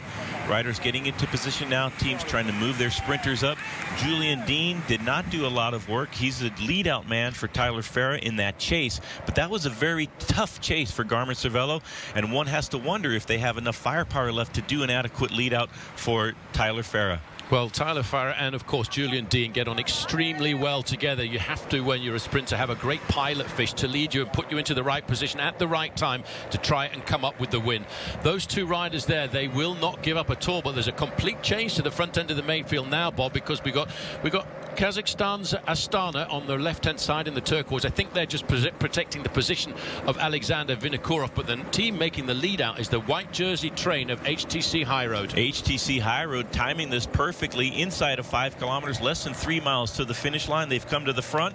Theoretically, they've been saving their energy to do the big lead out. John de Genkel must fancy his chances on today's stage. Well, he's obviously had a quick word with his teammates. These two survivors, Bob, at just outside of 4 kilometers to go, still holding on to a slim 11-second advantage. But the peloton now, they always seem to be able to judge this to perfection, and especially this team on the front, the team of normally we would say of Mark Cavendish, but today it's going to be the team of John Degenkolb. Maybe a bit of a dress rehearsal for the squad for the Tour de France when we see this day in and day out on the flat stages for the sprinters. And Mark Cavendish, he almost always delivers the good. That is a great way for a team to bring up a rider like Degenkolb. They know exactly the tactics needed. There is absolutely no doubt about their ability to do the lead-outs. Well, they know how to do it. They've done it many times. That's a famous river, Saône, a very long and well-known river in France. And here we're about to turn onto the banks of the Saône and line up for a very long 3.5 kilometers. I'm amazed, Bob, but those two riders on the front are still surviving. But 5 seconds, how much longer can they hold on? Only 6 seconds now. The time gap, 3.3 kilometers inside of 3 miles. Now here you see that Garmin Cervelo riders, they did all of the damage to the breakaway. They've spent themselves. Now they're just sitting on the back of the field trying to get to the finish line. In the meantime, at the front of the field, HTC High Road has come to the front. Well, now just noticed in about 7th or 8th position, Tyler Farah was there, the big American sprinter on the American team, Garmin Cervelo. And these two riders will not give up the ghost. They said to the main field, guys, if you want to win the stage, you're going to have to really suffer hard to try and get yourselves up to our back wheels. So still the organisation, still HTC, but moving up the outside. I noticed the black and white jerseys of Garmin Cervelo, and that would probably be Julian Dean looking to pace his man Tyler Farah up into an ideal position. But there's a lot of riders from Team Sky over on the left-hand side. Looks like Juan Antonio Fletcher. Liquigas moving into the frame as well. The green jerseys from the Italian team, Liquigas Cannondale. Here is the damage at the back of the field. They're going to do a big U-turn. They'll have a chance to look across this median and see the finishing straightaway away, and they just saw the 1 kilometer to go, and there is the catch. 2 kilometers, 2.1 kilometers to go, 1.2 miles left in the bike race. Well, Liquigas Cannondale at the front now in the pale green jerseys with the blue shoulders. They are now also mixing it up at the front end of the main field. This is the moment. There's a little skirmish there going to come from the Rabobank rider. Rabobank have also got a very good sprinter, Paul Martens. Paul Martens, very strong sprinter, was up there on stage number 2 in that very twisting, turning sprint. It was great to see the rider from France, Thomas. Excuse me, I can't remember. Thomas Voeckler. Voeckler, yes, that's it. He created a bit of chaos on the run towards that finish line on the outskirts of Lyon. But now you can see 1 or 2 riders taking risks, going around the corner, trying to stay in the first 15, 20 positions now. They're lining themselves up very shortly. They will see the bridge over the road, indicating 1 kilometer to go to the finish. Good organisation. Still, you've got Garmin-Cervelo at the front end of the main field, but nobody's actually got a stranglehold on the peloton. Well, a bit of an accordion effect now. The whole field fanned out across the road. A little bit of pushing and shoving there. That is Tyler Farah fighting for the wheel of Julian Dean.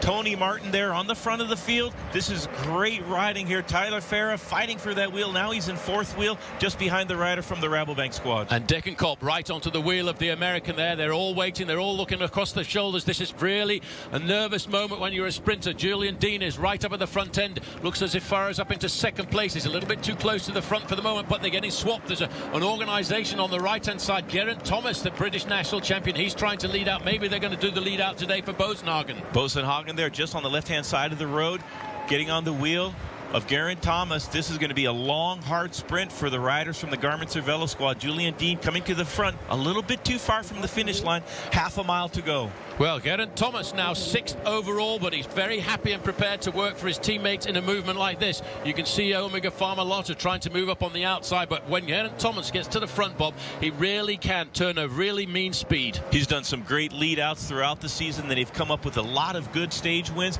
The Sky team absolutely dominating the Dauphiné and trying to do a lead out now for Edvald Boasson-Hagen. Well, there you've got Geraint Thomas has pulled off. That'll be Boasson-Hagen in 2nd position there. Right on his wheel, though, is Tyler Farah trying to keep himself up at the front end of the main field. There you can see Astana moving up down the outside as well, but it's up to Julian Dean on the front. There's the kick now coming from Boasson-Hagen. Boasson-Hagen over there with it's an unbelievable move by Boasson-Hagen, but he's getting challenged by Degenkolb in the white jersey of HTC, and they're coming up to the line. It's neck and neck on the line. It's going to be the man who throws his bike, and I think it was Degenkolb again there, Bob. It was very, very close indeed. I'd like to get a side shot of that one. Degenkolb there just getting the better of Boasson-Hagen. Very disappointing. Tyler Farah not a factor. They had to start from a long ways out. Degenkolb there digging deep and just barely getting the better of Boasson-Hagen. Well, look at his face there, Bob. He's not quite sure, did I, didn't I? But when you're a sprinter, you have an instinct, don't you? All of a sudden you know whether you've got your wheel across the line in front of everybody else. Have a look at this one more time. This is the acceleration started from Boasson-Hagen, and look at Degenkolb on the left-hand side. Degenkolb goes left. Boasson-Hagen has already started his sprint, and that is a long ways out.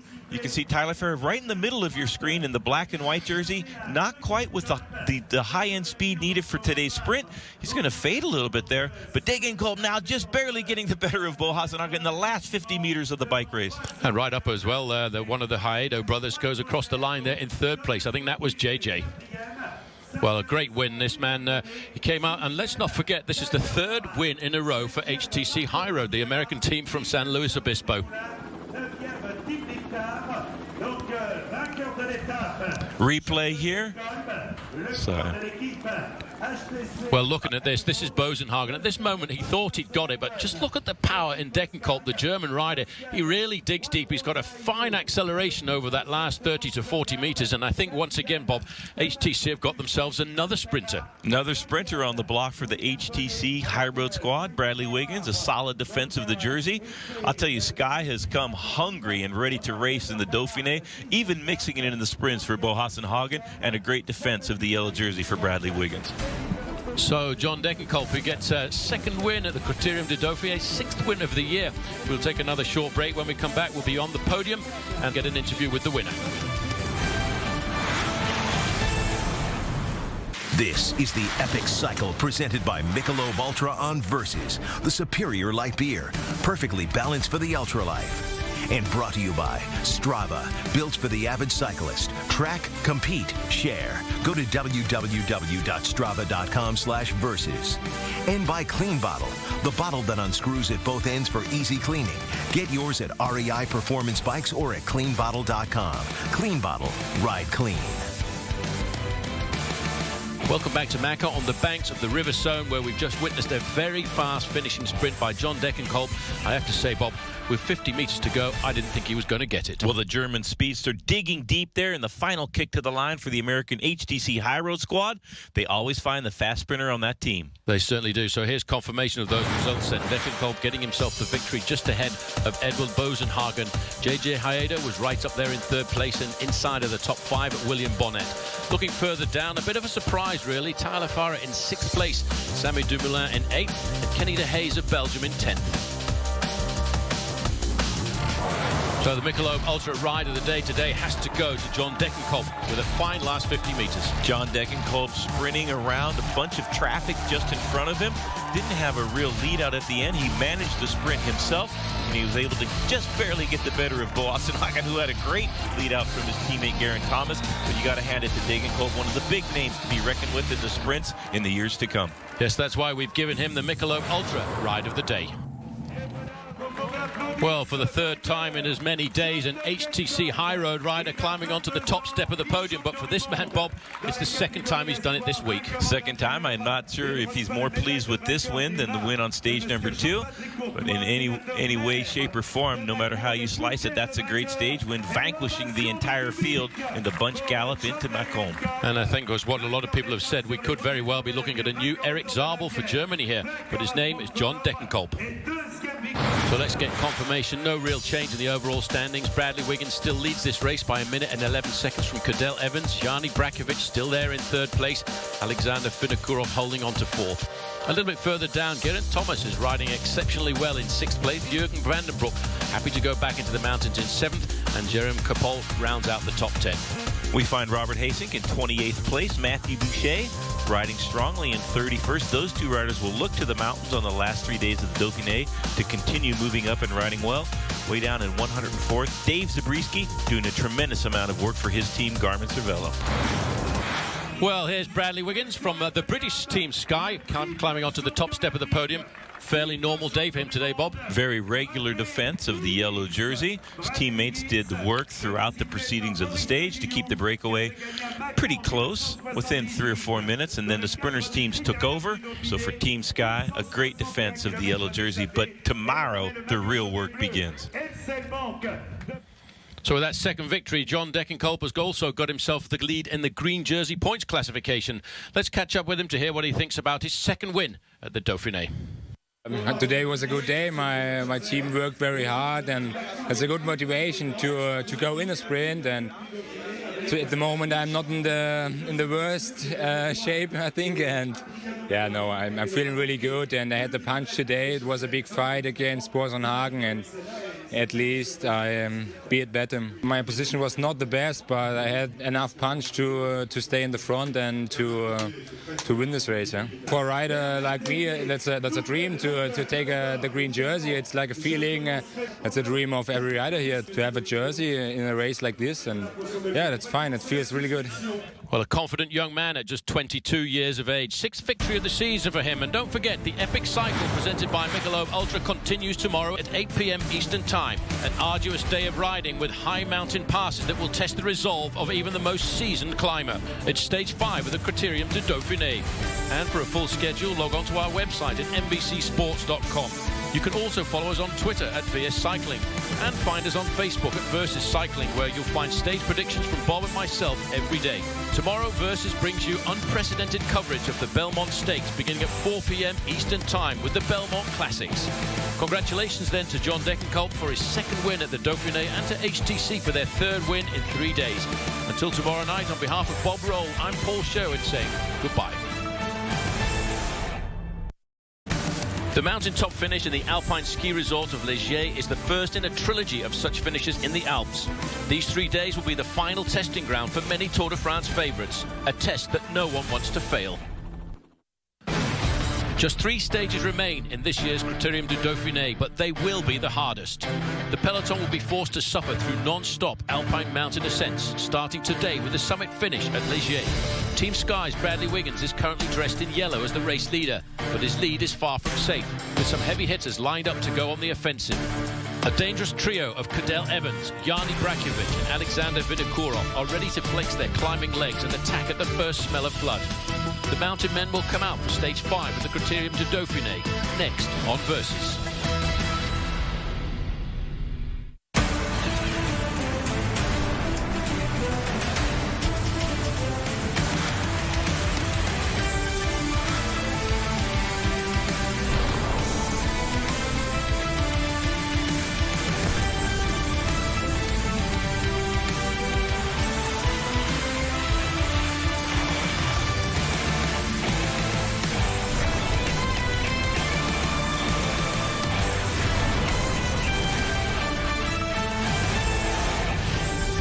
Ligier may not be the most famous of all the alpine ski resorts, but over the last few years it's become synonymous with the sport of professional cycling, whether it's road racing or mountain biking. Hello and welcome to the Epic Cycle presented by Michelob Ultra. I'm Paul Sherwen, alongside me Bob Roll. We've got to have a bit of excitement in the voices today, Bob, because this is the first of 3 big mountain stages. The mountains always provide drama, and today starts 3 very tough days in the mountains, as hard as any as we will see all year. This is a critical staging point in a tour rider's journey to peak form. And one man looking for peak form is already in the yellow jersey. Bradley Wiggins, a couple of years ago, 4th overall in the Tour de France. The question mark on everybody's lips at the moment is, how is he going to handle the mountains, and will he have the form that he had 2 years ago? Well, he leads this race now by 1 minute and 11 seconds over Cadel Evans, and I still think Yanni Brackovic is a threat in 3rd place, while Alexander Vinokourov has made no bones at all in 4th place that he will attack. Geraint Thomas is a very good ally for Bradley Wiggins, so too a Jurgen van der Broek will be looking for the attack here this afternoon. And watch out for the other Belgium on Radio Shack, Ben Hermans. Robert Haysink finds himself in 28th to start the stage. Matthew Boucher, the young American, is racing well in 31st. Danny Payne hanging tough. And Dave Zabriskie still in the bike race as we go into the mountains. Well, the mountains, 3 days in these alpine passes. All of these mountain roads put a shiver down the spine of the men who are not the greatest climbers in the world. But for some guys, it really is going into their playground. Bob, this is the first of a triptych of very difficult days. Parc de Oiseaux is the start town. Ligier is the finishing town. But in between, big climbs out on the race course. Very technical roads as well. 2 Category 2 climbs. And then very tough, long drag up to the finish in Ligier. It's going to be a great day of bike racing.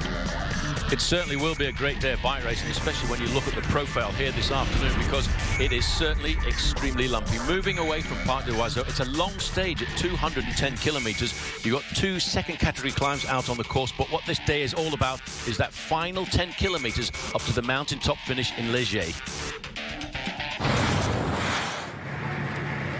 So going down to the live action here, this is Jason McCartney. He put in a very fine attack at 95 kilometres to go, and in fact he built himself a huge advantage of 12.5 minutes. But over the last 20 kilometres, Bob, everybody realises how important this mountaintop finish is going to be, and there's a lot of teams queuing up at the front to chase him down. Stirring ride here by Jason McCartney. Very courageous ride, a lot of kilometers by himself in the front of the peloton. At this point, with 20 kilometers to go, there's got to be incredible amount of fatigue in the legs of Jason McCartney, the American on the American Radio Shack squad, one of the few Americans in the Dauphiné this year.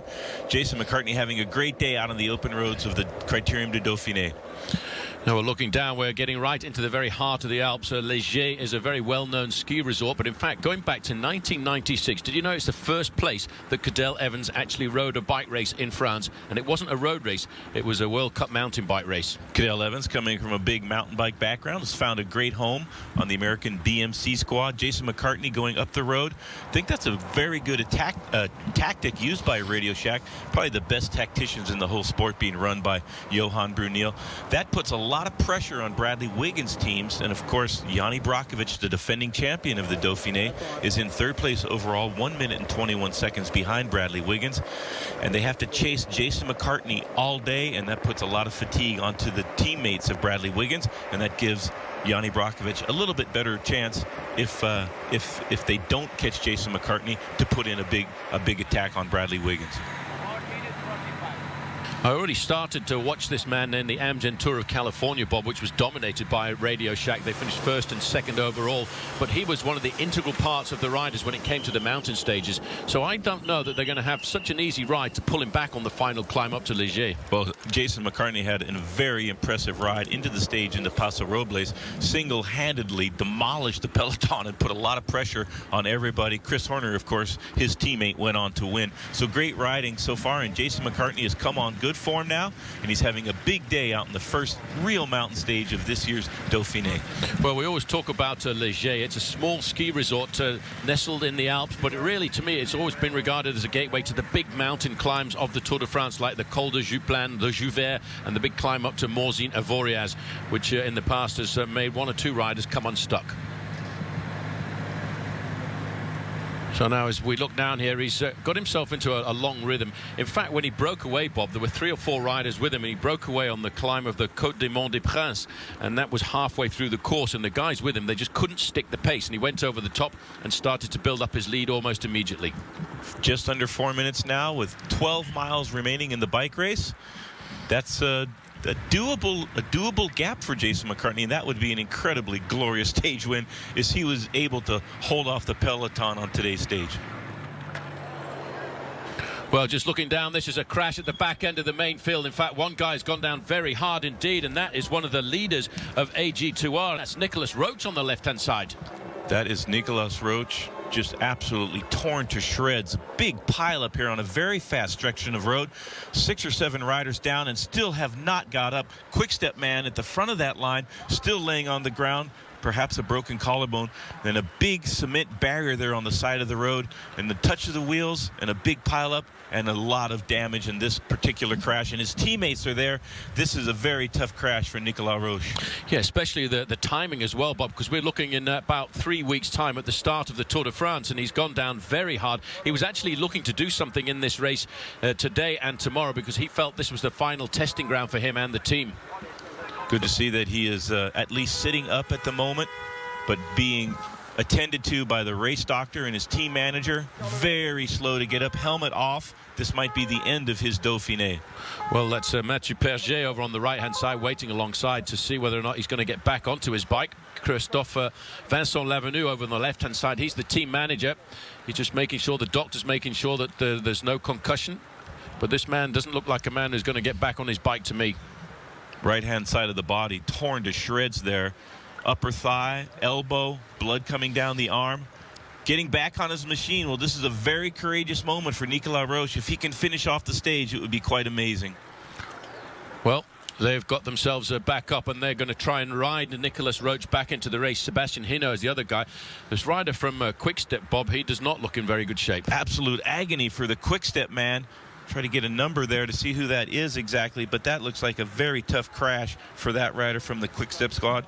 Looks like Andy Capel, perhaps, the man from Quick-Step that went down there and has yet to move. He's still laying. At least he rolled onto his stomach from his back, but maybe a broken collarbone on that for the man from Quick-Step. Well, just looking at the long line of the main field, they really are stretched now under the pressure of Team Europe car at the front. That's the team of Thomas Voeckler, the French national champion. I wonder if he wants to have a little attack once we get to Taninges. This is the Epic Cycle presented by Michelob Ultra on Versus, the superior light beer, perfectly balanced for the ultralife. And brought to you by Strava, built for the avid cyclist. Track, compete, share. Go to www.strava.com/versus. And by Clean Bottle, the bottle that unscrews at both ends for easy cleaning.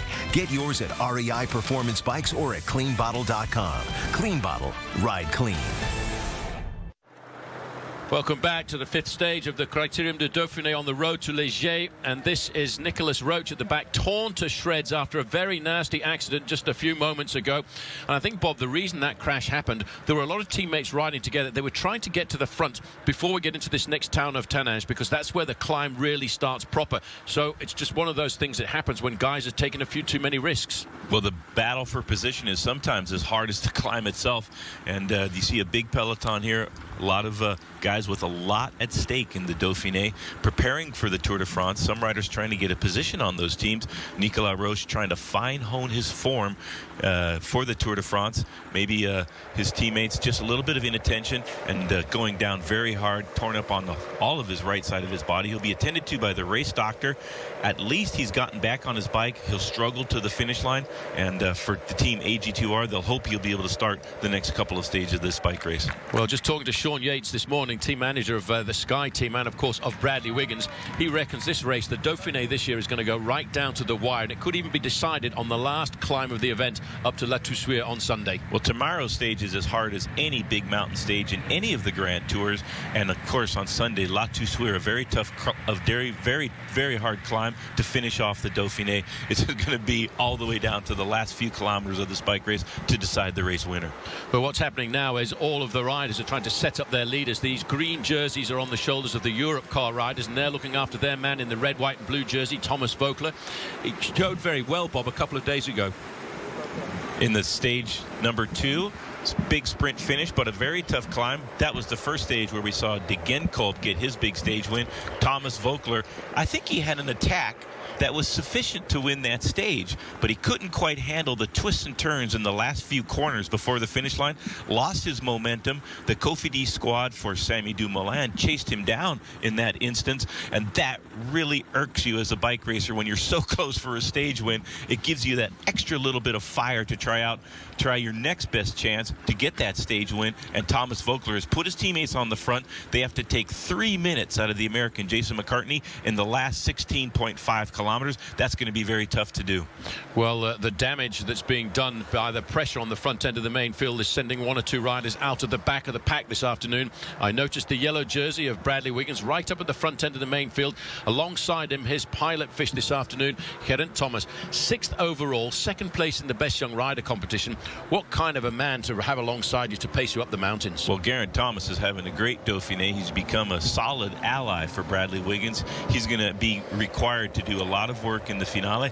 I think that perhaps even the Radio Shack man, Yanni Brockovich, might have a bit of a dig himself, but Thomas Voeckler, he would not put his teammates on the front unless he fancied his chance at a stage win. It's still a pretty sizable gap to Jason McCartney, who's having a great day out on the open roads, inside of 10 miles now before the finish. Well, Bob, I would say if this was a flat finish today with 15 kilometers to go, 10 miles of racing and just about 3 minutes, I'd say it's in the bag for Jason McCartney, but unfortunately 10 kilometers of this finish are uphill. In a long climb, very tough climb. We'll see if Jason McCartney hasn't been pacing himself a little bit, conserving enough to get over this last climb and still in the front of the bike race. That would be the right tactic to use.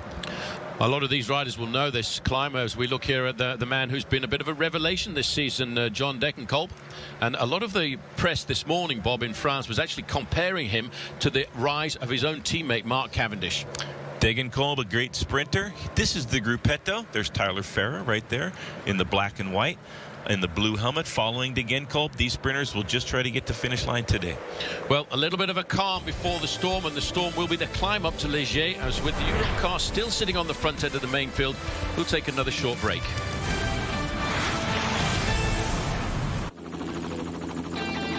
Saturday, the Oiseaux IndyCar Series continues on Versus with the Firestone Twin 275s. When the Texas sun goes down, the lights come up for back-to-back shootouts. For the first time in the Oiseaux IndyCar Series, 2 champions will be crowned in one night. Saturday, 8 p.m. Eastern Time, only on Versus. Well, this man is striving to survive, and his name is Jason McCartney, born in Honolulu, rides for the American team Radio Shack, but the times are absolutely crumbling. He had at one stage 12.5 minutes over the front of the main field, but the main field now is in an angry mood as they head towards Taninges and start the climb up towards the finishing town and the ski resort of Léger. Europa car in the green jerseys with the black shorts doing the tempo now, presumably setting up for a stage win for Thomas Voeckler, the champion of France.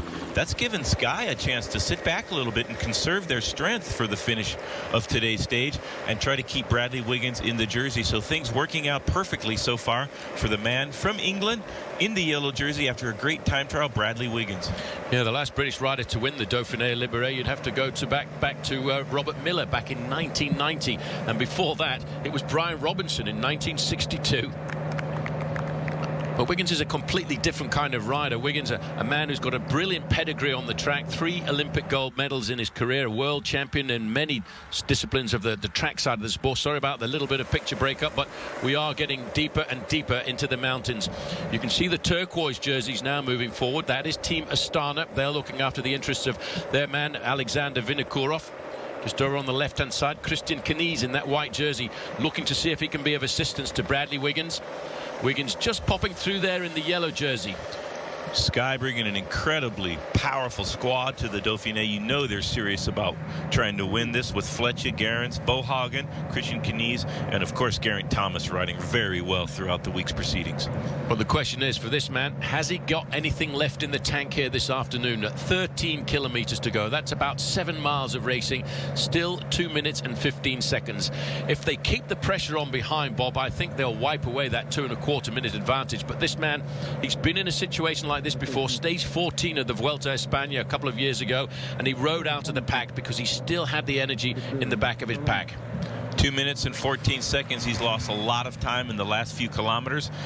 Once when the peloton starts their acceleration towards the bottom of the climb and very technical part of the course is because of the battle for position.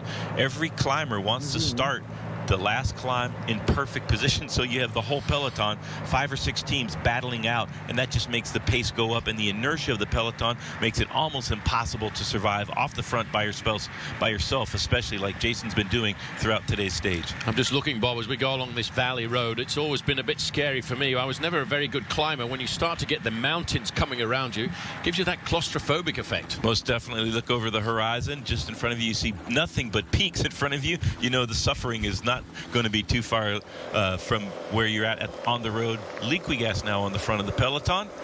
Maybe Ivan Basso feeling a little bit better. Had a very tough Dauphiné so far. Well, Liquigas, Cannondale, a very strong squad using the Criterium du Dauphine to fine-tune possibly the legs of Ivan Basso. He feels that it's still in time and he's still on site for a good ride in the Tour de France this year, which is why he's come here. He's sitting there in 3rd place in the dark glasses. He will know this climb. It's a climb that's been used in the Tour de France on a number of previous occasions. The occasion I was thinking about, Bob, was when Piotr Ugramov gave a real whacking to Miguel Indurain in a time trial over this almost same course. Falls flat here. This is going to hurt Jason McCartney, and there's the big mountains surrounding him. Leger is a tough little climb to the finish. It's falls flat. Most of the time the average is only 5%, but it does kick up, and when you've been out in the front for so long as Jason McCartney has done, these are some agonizing miles just to finish off the stage. Well, he keeps getting out of the saddle. The reason for that, he's just trying to stretch the back a fraction. He's been in a big gear for an awful long time here this afternoon, and he knows right now he's got to find something special if he wants to survive for just 11.7 more kilometers. That's 6.5 miles. We'll take a short break and see how he's handling it.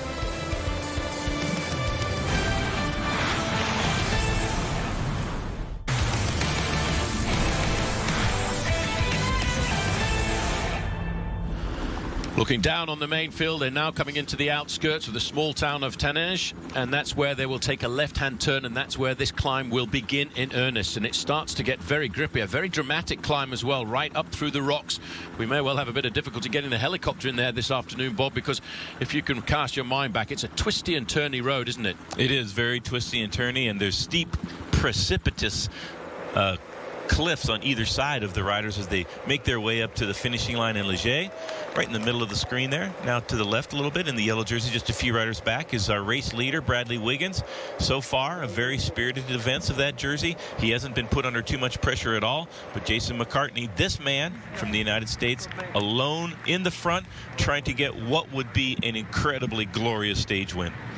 Well, he's no stranger to stage victories in the past, but here, Bob, I think the way this is starting to tumble, this is the left-hand turn now onto the start proper, and almost immediately the gradient kicks. Here it's about 5% gradient. Once we get to the corners and the very twisty left and right-hand bends further up, then the gradient starts to kick in even more. 6 miles to go, about a 10K. If you can put that in foot racing terms, Jason McCartney now has to start his race for a stage win. 1:24. Jason McCartney looking like, to me, struggling a little bit right now. You can see that his tempo, if we go back to the peloton when we have a chance to see the group, it will be dramatically different. Well, you have to say, a peloton of riders, the main field, the main pack of racers, they have no mercy at all, do they? This man deserves the victory here this afternoon. He broke away at 95 kilometers into the race, but a lot of riders in this group we're looking at too, they want to make a point today, because today is the first of 3 very big mountain days. I don't think I've ever seen a Criterium du Dauphine before where there have been 3 mountain stages like this, packed closely together, and each one finishing at the top of a mountain. It's a very tough parcours for the final 3 days of racing. Summit of the climb, 10.7 kilometers there for the peloton. Quite a bit different tempo being put in here by the front group. Here's the leaders. Michel Char, the Swiss rider. He will be leading out Cadel Evans. Cadel Evans starts the day 1 minute and 11 seconds behind Bradley Wiggins.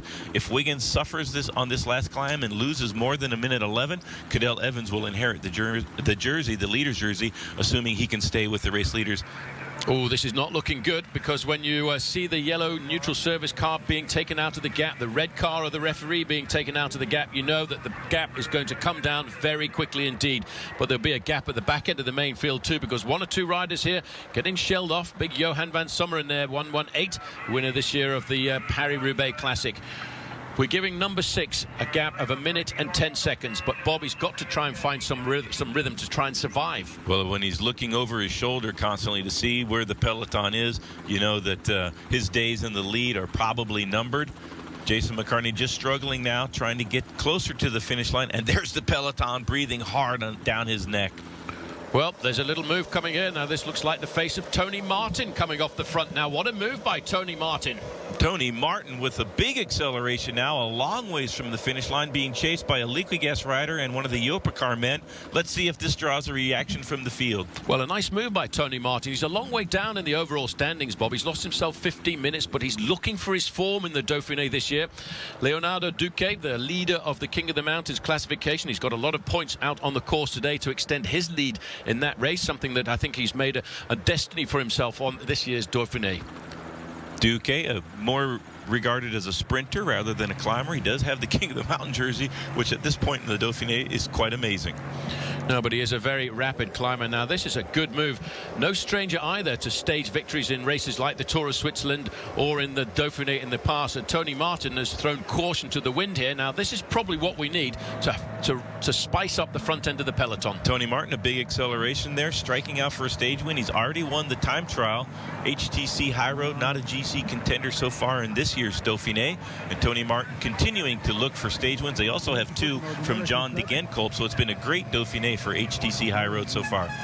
Well, McCartney's looking over his shoulder there, Bob. I think he's trying to recover just a slight amount, if he can, to try and get back onto the train, because he'll know how solid Tony Martin is, and he'll see that as a big engine to go with. Oh, most definitely. It just seems to be catching his breath for a moment. Robert Hasing, on the other hand, continuing to struggle. That was number 81 in the orange jersey of Rabobank. Let's see if Tony Martin can stay with his pursuers when they catch him. Well, that's what he'll want to do. Just out of interest, a couple of big sprinters abandoned this morning. The Haedo brothers both decided the better part of valor was to get themselves out of this race. McCartney's gone. McCartney still looking back, perhaps checking on the position of Yanni Brockovich, try to get back into the front and do some work for Yanni if he needs it later on in the stage. Well, just trying to ride across the gap here now, Team Astana. Now, this could be a little move here to try and set something up for their man Alexander Vinokourov. So now we have a new leader at 9 kilometers to go. It's Tony Martin on the front end of the main field with Patersky and Pierre Roland. We'll take another short break.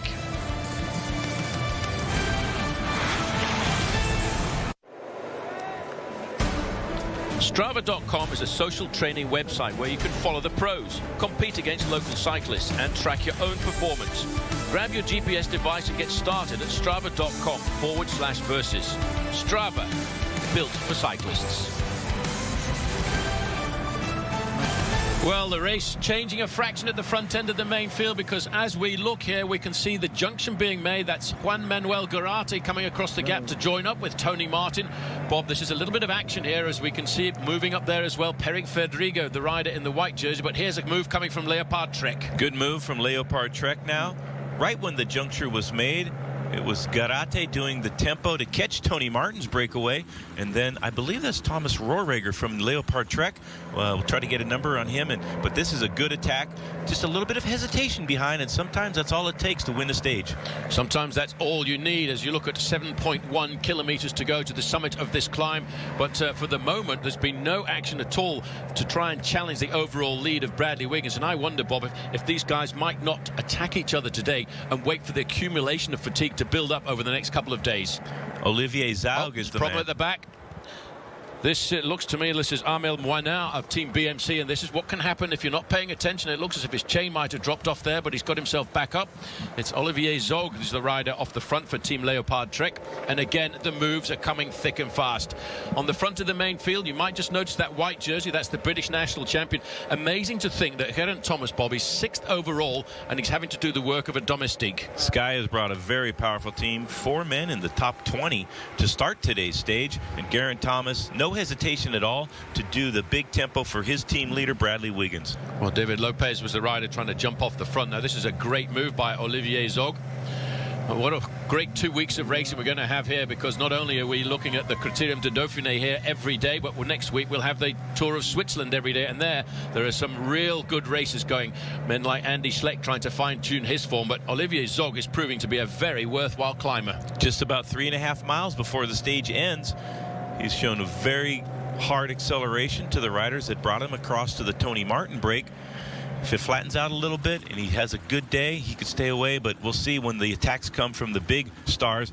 I have a feeling that Sky riding so powerfully has really discouraged the attacks of any of Bradley Wiggins' rivals for the finish of at least today's stage. Well, this is the damage that's being done at the back here. You might just notice Markel Irizar, Team Radio Shack, wearing number 4. A little bit further back, Haimar Zubeldia. He's a man who's finished well up in the Tour de France in the past.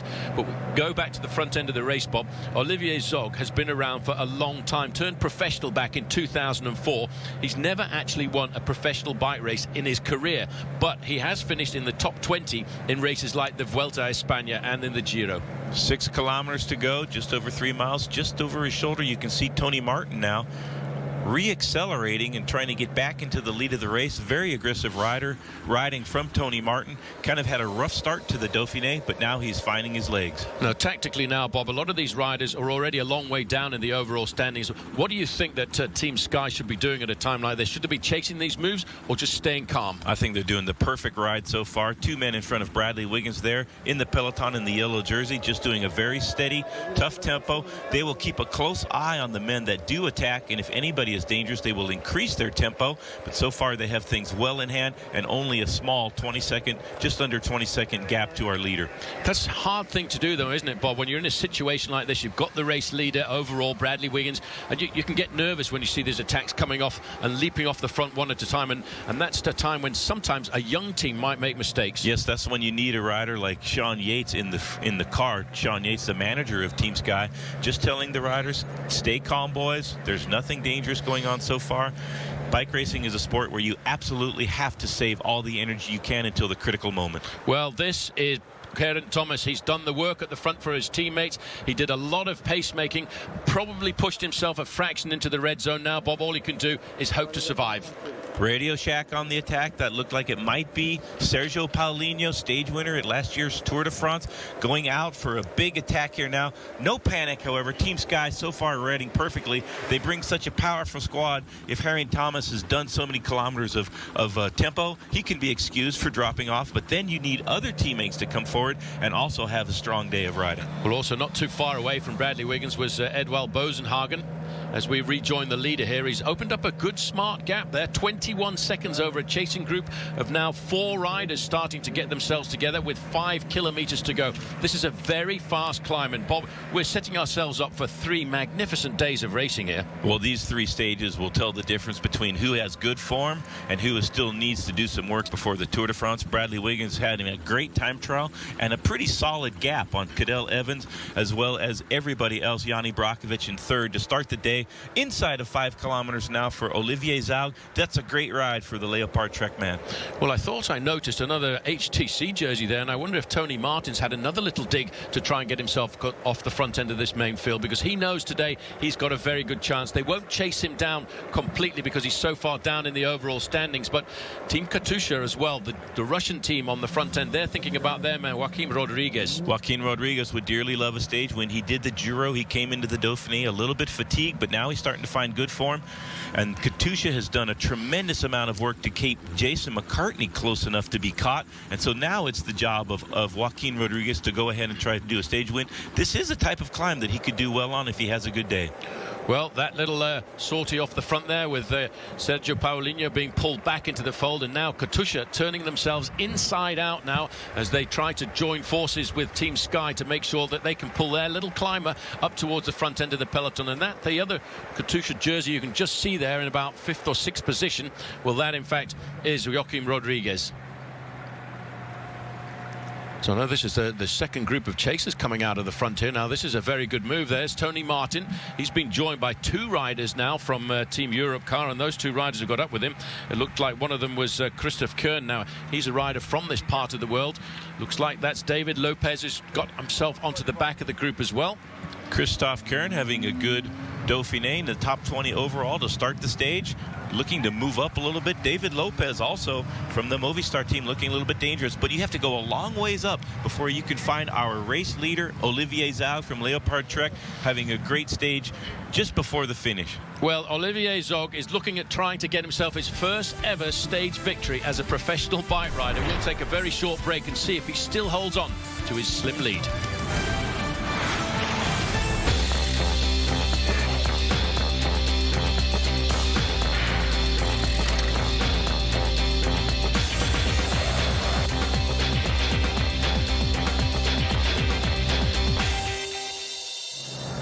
Welcome back. Well, Olivier Zaug has just been absorbed by a chase group now of about 4 riders, led there by Christophe Kern, Pierre Rollin and Tony Martin. But the main field now starting to react as well, with attacks coming thick and fast from Team Cofidis in the red and white jersey. This is David Moncoutier on the front, just ahead of Thomas Vogler. A number of attacks came from his teammate Raim Teramay, who in fact is an extremely good climber. But now, Bob, this climb is starting to really kick. This is the time when Bradley Wiggins has to be very attentive. Not a lot of teammates left. That's going to be worrying, but Bradley Wiggins seems to be up to the task so far. Joaquim Rodriguez there, the Katusha man from Spain, 19th to start the stage, and Jürgen Vandenbroek is the Omega rider, but Bradley Wiggins handling all of these accelerations without too much trouble so far. Now Wiggins looks to be a little bit in trouble, digging down, getting a little bit closer to the stem, and digging deep to get these accelerations under control. But he's got a shadow. His shadow is man from Astana, and that is Alexander Vinokourov, moving up into 4th place. Thomas Vogler now up into 5th place. Not very many riders missing the split for the moment, but this move now coming at the front end of the race, and Europe Car are obviously trying to set something up themselves. But look at the acceleration from the main field. Tony Martin's back in the fold. Did not see Brakovic or Cadel Evans in that acceleration by Bradley Wiggins. They are a little bit gapped off the back, so Brakovic now is going to have to do his best to try to close down this very small gap to our race leader in the yellow jersey, Bradley Wiggins. Well, this really is having a serious effect on the front end of the main field at 2.4 kilometers to go. Now the move by Vinokourov. Alexander Vinokourov digging deep now, seeing whether or not he can slip the front end of the peloton. Thomas Vogler looking very strong, handling all of those little attacks. He has a teammate up the road now, so he can play a defensive role, and he's in a great place to get a stage win. Well, I thought I had missed Cadel Evans, but that must be Cadel Evans in the black and red jersey there in about 8th position. They're chasing after this rider here now. This rider from this is Dan Martin. Well, that's amazing. Dan Martin now coming out of the gap. There behind him, Chris Anker Sorensen, Jürgen Vandenbroek. Caution is coming out of this bike race now at 2.1 kilometers to go to the finish. That's 1.2 miles. Well, on this part of stage number 1 is just about the time that Jürgen Vandenbroek made his big attack to get a great stage win and pull himself into the favorite position. He's struggled since then, but Jürgen Vandenbroek now looking very good on this final climb to the finish. Well, the attacks are coming again. That's David Moncoutier in the red jersey. Dan Martin has gone again, Bob. And I have to say, what he's probably trying to do here to the team management is say, guys, I want to go to the Tour de France this year. I want to prove to you that I am a great climber. And he probably will be trying to jump out of the back. Tony Martin has stopped in the road there. Kablamo! Tony Martin glued to the pavement. He had a very aggressive climb so far, but he found it 2 kilometers too long.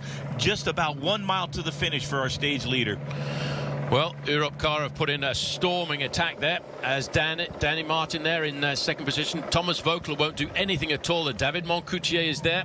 I think this is Christophe Kern, who's got himself off the front end of the main field. They're going to have to work together if they want to pull him back. And Alexander Vinokourov knows you cannot wait when you get so close to the finish. Thomas Vogler now has a teammate just ahead, 7 seconds in front. Vogler looking up the road. He won't do a lot of work. Vinokourov making a big acceleration now, but Vino doesn't want to drag Thomas Vogler close to the finish line. 6 seconds, a very tenuous gap for Christophe Kern of Europcar, but brilliant riding now by that small French team. Well, they're certainly looking for the victory here this afternoon if they can. And there you can see another move. That looks like Krisanka Sorensen going off the front. Immediately covered there by Thomas Vogler. Thomas Vogler doing a great ride here to counter all those attacks Vinokourov went. He went right on the wheel. Krisanka Sorensen now, that's giving his teammate a brilliant chance to win this stage.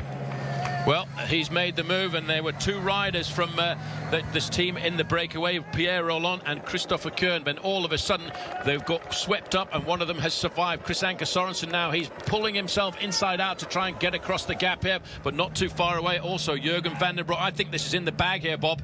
Great riding here by Europcar. He has a great ally just closing down those attacks behind him. We'll see if Christophe Kern can survive. He is really struggling now. Pretty steep last kilometer also. Krisanka Sorensen is the chaser, but this man's teammate Vogler is on the wheel trying to counter those moves. Well, he certainly is trying to counter all of the moves, and that's a great job of tactical work being done there by Thomas Vogler. It's not that big a gap. I make it about 14 seconds as we start to get to the real grippy part of this course now. Out of the saddle, turning himself inside out. 500 meters to go, and he's still got that advantage, and he must find something special from somewhere, Bob. You got to dig deep right now. The legs are screaming, please stop this. Why are we doing this? But the mind has to remind him the glory is just around the next couple of corners for the man in the lead, Christophe Kern. Well, that's Krisanka Sorensen going off the front there for Saxo Bank. He won't give up either. He knows you've still got a chance as long as you keep the pressure in those legs. Christophe Kern just a few hundred meters now. The effort you can see written all over his face, digging deep now, closing into the finishing straightaway. Great ride by the team. Europcar, this will be a great stage win. Well, it's going to be a victory of a team here, but the man who will cross the line in first place is Christophe Kern. He's going to look over his shoulder one final time to make sure he's got this victory in the bag, and there it is. Hands in the air, 2 arms aloft in a victory salute. Victory for him and for Europcar, while Krisanka Sorensen, he just holds on for second place as he comes up to the line. The French national champion, Thomas Vogler, you can see just exactly how happy he is with that victory. Thomas Vogler celebrating his teammate's win in third position on the road, winning that little field sprint in front of the peloton. Well, looking down here, I want to see if we've got some riders who've missed out. There's Raim Terame. He's coming across the line there in that group. He was a man who was very aggressive early on. The gap's starting to appear.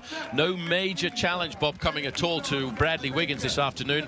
And I think it'll come tomorrow and the next day. And his team manager, Sean Yates, as he said, very likely that's going to happen on the final climb of the event, La Toussuirel. Handy finish there by the American National Road Champion, Matthew Boucher from the Radio Shack squad, just coming across the line ahead of some very big names in the sport of cycling. Great defense of the jersey by Team Sky and Bradley Wiggins. Team Europcar pulls a joker out of their deck. Vogler did a lot of the teamwork, but this man, Christophe Kern, was able to get the stage victory. Great riding by the squad. Well, Thomas Vogler coming up there. He gets third place, but he looks as happy as if he'd won the stage himself. Thomas Vogler for his teammate. This man, Christophe Kern, winning the stage. Great riding by Europcar. They came here ready to race. That'll give them great morale coming into the Tour de France. Well, no change at all in the overall standings for Bradley Wiggins. He should still run out to 1 minute and 11 seconds overall ahead of Cadel Evans at the end of the day. No serious challenges either as we start to go deeper and deeper into the Alps, because tomorrow and the next day we're facing up to some very difficult stages, even more difficult than today's. So as Christophe Kern celebrates his victory, a very well-earned victory, I have to say. We'll take a very short break, come back with the podiums and an interview with the overall leader. This is the Epic Cycle presented by Michelob Ultra on Versus, the superior light beer, perfectly balanced for the ultralife. And brought to you by Physique. Check out Physique's new high-performance R1 and R3 road shoes at Physique.com. Looking down over the Alps with these roads looking like pieces of discarded spaghetti, Ligier has hosted the finish of a very good stage today, with Christophe Kern getting himself a well-timed, well-earned victory for Team Europcar. Well, Christophe Kern getting himself the victory there, 7 seconds ahead of Chris Anker Sorensen, Thomas Vogler in 3rd place, Joachim Rodriguez in 4th, and Alexander Vinokourov in 5th. But the 6th place finish by Bradley Wiggins means that there'll be no real change at the top of the overall classification, and Jürgen van den Broek inside of the top 10 means he'll be right up there as well. Well, the Michelob Ultra ride of the day has to go to one man, the man who took the race by the horns, and that, of course, Bob, is Christophe Kern. Christophe Kern's turning himself inside out, going through pure torture, but getting the glory of a stage win. He was helped very admirably there by Thomas Vogler, and this is a great team effort, but an incredible solo to the finish line by Christophe Kern. Perfect timing on his attack, carried that all the way to the finish line. And with that victory, that earns him the Michelob Ultra ride of the day. Well, he hasn't won a race since 2004 when he won the stage 6 of the Tour de l'Avenir, but Bob, I think he deserved that one. Well, this is a great way to end a 7-year drought for Christophe Kern, and that also gives him great morale coming into the Tour de France. They'll start that in just a couple of weeks' time, but for the moment, Christophe Kern on the top of the podium. So Bradley Wiggins still leads the race by 1 minute and 11 seconds ahead of Cadel Evans, Yanni Brakovic and Alexander Vinokourov. Looking a bit further down, moving up into 6th place, Jürgen van den Broek, Christophe Reblon into 7th. Ben Hermans, the Belgian rider on Radio Shack, is 8th, and Konstantin Sivstop moves up into the top 10. Our notables, Matthew Boucher all the way up to 22nd place, the American on the American Radio Shack squad, continuing to race well. Basso, Zabriskie, Hasink, Jason McCartney 137th overall. Well, Bradley Wiggins was expecting the attacks to come today. Well, they never really materialized on the slopes of the climb up to the ski resort here of Ligier. I'm sure they will come tomorrow, so one more day in the yellow. A couple of hard accelerations Bradley Wiggins put in to counter the attacks by Alexander Vinokourov especially. Vino starts in 4th, but Bradley Wiggins, a very solid defense of the yellow jersey on today's stage by himself and his teammates. Just a point of notice, he looks pretty skinny there, Bob, and do you remember a couple of years ago he lost himself something like 7 kilos to getting him into the position of being a good climber. It's been a long transition from the track where you need a little bit of body mass for the inertia to being a climber. These big mountains, absolutely as thin and lean as possible, and Bradley Wiggins is most certainly as skinny as I've ever seen him. So Bradley Wiggins getting himself another yellow jersey. Let's catch up with him behind the podium to see what he thinks about today's stage. My team was amazing. They did a fantastic job today in marshalling the right moves, making sure we didn't get any big groups go away. And eventually Jason McCartney went away, and that was perfect. And just look to tomorrow now and just give it everything tomorrow. And obviously I believe if I do that, I'll still be in yellow. But and then we'll look to Sunday. But obviously, as I said, tomorrow's the main day. Sunday is slightly easier, only a bit. But, you know, people are getting tired now. We've been racing for nearly a week, so, you know, I don't know. There's no superhumans out there at the moment. Those are the old days. Well, Bob, I've got to say that's a very confident-sounding Bradley Wiggins, and having a dig at the old days, and maybe finally we're talking about a clean cycling going forward. Just very strong words from Bradley Wiggins, the overall race leader. He's referring, of course, to the days when a lot of curious happenstances out on the open road. I think he's a direct dig at Ricardo Rico, Stefan Schumacher, Bernard Cole, and the dark days of cycling. Hopefully those are behind us. Let's hope we're looking forward to a very bright future, and with guys like Bradley Wiggins, I'm sure we are. Well, anyway, Epic Cycle presented by Michelob Ultra continues on Versus tomorrow with 2 elite cycling events. It all starts at 5 p.m. Eastern Time with Stage 6 of the Criterium du Dauphine, and immediately after that, Stage 1, the individual prologue of the Tour de Suisse. The Epic Cycle continues tomorrow beginning at 5 p.m. Eastern, only on Versus. For a full schedule, log on to our website at nbcsports.com. You can also follow us on Twitter at VS Cycling. And if you want to go down to Facebook, we've got the Versus Cycling webpage also, where you'll find predictions from Bob and myself every day. Congratulations then to Christophe Kern and to Bradley Wiggins for holding on to his overall lead until tomorrow night and that double header of cycling events. On behalf of Bob Roll, I'm Paul Sherwen. Today will rock the foundations of most bike riders' courage. The general opinion is that the Col d'Avelar is tougher than the famed Alpe d'Huez. This afternoon, we'll find out. Yesterday, the summit finish atop the ski resort of Ligier was an hors d'oeuvre for the next 2 days of mountains. Yellow jersey wearer Bradley Wiggins was tested, but held his own to maintain the overall lead. Today, the assault on the Alps continues with 6 mountain passes, including the gut-wrenching climb to the top of the Collet de Villars. Today, only the strong will survive. Today, the main course is served. Act 2 in the Alps of the Criterium du Dauphine is next on Versus.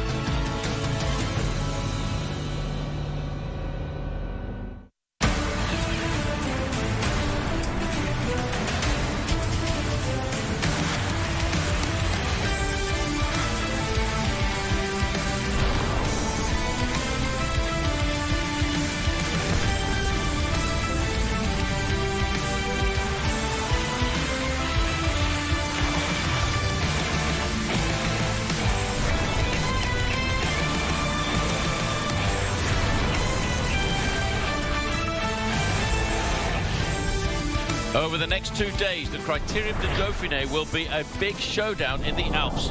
Hello, everybody. Welcome to Epic Cycle, presented by Michelob Ultra. I'm Paul Sherwen. Alongside me is Bob Roll. Bob, yesterday was kind of an hors d'oeuvre. Today is a big showdown. We are in the high mountains of the Alps, above the tree line. This is a true test for the climbers. The finishing climb, Le Collet de Alevard, is absolutely grisly to finish off the stage.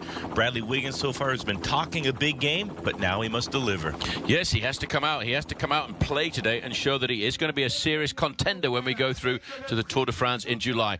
He's looking slim, he's looking skinny, he's looking like a man who is prepared for the Tour de France as he puts on the yellow jersey and is firmly on his shoulders with a 1 minute and 11-second advantage over the man next in line, Cadel Evans, who today has to come out and play. Yanni Brakovic is still a threat in 3rd place. Alexander Vinokourov, well, he's the real loose gun. A little bit further down, Jürgen van der Broek wants to confirm that he's got great form for the upcoming Tour de France, and Ben Hermans moving up into 8th place. Matthew Boucher, 22nd place, having a great Dauphiné so far. Ivan Basso showing signs of life. Zabriskie riding well. Robert Hasing having a very tough Dauphiné. He's plummeted all the way down to 79th overall. Well, I tell you what, Bob, we're getting right into the very heart of the Alps. That's what it's all about. This final weekend of the Criterium du Dauphine is going to be a tough day. As the riders leave from Léger this morning, it's a nasty ride all the way to the Col d'Alevard. The shark's teeth of this profile will bite everybody in this peloton. Cat 2s, Cat 4s, beyond Category 1 Category 1 climb before the beyond category climb to the Collet de Alevard. This is a real specialty for the mountain climbers. Well, the categorization of the climbs means how severe they are. 4 is easy, 1 is hard. HC, all category, is the most difficult that you can put together in a professional bike race. And the Collet d'Alevard, right down at the end, forget about it. 6.5 miles of climbing, 8.5%. Well, at 25 kilometres to go now, we're looking at this 8-man breakaway that formed after 84 kilometres of the stage this afternoon. And I tell you what, Bob, it's going to be a very difficult group to pull back, I think. Tough gap here, 2:07, long climb to the finish. Egoy Martinez, he's the rider from Euskaltel Euskadi, a very strong bike racer. When he's in the breakaway, they always have a solid chance to win. It's a little bit of confusion now in the breakaway. I think a lot of tired legs this deep into the stage race.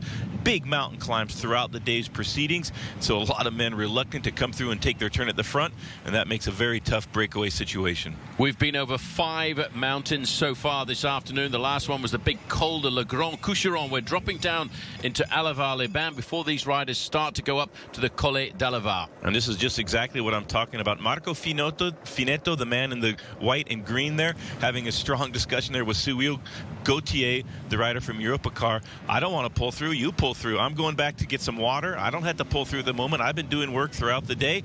Why don't you go through? If you want to pull, go ahead. No problem. Well, it's nervous moments, really, Bob, because this is the time when everybody starts to feel that, are we going to survive or are we not going to survive? The front end of the main field, Team Sky in the black and blue jerseys on the front end of the main field. I think that we're looking at a very solid Bradley Wiggins here. This could be confirmation that Bradley Wiggins is coming back to being in the position of a challenger for the Tour de France. Well, absolutely brilliant defense of the leader's yellow jersey by Team Sky.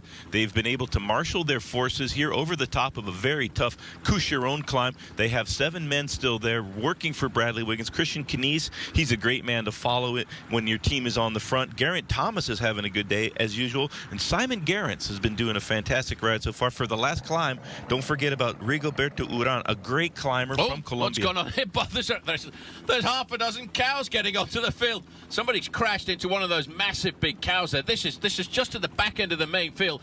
Unbelievable. Well, when a cow gets on the road, And you see that Euskaltel rider is hurt badly by that. So a big crash here being caused by something I don't think I've ever seen this in my whole life, a cow being out on the race course. Well, that looks to me as if the rider from Euskaltel who went down very hard there indeed, Bob. And we're just looking back at, this is a very dramatic crash. It happened the massive cow got onto the field there, and I've rarely seen that before. It looks like a rider went down from FDJ, and there's a couple of riders also been involved in there from AG2R. Euskaltel man down hard, looking like a broken collarbone right there, and the peloton absolutely steaming down the road. Cattle out on the race course. Never seen that before. Huge. Never in my life. That's a huge cow, Bob. And I mean, those guys, if they were involved in that accident, they went down extremely hard. And I think the Euskaltel rider was Mikkel Lander, number 103, went down very hard indeed. A couple of teammates alongside him. Well, that's crazy. That's unbelievable. I mean, you have dogs that happens quite frequently, but never a cow out on the course. And here you can see some cattle just getting out on the course there and running along with the peloton, spooked by the big, massive riders coming down this very small country back lane. And you can see there's no fence right there, and they're just following the leader, and kapow! You've got to understand, Bob, you have to understand, Bob, that this stadium is not an enclosed stadium. The race is in the countryside. You cannot control every element, and that's exactly what's happened there. I'm surprised there was no fence to keep those cows in, but sometimes the cows get spooked, maybe by the helicopter, maybe by the motorbikes, and all of a sudden, chaos on the road of the Dauphiné. As we take our descent down to the bottom and head down towards Alvar-les-Bains, down these very dramatic corners, we'll take a very short break, and when we come back, we won't be too far away from the final climb of the day. This is the Epic Cycle presented by Michelob Ultra on Versus, the superior light beer, perfectly balanced for the ultra life. And brought to you by Strava, built for the avid cyclist. Track, compete, share. Go to www.strava.com/versus.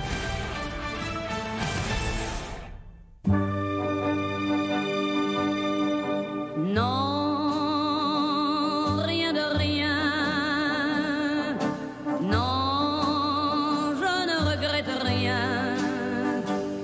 C'est payé.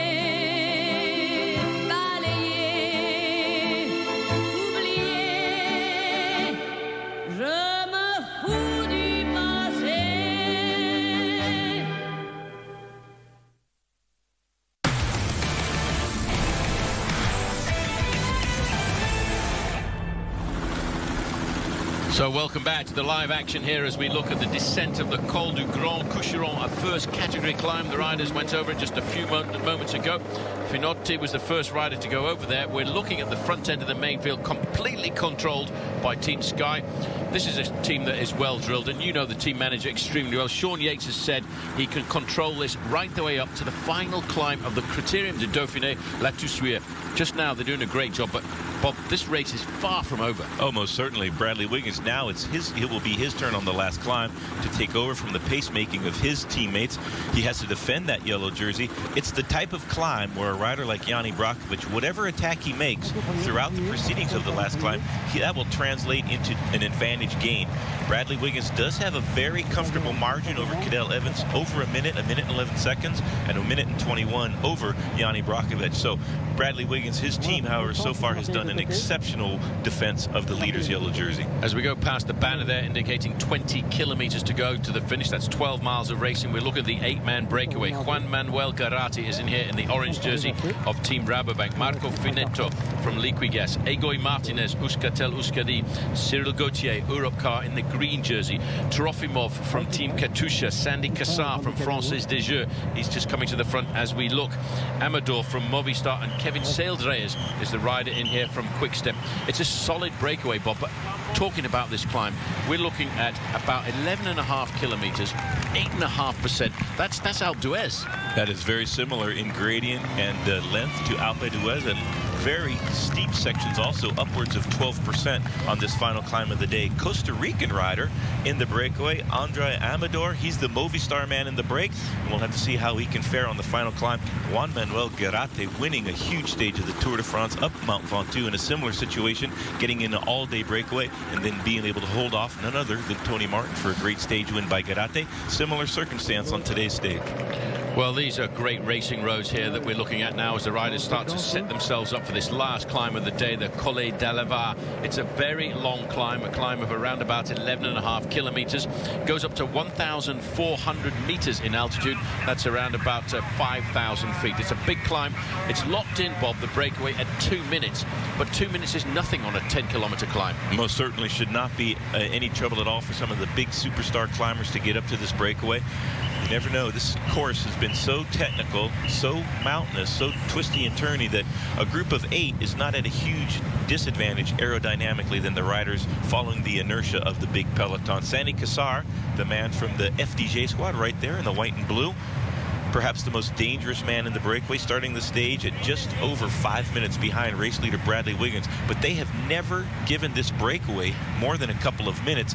I think maybe I would have been a little bit more conservative, let them get 3 or 4 minutes, and then hope that they come back before the final ascension to the finish line. Well, Sandy Cassar, you mentioned there, in the white jersey, FDJ. He's a very good bike rider. This year, in the early part of the season, he won Paris-Camembert. He's one of those riders, Bob, who he doesn't win a lot of races. He's won 13 races throughout his career, but he always picks the big occasion to do well. Well, he has got a great couple of stage wins in the Tour de France. Sandy Cassar, the star of the FDJ squad, longtime campaigner now in the French peloton, and just starting to come on form. It's funny, French riders pretty quiet during the springtime in the last few years, but then at the Tour de France, they're always very competitive. Bit of chaos at the back end of the main field here. As you see, we are starting to really pick up the race. Arrière de la course, the back end of the bike race. We're looking there at Vladimir Karpets going backwards. They're all trying to get themselves to the front end of the main field before we start this final climb of the day. That's why there's so much chaos at the back. Well, the split here, presumably because of the cattle on the course a few kilometers before, big crash there closing down the road. That's Dave Zabriskie trying to get back into the main field, and that is incredibly bad luck. If you see a cow on the road and some riders come down and you have to stop and they're doing the final charge before the last climb, then that's a very long day in the saddle. Tough mountains made even more difficult by something I've never seen before in my life: cattle on the race course in today's sport. Well, as we look at these riders who are off the back of the main field's starting to get themselves a little bit more organized before the attack of the final ascent of the day. We'll take a short break. When we come back, there'll be some more climbing action. I'm Robbie McEwen of Team Radio Shack, and I chose SRAM. Ik ben Tyler Ferre, renner van ploeg Garmin-Cervelo, en ik heb SRAM gekozen.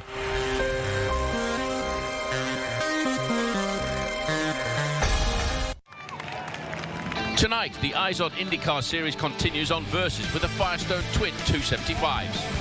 When the Texas sun goes down, the lights come up for the back-to-back shootouts. For the first time in the Izod IndyCar Series, 2 champions will be crowned in one night, tonight at 8 p.m. Eastern Time, only on Versus. Well, looking down on the small town here where the race is about to start, this is the town of Aleva, which lines itself up to the Collet d'Aleva, and we take the corner here and start 11.2 kilometers to the top of this big mountain, a mountain which many of the riders here who've actually raced it beforehand feel it's as difficult as the Alpe d'Huez. Edward Bosenhagen on the front end of the main field. Great. I mean, Bob, a few moments ago, we were looking at this breakaway with a 2-minute advantage. All of a sudden, it's nothing. Just in the last few kilometers, last couple of miles, the peloton has been able to hunt down the breakaway. 9 seconds is the gap. Bradley Wiggins accelerating across to the wheel of his teammate Edvald Boasson-Hagen without any trouble at all. Wiggins looking fantastic so far in today's stage. Well, you were talking yesterday, Bob, a little bit about the difference between Bradley Wiggins from 3-4 years ago. Bradley Wiggins, an incredible individual pursuiter, but he decided, in his mind, he wanted to become a rider for the Tour de France, and he slimmed down by about 7 kilos. That's an incredible change in a professional athlete's career. Well, power to weight ratio critical for the climbs, and Bradley Wiggins realizing he needed to lose a few kilos to be competitive in the high mountains. Maybe he lost a little bit of his track speed, but as far as his climbing ability, he has ascended to the heights of the sport. Well, you can see the damage that's being done, and at the front end of the main field, once again, orange jerseys trying to appear. I noticed that Robert Hessing, he's not done anything at all during this Criterium du Dauphine, Bob, but he was actually fairly ominous at the front end of the main field in the early part of the race. Maybe he's looking to do something for the men of orange. Well, Hessing had a decent time trial, but a very disappointing couple of days in the mountains so far for Robert Hessing, the leader of the Dutch squad Rabobank, and he needs to ride a lot better than that to have a chance for the team to defend his ability to win the Tour de France a little bit later in the summer. So we'll see if Robert Haesink can do a good climb on today's stage. So far, he's been pretty disappointing in the mountains. Well, this is Cyril Gauthier on the front for Europcar, and I was just talking to Jean-René Bernadotte, who I turned professional with back in 1978. He's the team manager of Europcar, and he said to me, he said he's got les fourmis dans les jambes, which the French means he's got the ants in his legs. He's itching to get out on the attack on a day like this. So Garate, you can recognize him there, the Spanish rider on Rabobank. He's got the gold and red bands on his sleeves there, indicating a former national champion. While Dave Zabriskie having a hard time. He's in one of the groups. He was actually caught out, Bob, by that crash which involved those huge cows. Cows on the road, anything can happen. Our stadium is the open roads out in the world. France, one of the best countries in the world to race bicycles, let's be honest. So this is the damage being done by the acceleration of the Astana team and the very, very steep slopes of the Collet de Alevard. It's going to be a very tough finale of today's stage. You talk about boom, boom, and out goes the lights. This is damage being done at the back end of the main field. I've just seen Merkel Irizar go backwards. I've just seen Jason McCartney. I've just seen Sergio Paulinho of Radio Shack. Bang, straight out of the back. 10 kilometers to go now. The damage is now on, and it's all still being done because of the effort being put in by Team Sky and, of course, Team Astana. Bo Hagen on the front, still going, and Bradley Wiggins looking very smooth there, fifth wheel, just behind Cadel Evans in the black and red. So Yanni Brockovich just a few riders down. Maybe Yanni Brockovich having a little bit of a hard time today so far. Edvald Bo Hagen for Team Sky, setting a very tough tempo, and gaps already starting to open up right there, 7 or 8 riders back. This is going to be a brilliant finale. It is, and just by the way, if you remember yesterday, there was a very nasty crash involving Nicholas Roach. Well, he didn't start this morning. He went to hospital after the race, and he was cut up pretty badly, so he decided with the team management that he'd better take a step back and try and recover before he gets to the Tour de France. But we are talking damage here in the Criterium du Dauphine. There's lots of riders going backwards. Bradley Wiggins, I have to say, Bob, looking very calm and collected. He's got his teammate Bozenhagen on the front, and David Moncoutier, boom, straight out of the back here. Rem Terame also, number 51, aggressive yesterday, not able to stick the pace this afternoon. Very tough final climb. Could be Tony Martin coming back also. Tried to do a little bit of something on the start of yesterday's final climb. Great time trial, but still continuing to struggle in the mountains. This is not his best terrain to ply his trade, and he's trying to get a little bit better at climbing so he can have a chance at the overall standings in the Tour de France. 13 riders left at the front end of the Criterium du Dauphine, and just getting himself onto the back, Thomas Voeckler. I have to tell you, Bob, Thomas Voeckler this year, I think it's his coming of age, because he is riding a storming season. 8 victories so far this year, and he's always there and thereabouts. Well, Europcar had a great ride on yesterday's stage, and Thomas Voeckler was instrumental in that victory by Christophe Kerim, his teammate, countering all the attacks as they came down, and still having some good legs on today's stage. Look at Bradley Wiggins, though, in the yellow jersey, looking very smooth so far. Well, looking very smooth. We're now looking at a group of elite riders at the front end of the Criterium du Dauphine. It's going to be a real humdinger as we start to get to the top of this climb. We'll take a very short break and see when or where the attacks are really going to start.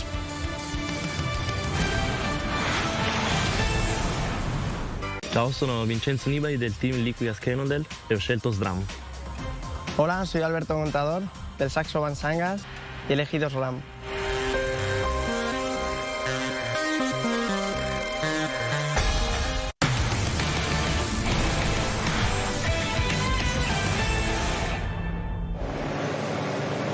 Looking here into the eyes of Alexander Vinokourov, concentrating on the job at hand. In front of him, Joaquim Rodriguez. In front of him, the yellow jersey of Bradley Wiggins, looking very cool and calm and collected. This is now becoming the heads of state of the Criterium du Dauphine this afternoon. Number 91 on the left-hand side, Ivan Basso. 101 in the orange jersey, Euskaltel Euskadi, Sammy Sanchez. The damage is being done by a single rider from Team Sky, and that's Edward Bozenhagen. What a great job.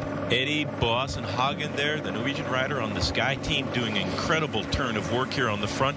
Relentless climb to the finish line. There hasn't been one flat section. It's been straight up since the get-go of this climb. Ivan Basso, big comeback now. Started the Dauphiné out of shape. He is recovering from a crash. He had 15 stitches from a training camp on Mount Etna down in Sicily. Starting to feel better now. He was able to match the accelerations on yesterday's stage. That was a much easier climb, however, than to finish off today's stage. And Basso, good to see him in the front group. Well, Thomas Vogler, 13th overall, looking for 3 minutes and 23 seconds.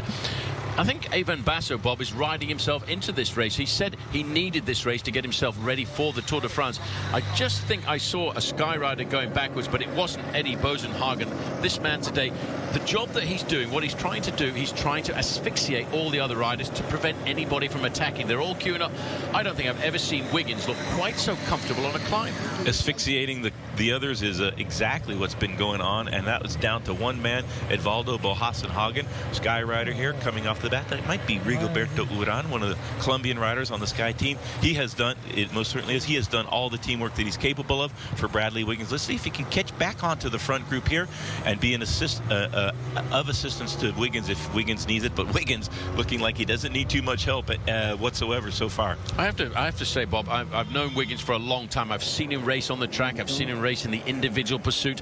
We saw him finish 4th overall in the Tour de France a couple of years ago. Look at the face of Cadel Evans here. This is hurting. Digging deep, Cadel Evans not looking as strong as he has so far. Robert Hasink having a much better day in the mountains, but Bradley Wiggins supreme so far, following Eddie Bohassenhagen. Edward Bohassenhagen started his professional career with some great wins. He had a little bit of a lull, but now he's starting to find that form again. A very classy rider. Bradley Wiggins, a great talent in cycling, and now he's making a long transition as to being a leader of a team. To have talent and get good results is one thing, but to put your teammates on the front, insist that they do the work to defend the leader's jersey, you have to be able to accept the responsibility, handle the pressure, and deliver the goods in these intense, very difficult, tough situations in our sport. Yeah, as you said, Bob, Bosenhagen on the front there swinging off. He's done a big job of work. Amazing to think that he's only 24 years of age, and now the attacks are starting to come. Bosenhagen pulled off to the right-hand side of the road, and ooh, that hurts. He's gone. He is absolutely gone. This is what happens when you work throughout the day for your team leader. You give up any chance you might have.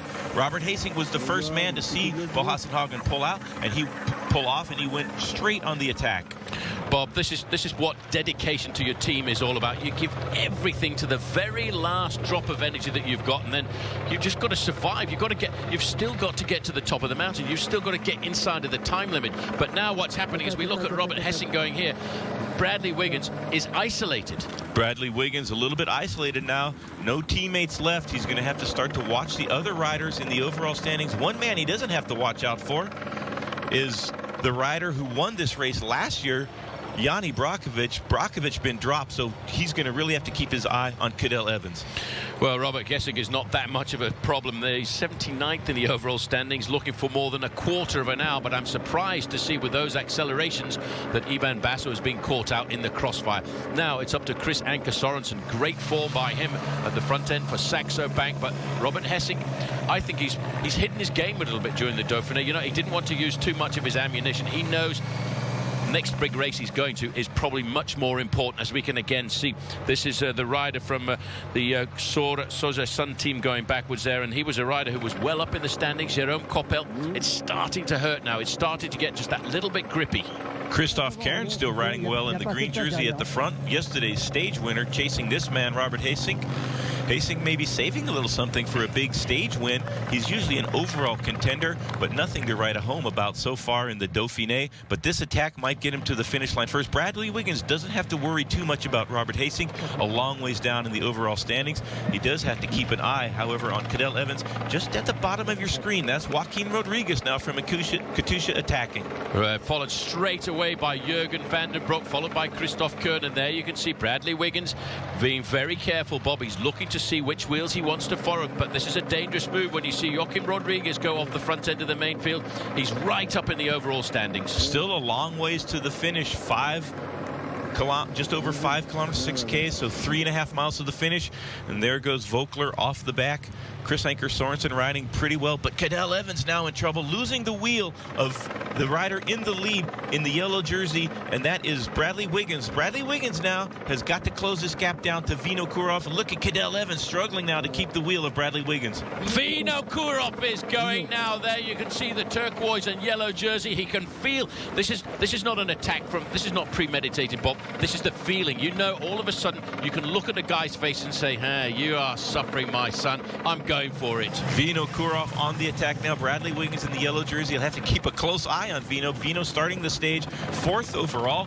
Watch Bradley Wiggins to see how he handles these accelerations as the attacks are coming thick and fast from all of the men in the overall standings. Joachim Rodriguez, he's quite a way down in the overall standings as well. He's 15th at the start of the day, 3 minutes and 55 seconds down. Alexander Vinokourov is looking for 1 minute and 56 seconds at the moment, Bob, at 5 kilometers to go, 3 miles to the top of the climb. Bradley Wiggins doesn't need to worry too much, but he does need to do something. And the man in the red shorts and red jersey is Cadel Evans, all over the machine, swinging it back and forth, struggling to stay on the wheel of Bradley Wiggins. Cadel Evans is the man most likely to take the yellow jersey away from Bradley Wiggins at the end of today's stage, finding himself in 2nd place in the overall standings, but Bradley Wiggins seems to be able to handle those accelerations quite well. Cadel Evans is now making the move. You might not have noticed it, but just a little strip of red came out of the attack there, covered straight away by Jürgen van der Broek, Christoph Kern, and now Wiggins has to respond to this.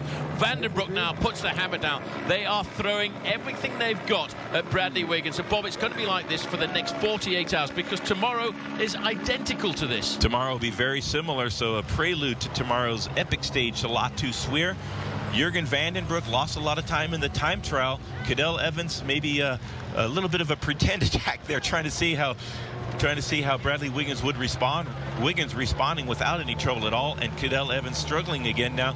That's Robert Hasink on the wheel of Bradley Wiggins, and Bradley Wiggins very, very well, just metering out his effort, just dosing it perfectly and closing the gaps down. Bradley Wiggins in an enviable situation right now. Well, Bradley Wiggins on the back foot at the moment, got himself up against the ropes as he sees the attacks coming from Joachim Rodriguez and Alexander Vinokourov. We're looking at 3 miles to go to the summit of this race. Wow, it's going to be good. Don't go too far away from your TV.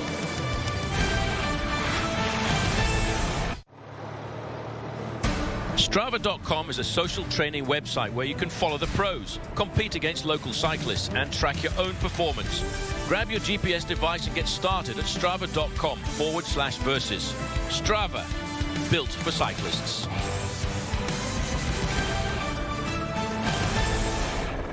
Looking now just inside of 5 kilometers, 3 miles to go to the finish, and this is Jürgen van den Broek looking over his shoulder to see what sort of damage.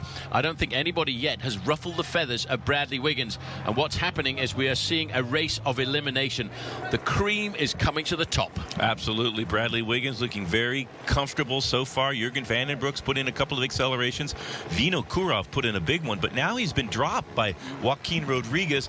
Look at Bradley Wiggins, very calm, cool, and collected. A little bit of the damage being done. JC Perraud here from the AG2R squad, just in front of Chris Anker Sorensen. Chris Anker Sorensen yesterday on the stage, but today struggling a little bit behind the big overall contenders. Joaquin Rodriguez has put in a race-winning move, and we'll see if it's Bradley Wiggins interested in chasing him down. Well, Robert Hessink put the move in. He's now been caught and passed, and the man leading this race is Joachim Rodriguez, and here he is. This is the kind of finish that he likes. Bob, you weren't so keen on his performance in the Dauphiné so far because you thought he'd be a little bit too tired from having participated in the Giro d'Italia, but here he's got that power that you get from a 3-week stage race. Well, he came into this hungry, a little bit disappointed in his Giro performance, so he thought he could get a stage win. Didn't have big aspirations for the overall standings, but he has been very conservative throughout the week's proceedings. Top 20 in the overall standings without doing too much. He had a very slow time trial, but now he's having a great day up this very tough climb, the Collet de Alvar. Just looking at Bradley Wiggins there, Bob, this is confidence. He's riding there. He said, okay, I've used my team. Everybody's gone. Now I have to assume responsibility. He doesn't have to chase down Joaquim Rodriguez because Rodriguez started the day 4 minutes behind him in the overall standings. He's quite comfortable to sit there and set his own tempo. That's a good move. That's a great move. He'll be maybe interested in bringing Vinokurov back into the lead group and try to catch him because Vinokurov starts the stage 4th overall, and now because Yanni Brockovich is struggling way down the road, I think that Bradley Wiggins is looking at Vinokurov perhaps moving into 3rd. You don't want to you do not want to let 2nd and 3rd place in overall get hardly any advantage. So we'll see if Bradley Wiggins in the last couple of miles of this stage close the gap down to Vinokurov, who sits now 2nd on the road. Yeah, poursuivant, that means the chaser, the 2nd chaser on the road, and that is Alexander Vinokurov. But he's about to get picked up by this group here because these are the top men now of the Criterium du Dauphine. We're seeing Bradley Wiggins. Every time it slows down, he's got no fear at all, Bob, of going to the front. He's got confidence, and this Criterium du Dauphine is going to give him confidence to go forward in 3 weeks' time to the Tour de France. Most certainly a spirited defense of the leader's jersey. Great to see Cadel Evans fighting back after clearly struggling in a big gear all over the machine. He put in a pretend attack there, maybe to just intimidate his rivals a little bit. That did not work, and now Cadel Evans in trouble, but clawing his way back and hanging tough to maintain his 2nd place overall position. Well, I don't believe this man. We called him the Jack in the Box yesterday, and he's out on the attack once again. Christoph Kern looking for the move here this afternoon. As you can see, Jürgen van den Broek says, no, mate, you're not having this one. You're not having 2 in a row because I won a victory this afternoon. Let's not forget, they're pulling themselves back now to Alexander Vinokurov. What a gladiator. Total gladiator. It's kind of surprising to see Christoph Kern being able to close the gap now to Alexander Vinokurov. I think Bradley Wiggins continues to be interested in Vinokurov. Van den Broek and Kern a long ways down in the overall standings. Cadel Evans trying to maintain this tempo. 4 kilometers, just about 2 miles left in this bike race. Vinokurov getting onto the wheel handily there of Van den Broek. Christoph Kern continuing to his impressive riding in the mountains. Yeah, Jean-René Bernadotte was saying that this guy has prepared himself. He gave him plenty of confidence in the early part of the season. He actually had a very nasty knee injury, which put him out of a number of races. But Jean-René Bernadotte, seasoned professional himself, waited to see whether or not he could come back to form for the Criterium du Dauphine. And I think he's given his team manager a definite nod. But this man we're looking at, Joaquim Rodriguez, he won a stage in the Tour de France at the top of a mountain last year, and he knows exactly how to really work hard. But Cadel Evans is looking a little bit disappointing. Very steep part of the course. This is where it kicks up to 12% gradient. Cadel Evans letting daylight go between Bradley Wiggins. What you want to do is stay on the wheel. It's very tough to keep closing those gaps. This is a very select 2nd group, splitting up a little bit now, but everybody chasing Joaquim Rodriguez. Well, one man still out on his home, Joaquim Rodriguez, with a 43-second advantage over the chasers. We'll take a very short break and see whether this man in the yellow jersey, Bradley Wiggins, can hold on.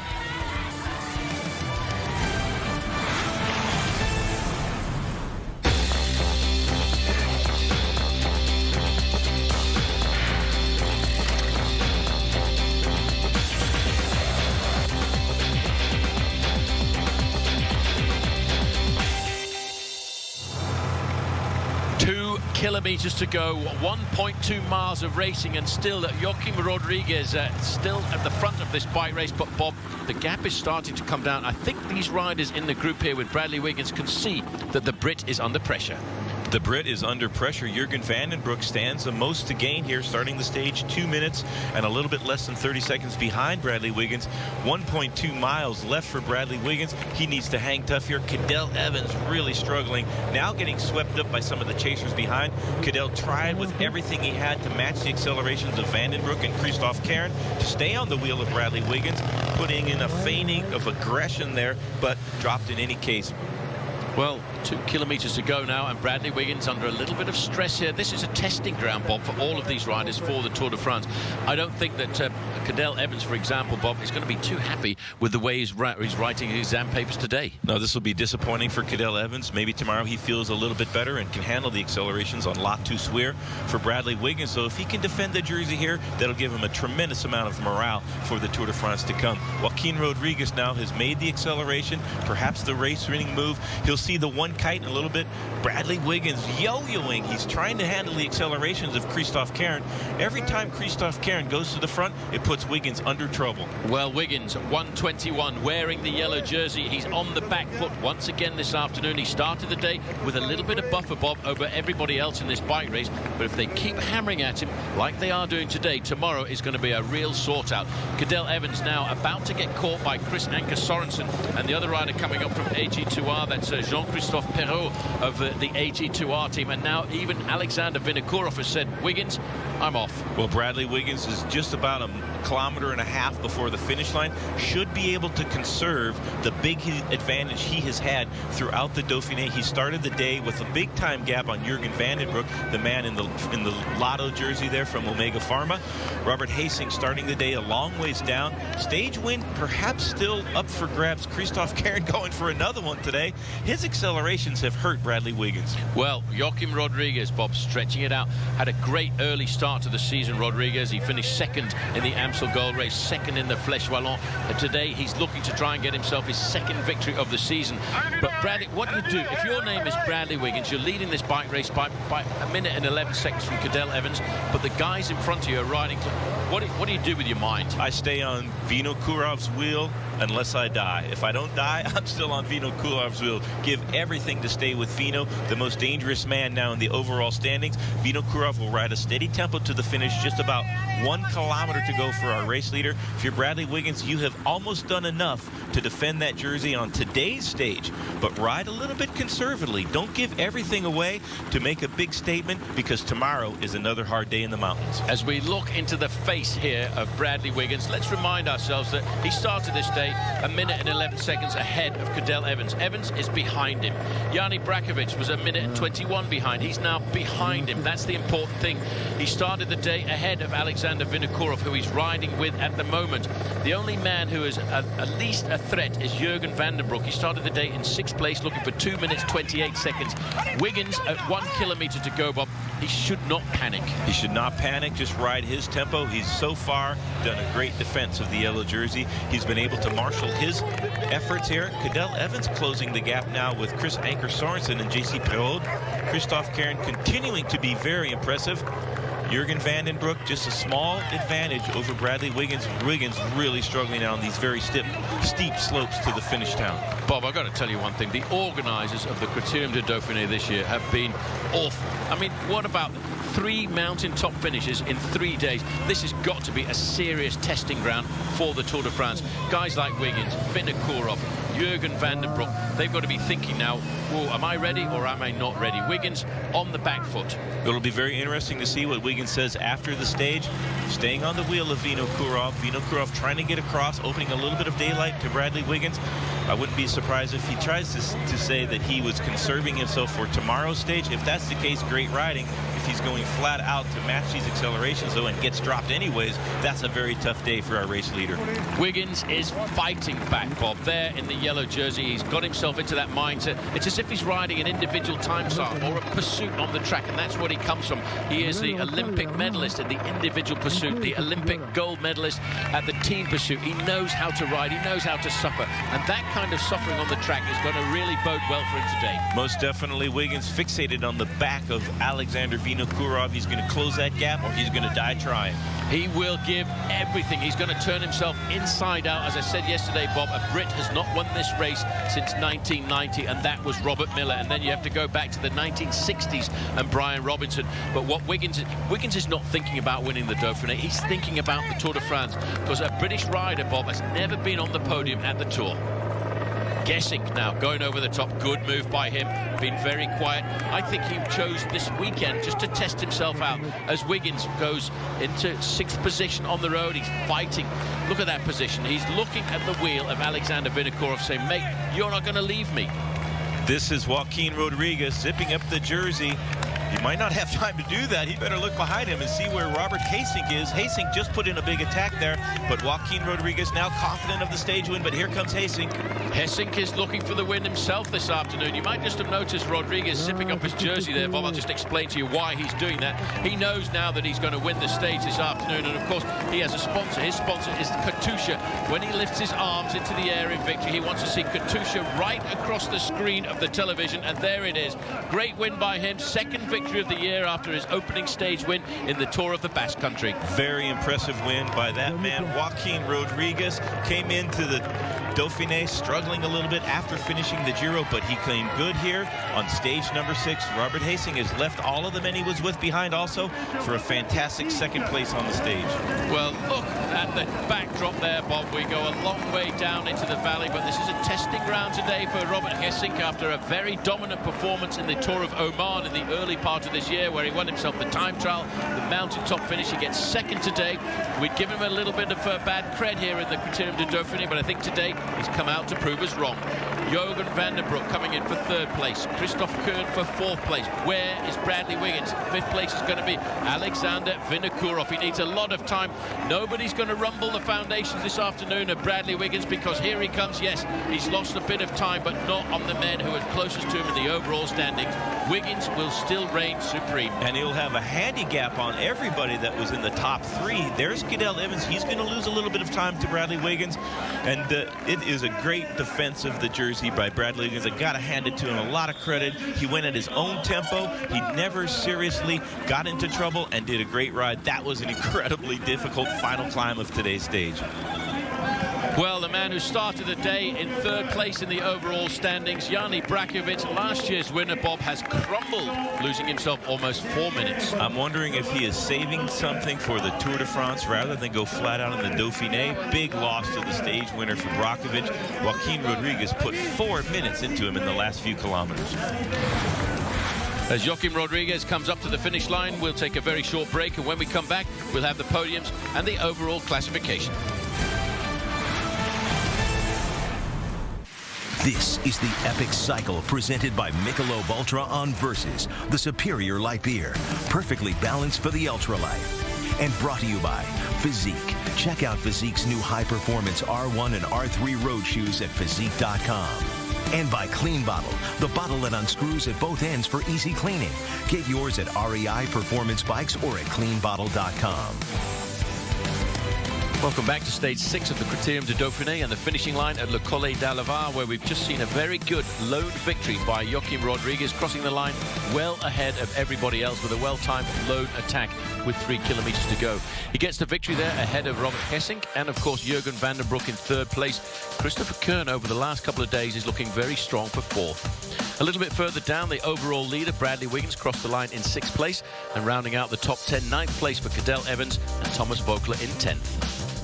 So today, the Michelob Ultra ride of the day. I think, Bob, we have to give it to the stage winner, Joaquin Rodriguez. Joaquin Rodriguez followed an acceleration by Alexander Vinokourov, then went off on his own, did a lot of kilometers by himself off of the front, never got more than about 30 seconds, yo-yoing in front of the accelerations from the men attacking Bradley Wiggins, but Joaquin Rodriguez was able to withstand all of those attacks and win a brilliant stage for himself and the Katusha squad. He had been promising for a couple of days to get himself a stage victory at the Criterium du Dauphine. That's why we've given him the Michelob Ultra ride of the day. Well, Bob, I have to say, he did say before the start of the Criterium du Dauphine he wanted to get himself a stage victory. He's been given 3 opportunities. He's come up good on stage 2 in the mountains. Confirmation of a great stage win by Joaquin Rodriguez. A beautiful day for the riders in this stage of the Dauphiné. Joaquin Rodriguez bringing the fitness forward from the Giro d'Italia. Didn't have a high standing in the overall classification, but a great stage win for Rodriguez and Team Katusha. So just to confirm the overall standings, Bradley Wiggins opens his lead over Cadel Evans now to 1 minute and 26 seconds, and Alexander Vinokourov moves up into 3rd place. And with that great ride today, Christophe Kern gets himself inside of the top 5. Looking a little bit further down, Joaquin Rodriguez climbs up into 6th, Konstantin Sivtsov in 8th place, and Thomas Vogler rounding out the top 10. Notables including Matthew Boucher moves down a little bit. Tough day in the mountains. Basso up. Robert Hasink, a good ride to move into 38th overall. Danny Pate continuing to race well. 40th place for Danny Pate. Dave Zabriskie had a decent ride as well. He finished 65th. Well, Bradley Wiggins might have crumbled a little bit on the final kilometres of this climb, Bob, but he did enough to stay at the top of the overall standings with just 1 day to go. Pretty amazing. They had a big gap on Cadel Evans and Yanni Brockovich and dropped both of them before the finish. Great riding by Bradley Wiggins and the entire Sky team. 1 more day between Wiggins and absolute glory in the Dauphiné. Well, Bob, if he can ride tomorrow the same way as he did today, he should run out the overall winner, but the attacks will surely come again from Van den Broek. Another tough climb to finish off tomorrow stage up to La Toussuirel. We saw a great battle in the Tour de France a few years ago on the same slopes. Bradley Wiggins, though, is on the cusp of what would be the greatest stage win in his career. So as Bradley Wiggins walks away from the podium, 1 more day for him to find out whether or not he's going to win this year's Criterium du Dauphine. And don't forget, the epic cycle presented by Michelob Ultra continues on Versus tomorrow with 2 elite cycling events. It all starts at 2 p.m. Eastern Time with the final stage of the Criterium du Dauphine, immediately followed by stage 2 of the Tour de Suisse. The epic cycle continues tomorrow, beginning at 2 p.m. Eastern Time, only on Versus.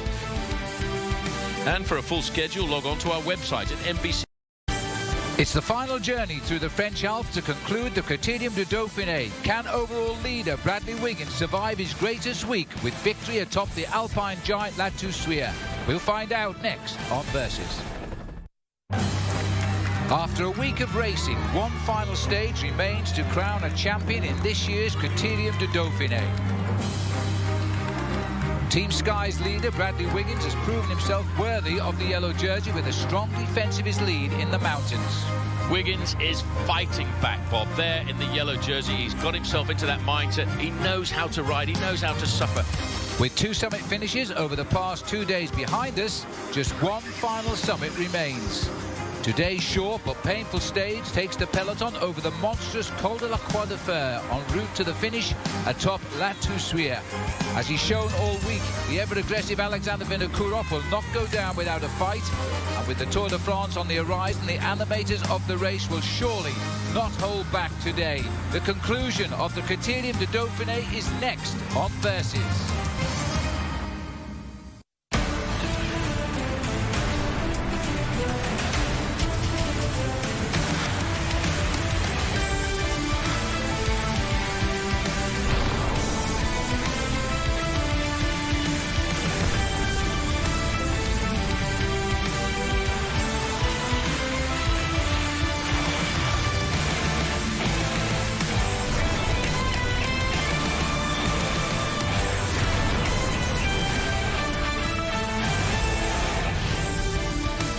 As spring gives way to summer in the French Alps, it's the big showdown today for the riders in the Criterium du Dauphiné. They'll cross La Croix de Fer, they'll race on and to finish on La Toussuirel. Will Bradley Wiggins hold on?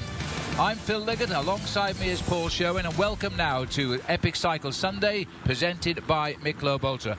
Paul, you have been calling the race all week here on Versus, and I think you've seen a man come really mature this week in Bradley. Well, I'd have to say, Phil, not just a man, I think a team, because Sky Pro Cycling Team have really come up to the mark this week, and they've done a great job defending the overall lead of this man.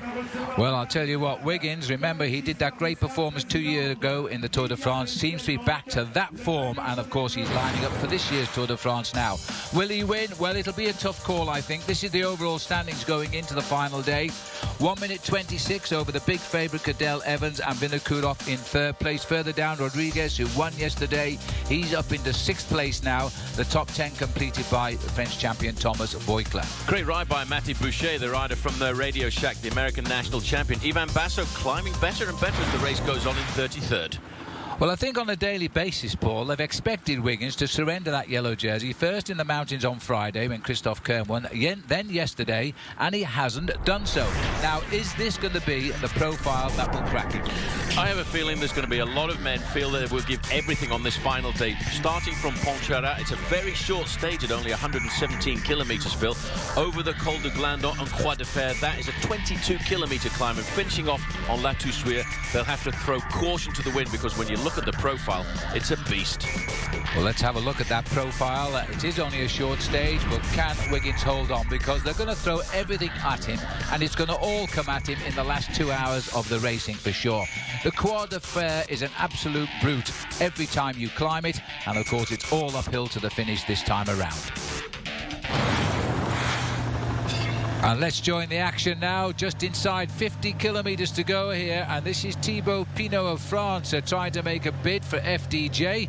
As you can see, he's got 1:25 over the group containing Durkee and Voigtler 1:48. So they're splitting up as we expected here, and the yellow jersey is back in the main field with all the favourites around him at the moment. It really is going to be showdown the last climb of the day, Paul. Well, talking to Sean Yates, Phil, earlier in the week, he actually told me he didn't think this race would be decided until the slopes of La Toussuirel. We can see now this is the remnants of the 11-man breakaway that formed after just 12 kilometres in the early part of the race. Leonardo Duque was trying to get himself into the break, and you can see him right there in the spotted jersey. He leads the King of the Mountains classification.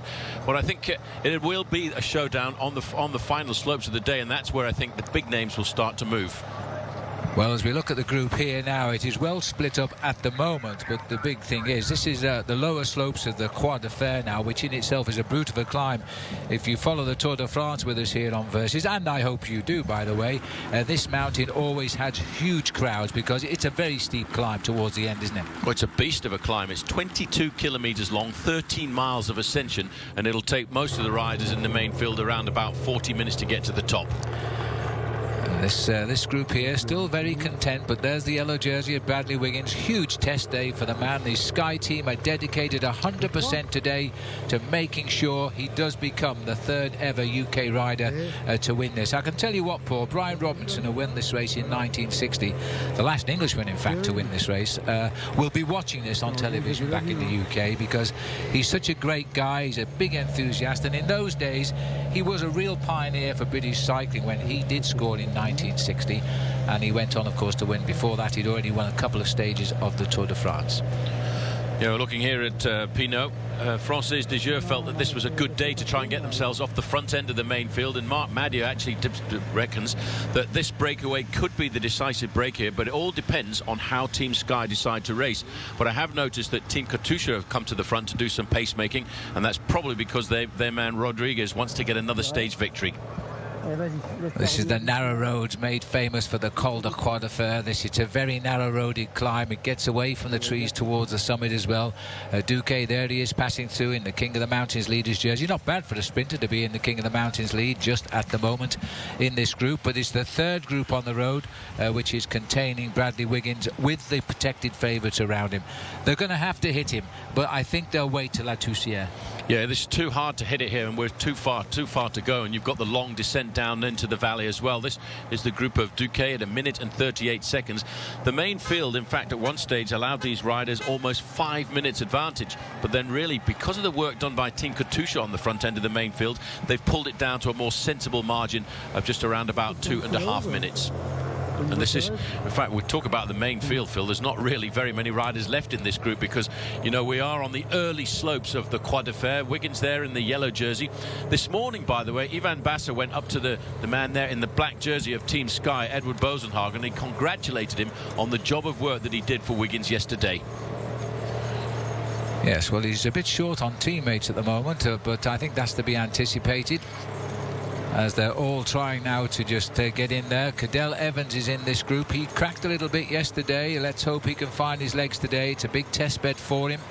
He's going to go into the Tour de France as one of the probable 3 favourites to win that race with Contador and Schleck. If, of course, Contador gets to ride the Tour de France, we still don't know. But the race is split up, and it's spread across 2 minutes and 13 seconds at the moment. Wiggins hanging in. We'll take a break.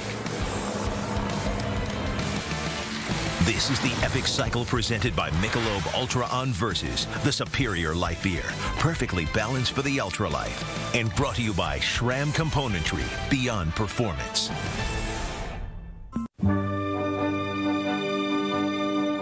Non, rien de rien. Non, je ne regrette rien. C'est payé.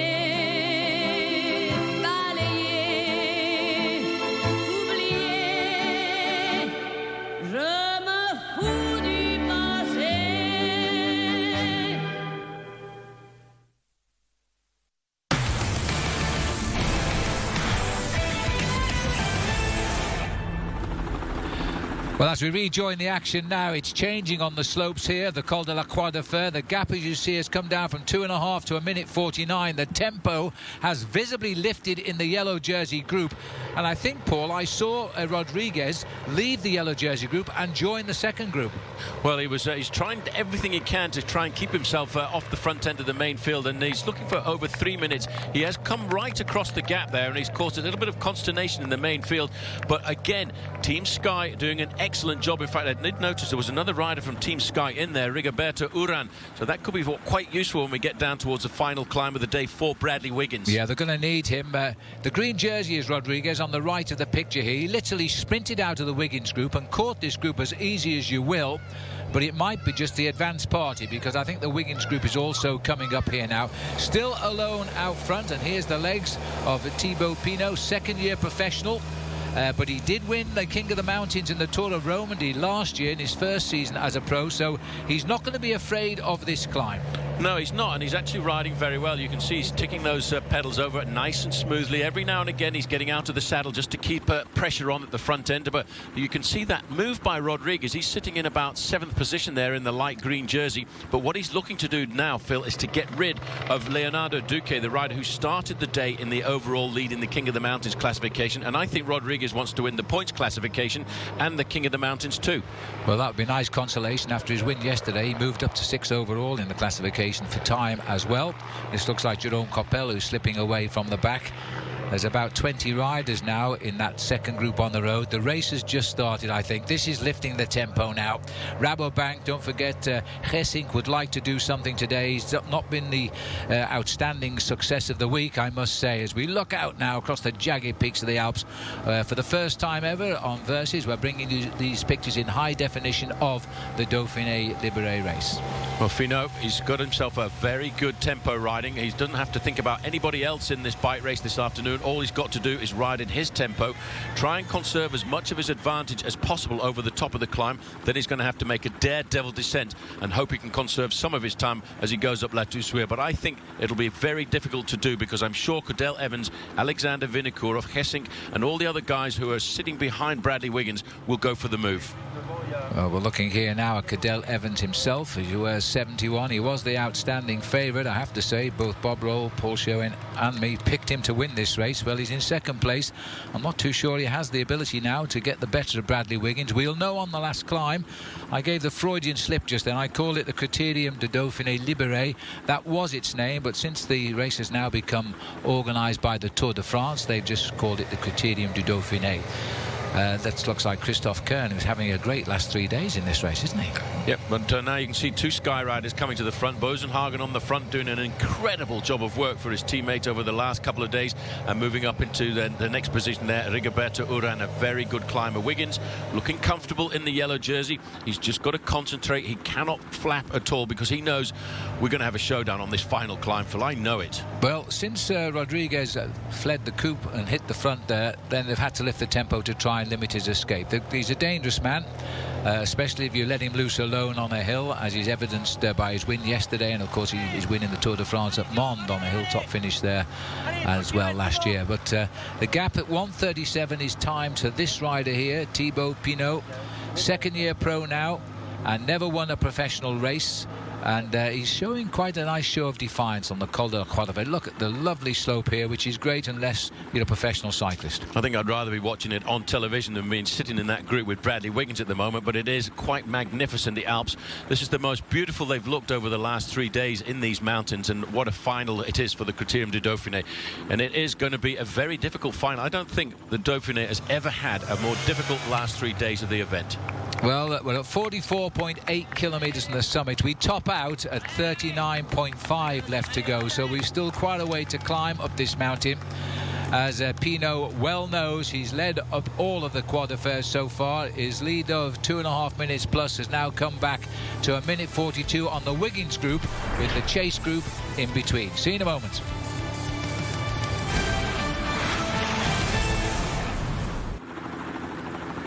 Saturday, June 25th, it's the Izod IndyCar Series. It'll continue on Versus with the Iowa Corn Indy 250.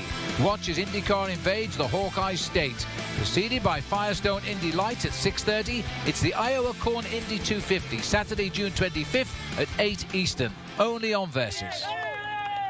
Well, the leader now is about 2.5 kilometres from the summit of the Croix de Fer. A nice sprinkling of crowd have come out up here, but it's a very narrow climb now, and Thibaut Pinot is hanging in, but only just.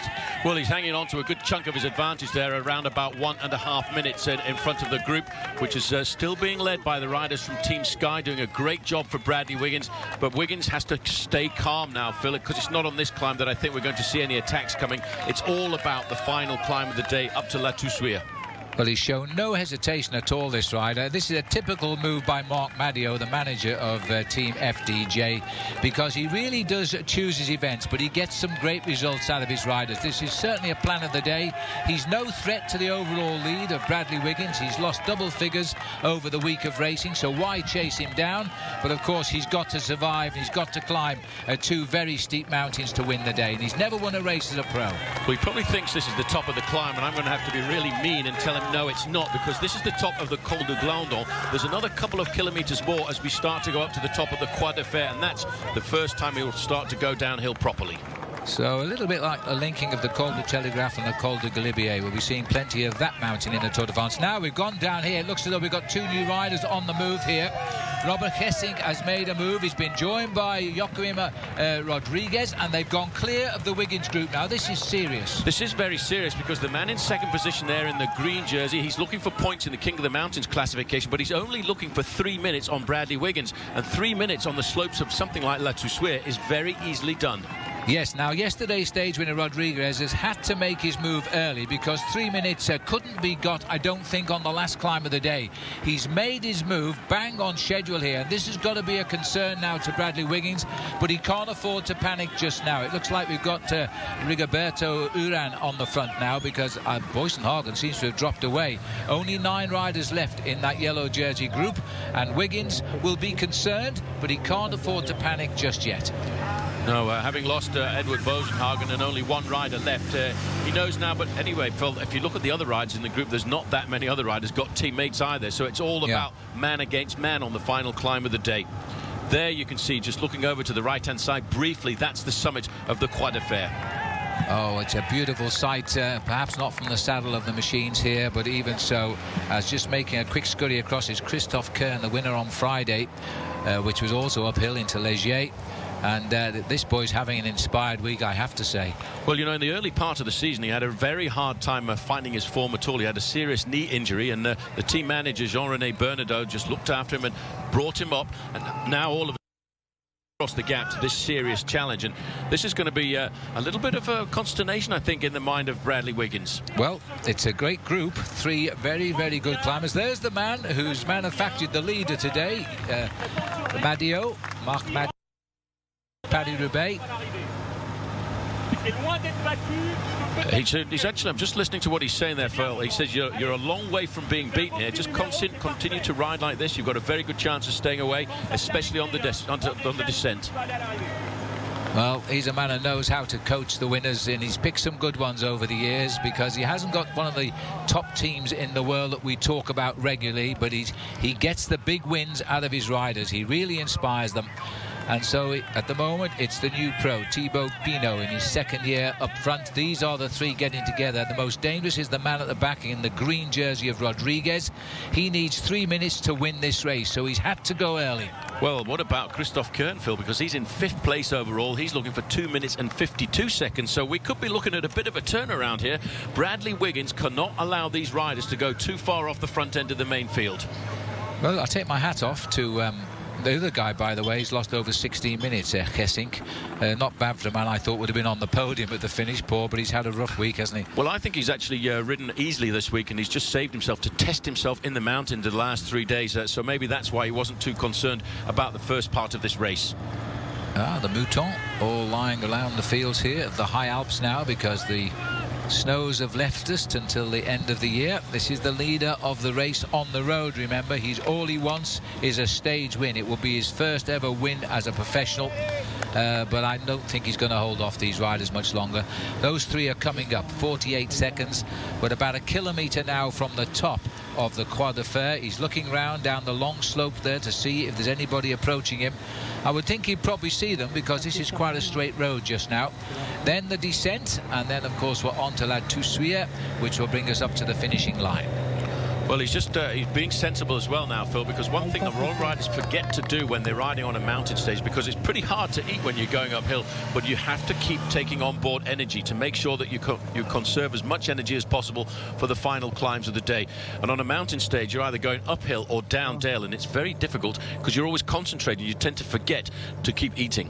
That's right, and at the moment, every time we go back to that chase group, it seems to be Robert Hessing, there's the kilometre to go, doing all of the work in those three. I think he's testing himself again today for the Tour de France. He's using this to see how his climbing ability is. He did it in the time trial, which is going to be part of the Tour de France this year as well.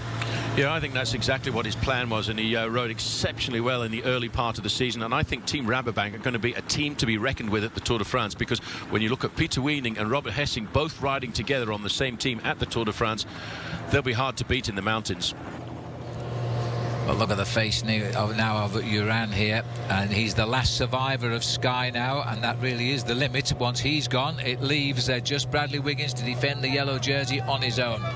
That, I think, is to be expected at the moment. Looks like Vandenbroek's got himself up here for Lotto as well. Vinokourov is there, so the men that matter are still there, but they've let two go. 5th and 6th place overall in Kern and Rodriguez are going to cause consternation. They certainly will. There you can see the banner indicating 500 metres to go to the top of the climb, and this man can breathe a sigh of relief, because he will go over the top in first place with a slight advantage over the riders behind. And all then it depends then, Phil, what happens to him on the descent, if he can open up a bit of a lead. 500 metres, he'll get maximum points, I think, on this all category climb, but Rodriguez will go over in second place. And well, you're the mathematician, Paul, but it's going to be very close then to taking that jersey away from Duque. Yeah, he was looking for 15 points at the start of the day, and so I think if he goes over in second or even in third position, he will take the overall lead away from Duque. And of course, let's not forget, I'm pretty certain that Rodriguez will get points on the finish line as well. Yeah, and that will be a win and a change of leadership on the last day. Not something Bradley Wiggins wants to hear with that yellow jersey. More help from Marc Madio. He's saying there's the top, now go for it, and then keep going. 3 riders coming across, but they're not gaining now. They've only knocked off a second. Well, he's picked up his game here as he gets up towards the top of the climb, and he's probably going to be a pretty good descender, because Marc Madio, he likes to put all of his riders into cyclocross during the winter season to hone their skills, especially when it comes to manoeuvrability and going downhill. I must say, apart from his greying hair, he looks no different than when he was winning Paris-Roubaix and the likes, Marc Madio. But there's the wind. He's had a nice climb up this, to say the least, and it's a good crowd for this time of the year. Of course, you wouldn't put a pin between them if it was the Tour de France, but it is the Criterium du Dauphine, and he goes over the top. Tremendous show of force from Thibaut Pinot.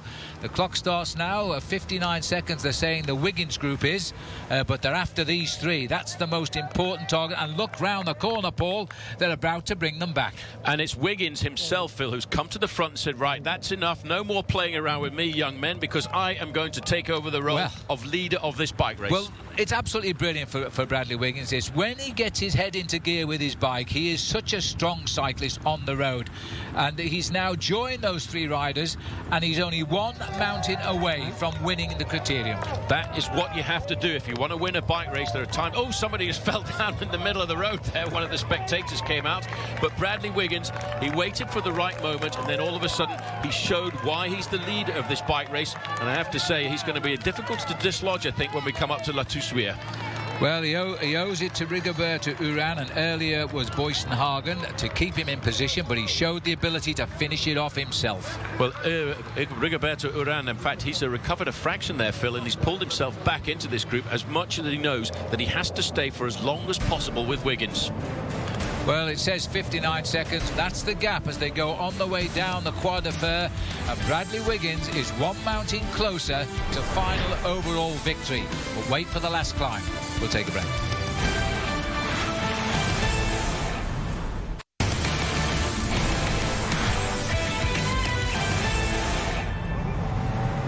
And as you rejoin us, we're looking at the group which is reformed here now. About 11 riders chasing the leader, but we've just seen little Thomas Voigtler, the champion of France, take 1 or 2 risks, and he's broken clear of the Wiggins group.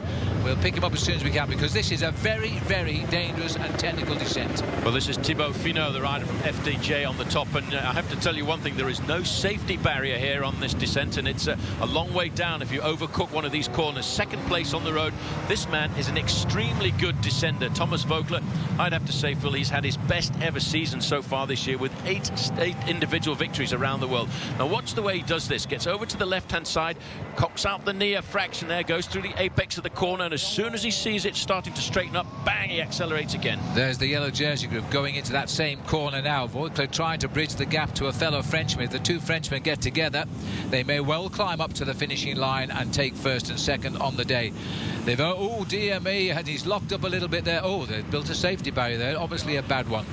We've only had 1 French stage win all week, and that was with Christophe Kern on Friday. Now Voigtler, if he looks down to the left there, he might have caught a glimpse of the fleeing Pinot, but watch this next bend. Well, this is what it's all about, these descents. These are very tricky and technical descents. You've got to go as fast as 55 miles an hour in the straight, then round the corners you slow down to about 25 miles an hour, and all of a sudden you've got to accelerate once again. Well, this is another skill in professional cycling, going down mountains at high speed. Well, just looking at this, in fact, Bradley Wiggins, there he is. I was wondering if they'd opened up a gap here. You can see Alexander Vinokourov is in 3rd position in the line. He's the kind of rider also who likes to take a few risks on the downhill part of these courses. Cadel Evans just sticking to the back of this line, keeping an eye on progress from a safe position of the ticket collector's seat. It looks like he's decided it's all or nothing on the final climb of La Toussuirel. He's going to have to make 1.5 minutes on the climb to take that jersey away now from Bradley Wiggins. But this man, I have to say, what a star he's been this week. He's been instrumental in getting the victories for his own team. He was very close to getting a victory very early on in Lyon, but I have to say, when we were looking at the Europe car, trying to set up the race a couple of days ago when Christophe Kern went, I thought they were setting it up for Thomas Voigtler, but he's kind of become the team captain out on the road now. Well, mate, when Voigtler crossed the line a couple of seconds behind Christophe Kern, he was the man that gave the double arm salute in celebration of his teammates' win. He was as excited as if he'd won the day himself. He's really had a terrific season already, Voigtler, and bank on seeing a little bit of him in the action in the Tour de France this year. Almost certainly he'll be looking for the stage victory. He's the French national champion. The 2nd time he's been the national champion. He'll defend that title in about a week's time when the riders from the Tour of Switzerland and the Dauphiné Libéré all get together for the last big tune-up before the Tour de France. 12 riders descending here. Wiggins has all of the favourites around him because he's caught up now with Rodriguez and Kern, put them right back in their place as they go down what is a very steep start to this descent, these hairpin bends at quite surprising angles on those corners, probably 20% on some of them as they start to drop off. Well, Wiggins now has just got to stay nice and calm. He doesn't want to make any mistakes going down this corner. At least he does have a teammate up alongside him. The rider just a second from the back there in the black racing cape. He's Rigoberto Urán, a Colombian rider on Team Sky and a very good climber. Well, it was 49 seconds over the top of the mountain. It's now gone out to 1:02. So Thibaut Pinot is doing very, very well here as he approaches now the 20 miles to go point. But there's still 1 climb to come for him. See you in a moment. Strava.com is a social training website where you can follow the pros, compete against local cyclists and track your performance. Grab your GPS device and get started at strava.com/versus. Strava, built for cyclists. Now let's see how you can compare here with the riders in the Dauphiné, because we're looking down from the helicopter. We're just on 20 miles from the finish, still going down away from the Croix de Fer, and Bradley Wiggins will be liking what he's feeling at the moment because all of the favourites are around him. You might have noticed Thomas Voigtler is now halfway across the gap. He's just 30 seconds to build up to catch up with Pinot on the front end of the main field, and he is, as I said earlier, Phil, a very good descender, using as much of the road as possible, and he's very aggressive when he gets out of the saddle. Well, Voeckler will be best remembered, I guess, for his campaign in the Tour de France in 2004, when he wore the yellow jersey for 10 days. And he really fought to keep it away from Lance Armstrong for as long as possible. The inevitable happened, of course, but Voeckler really made his name all over the world on that occasion. And this year, he's having one of his best ever seasons. He's had 8 wins already, and he's chasing down the leader on the road. Well, these guys are taking it careful going around these corners. A dodgy little corner, that one. The yellow jersey firmly on the shoulders there of Bradley Wiggins. He now has got to wait. He's going to start to tick off the kilometres, thinking that he's going to be the 3rd British rider ever to win the Criterium du Dauphine. It'll just be a question now. Wiggins is not going to do anything. He's just going to watch everybody around him. He doesn't care if Thibaut Pinot or Thomas Voeckler win, because they can't possibly recoup the time they've lost all week. So there'll be nothing coming from Wiggins. The gap is going out. I think that's to be expected as well, because they're waiting for the slopes now uphill. And then Evans has got to attack if he can, and I'm not so sure he can. Well, he's got a big makeup to do as well. 1 minute and 26 seconds is what he's looking for. I think that's a very good buffer for Bradley Wiggins, because Wiggins doesn't look like a man who's in any difficulty at all. He's always looked comfortable. Whenever the accelerations have come, he's responded to them, whether through his teammates or himself. Now, look at these gaps now, Phil. It's still the same difference between Pinot and the group of the yellow jersey. Thomas Voeckler now only looking for 20 seconds. Well, I reckon he will come across, but he might not get across till we start the climb up towards the finishing line. 19 and a bit miles left to ride now.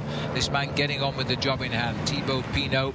He's received all the encouragement from team manager Marc Madiot. Here's the man that could spoil the party for him, though. The French champion is trying to hunt him down. He may not get him till the start of the slopes, but nobody's going to chase Thomas at the moment. No, he's in 10th place at the start of the day. He's looking for 4.5 minutes. I don't think he's going to pick up 4.5 minutes on Bradley Wiggins on this stage of the day. But what he is looking for is a bit of glory, and he wants to get himself another stage victory to add to the 8 that he's had also already this season. 31 years of age now. Voeckler turned pro in 2002, and he's chasing a second-year professional here who continues to descend like a veteran as we get down to 30 kilometres or 19 miles left to the finish.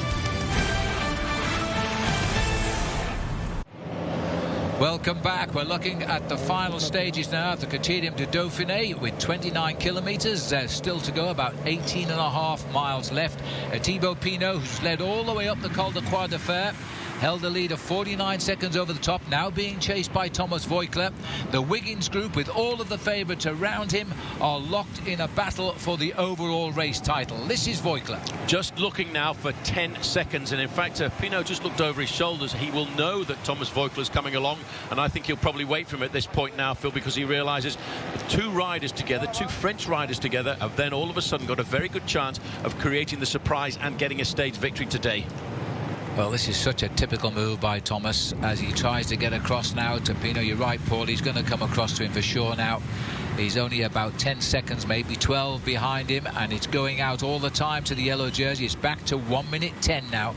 Well, the reason for that, Phil, is the group of the yellow jersey. That's all of the real pre-race favourites. Wiggins, Evans, Vinokourov, Vandenbroek. They will not take the risks that these two breakaway riders will take on the descent, because they're thinking about the final climb of the day. These two guys are on a different agenda. Yep, they want to win the stage. They've lost too much time all week to win the race. Wiggins will be very happy they're out in front. There are very small time bonuses at the top of the mountain today. 10 seconds if you win the stage comes off your overall time. 6 seconds and 4 seconds, which means that Wiggins wouldn't like riders close to him to get away and steal those bonuses. There's the catch. Comes at 28 kilometres to go, about 17 miles from the finish, and he's not even waiting for him. Now Thibaut's got to pick up the action here, because once you've let Thomas Voeckler out of the pen, this man waits for no one. Well, this is a good move now, I think, for the French, Phil, because looking now at the junction of the two, we're doing an exceptional job, and Thomas Voeckler, as I said, is a very good descender.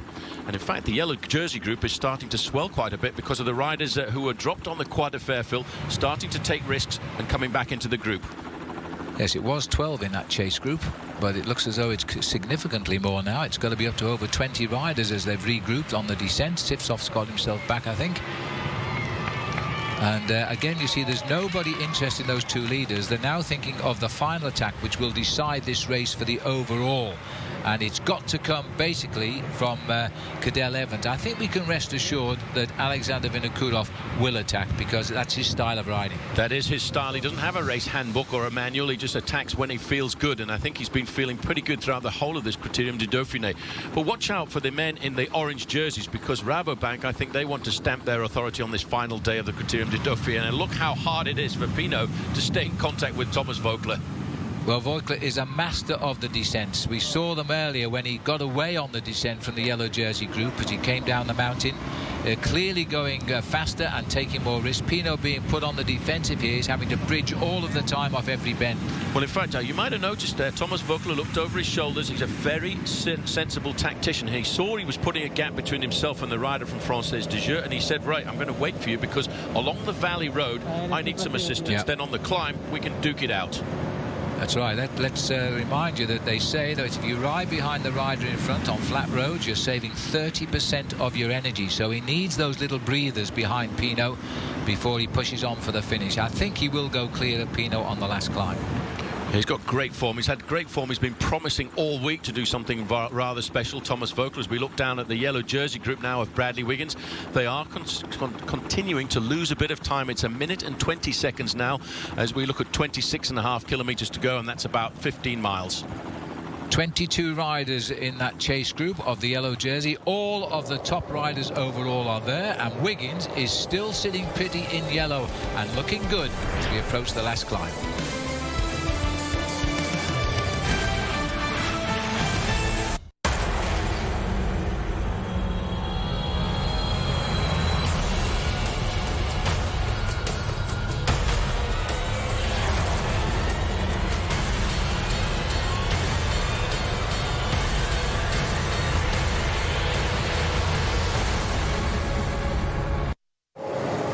The epic cycle continues on Versus. A full schedule of cycling here on Versus today, as up next is stage 2 of the Tour de Suisse. Fabien Cancellara won the opening time trial, but today's stage has some serious mountains, so it'll be interesting to see what happens at stage 2 of the Tour de Suisse up here next on Versus. Well, we're back with the two leaders here. They've come together at around about 17.5 miles from the finish. We're now just over 15 to go, and Thomas Voeckler, the champion of France, is flying that flag on his national champion's jersey just in front of Thibaut Pinot. The pack are 75 seconds back. They're actually losing ground at the moment. Well, Thomas Voeckler, every time he feels that it's slowing down a fraction, he comes right up to the front, but he's led a very good descent. 25 kilometers to go. That's the official distance to the finishing line in La Toussuirel, and around about 11 of those kilometers, Phil, 6 miles are uphill.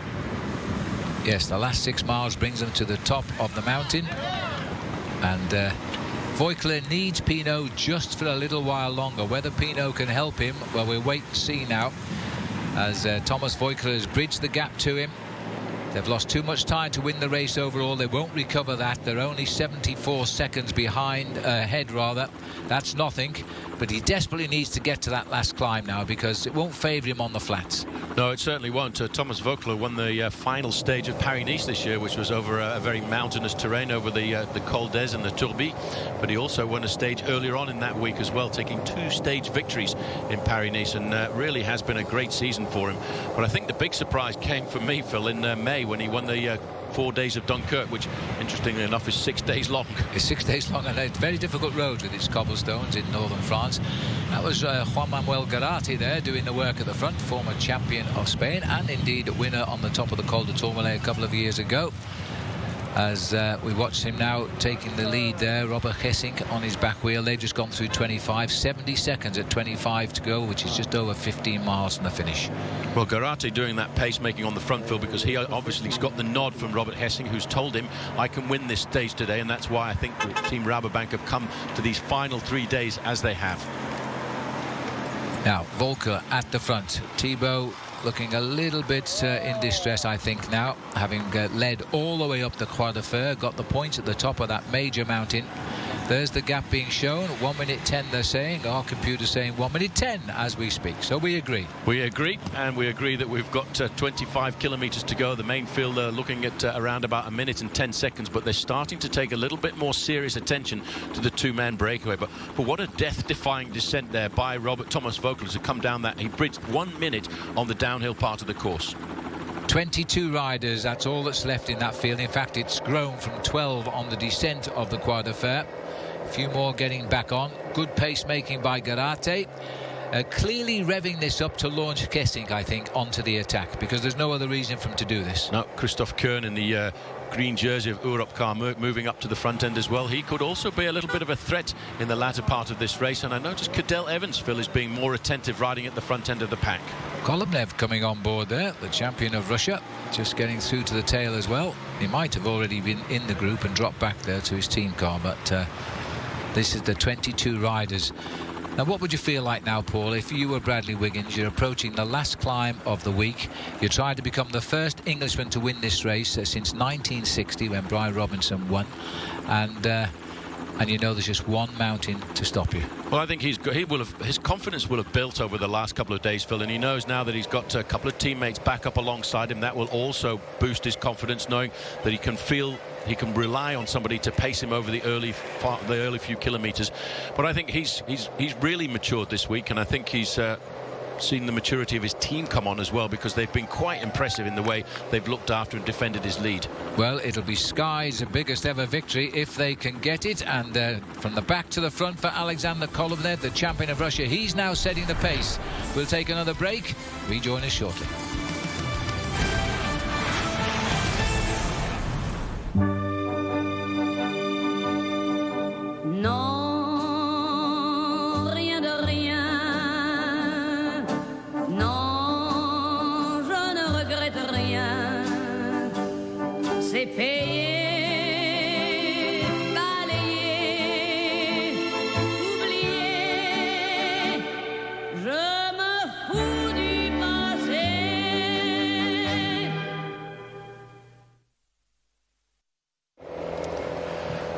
Looking on the sharp end of the chase group of 22 riders here, trying to bring back now Thomas Voeckler, the champion of France, and another Frenchman in Thibaut Pinot.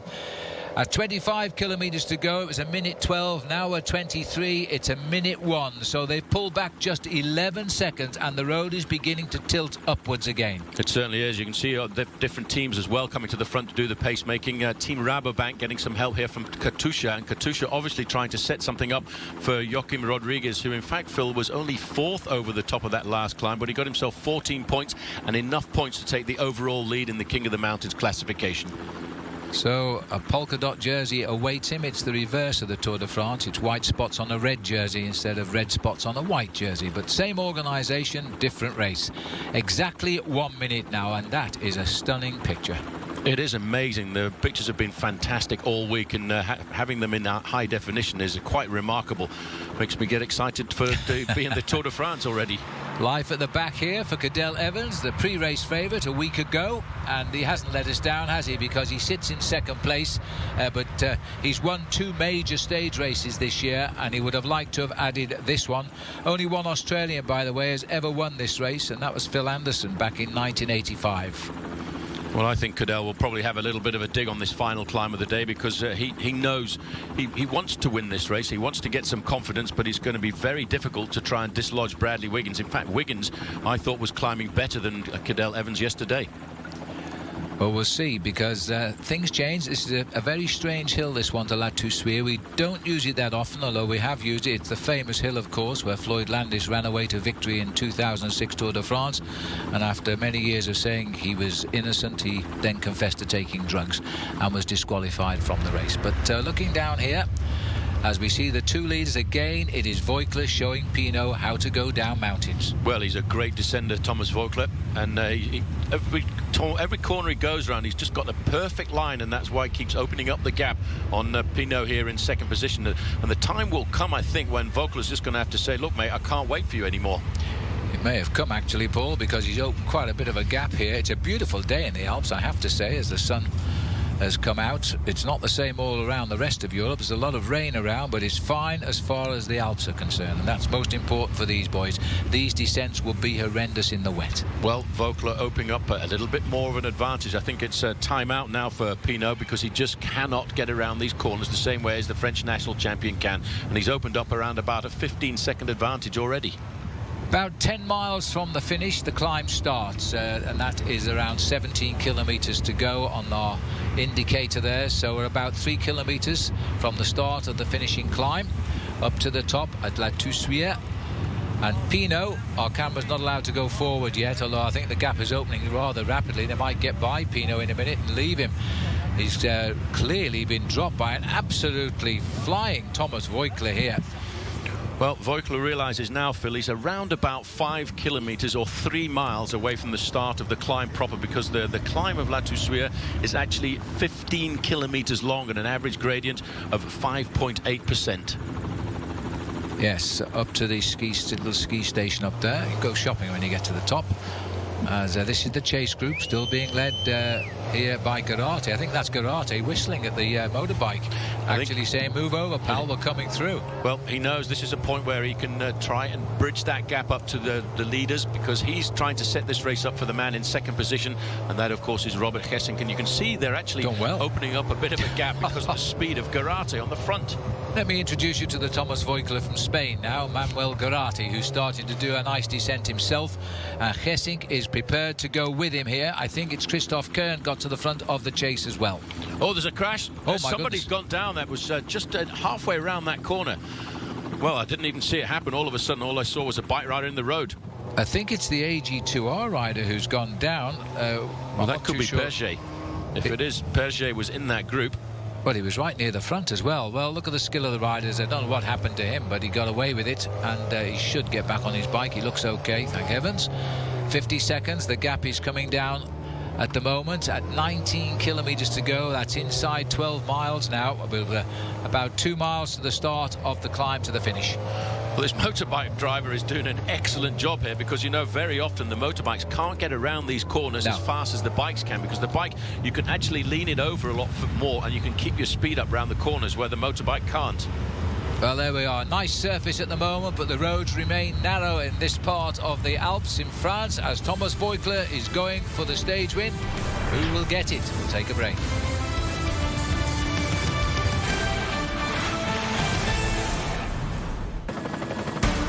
The date to note, July 2nd, the Tour de France begins on Verses. Watch the world's best riders compete in the most prestigious cycling event of the year. Its 3-week journey around France makes it the most epic race ever. The Tour de France begins July 2nd on Verses.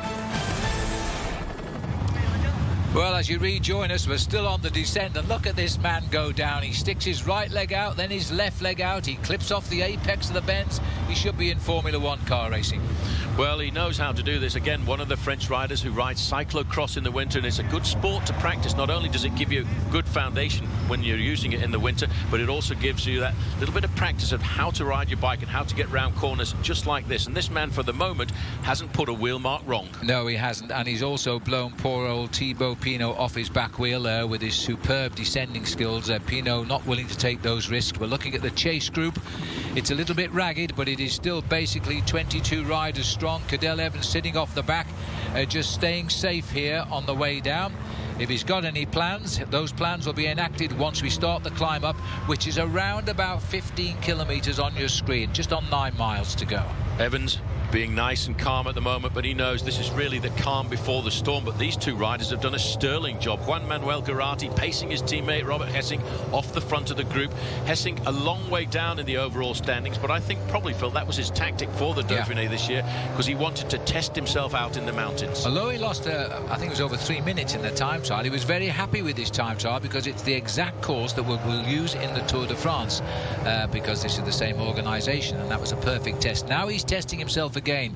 You can only test yourself in race conditions, can't you, Paul? You can go training all you like, but you don't know how you compare to the other riders. That's the big problem. That's why riders choose races like this, the Dauphiné and the Tour of Switzerland, to get over these mountains in race-type conditions. And at the moment, we can see that the gap is 25 seconds already to Pinot, so he's pretty much out of it. And the Group Maillot Jaune, the yellow jersey group that we're looking at here with Cadel Evans, they're still locked in at 1:05. They're not breaking into the advantage of Thomas Voeckler. It's all on the last climb. Wiggins knows it, and Wiggins will just watch the men who are nearest to him, Cadel Evans and Alexander Vinokourov. He won't bother with anybody else. He's not going to lose 2 or 3 minutes on the climb, so he'll just concentrate on the whereabouts of Evans and Vinokourov, and if he holds them within sight, he'll win the Tour at the top. It's quite amazing looking at Thomas Voeckler, because in the early part of his career he was not really a very good climber, but he's kept at it. He's matured as a professional bike rider, and over the years he's started to become a fairly good climber, especially to be up in the front on a stage like this. And these are the ups and downs as we start to get onto the approaches for La Toussuire. I don't think we're on the climb just yet, but we're certainly starting to go up. As we're watching here now, Thomas Voeckler, he knows this climb. He's been up it before. He knows what he's got to do. His biggest worry now is certainly Gesink, because that's fine work being done by Garate, and once on the slopes, Gesink is going to try and cross that gap on his own. That's what he'd be looking for, and that's the big question. Can Voeckler get himself into a rhythm to resist the return from the back of the race of the big names? The big names will be coming out to play and to fight this afternoon, and Rodriguez will be looking to get himself across the gap. Gesink will be looking to make the move, and Garate, Phil, on the front here, is just sacrificing himself for his teammate. This is why we always talk about professional cycling not being an individual sport. It's a team sport. You need teammates alongside you. That's right. He's setting him up now by setting the pace here. Remember that Gesink is following in his slipstream, waiting for the moment to make his bid. He's waiting for the climb to start. And there's a little bit of a reshuffling going on here. It's the descents which have caused the damage. A lot of riders are a bit nervous. Cadel Evans has moved up just a little bit here, and the rider just at the front there is Jurgen van den Broek as well. 15 kilometers to go, and that means more or less now we are starting the climb of La Toussuire. Voeckler looking over his shoulder just to ascertain whether the road behind him is nice and clear. Very shortly he's going to have to find himself a rhythm. We're still sitting comfortably in the yellow jersey, Bradley Wiggins. As we look down, Bradley Wiggins' finest moment, is it literally just around the corner in the Criterium du Dauphine? Because when he gets to the top, this is where he hopes to pull on the winner's yellow jersey of this year's event. Good luck, Bradley. See you in a moment.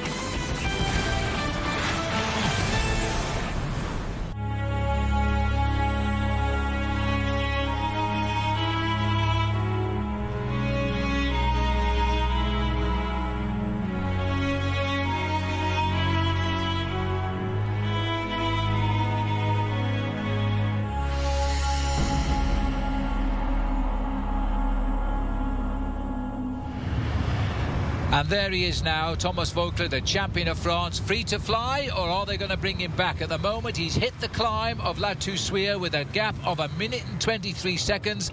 The peloton, such as it is, 22 strong. In fact, it's not the peloton. These two got away on the way down the Croix de Fer. It's Manuel Garate on the front, trying to launch Robert Gesink on the attack to take the stage. He's got to catch up with Voeckler first. The amazing thing is, Phil, it's actually the downhill that's created the most damage, I think, in the last 15 to 20 kilometres. But Garate sacrificing himself for his teammate. And still waiting, relying on the strength of Juan Manuel Garate there just for the moment, while Cadel Evans has got to attack, and he's got to attack in the next couple of kilometres if he's looking to pull back nearly 90 seconds on the finish on the yellow jersey of Wiggins.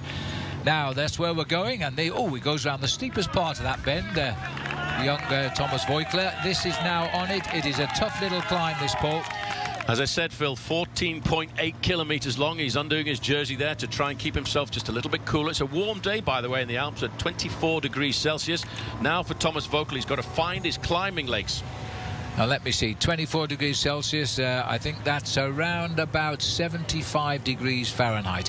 1 minute 20 seconds is the gap. Remember, not on these guys, these are close. And there's Barati, he's done his job right. You're on your own, Gesink.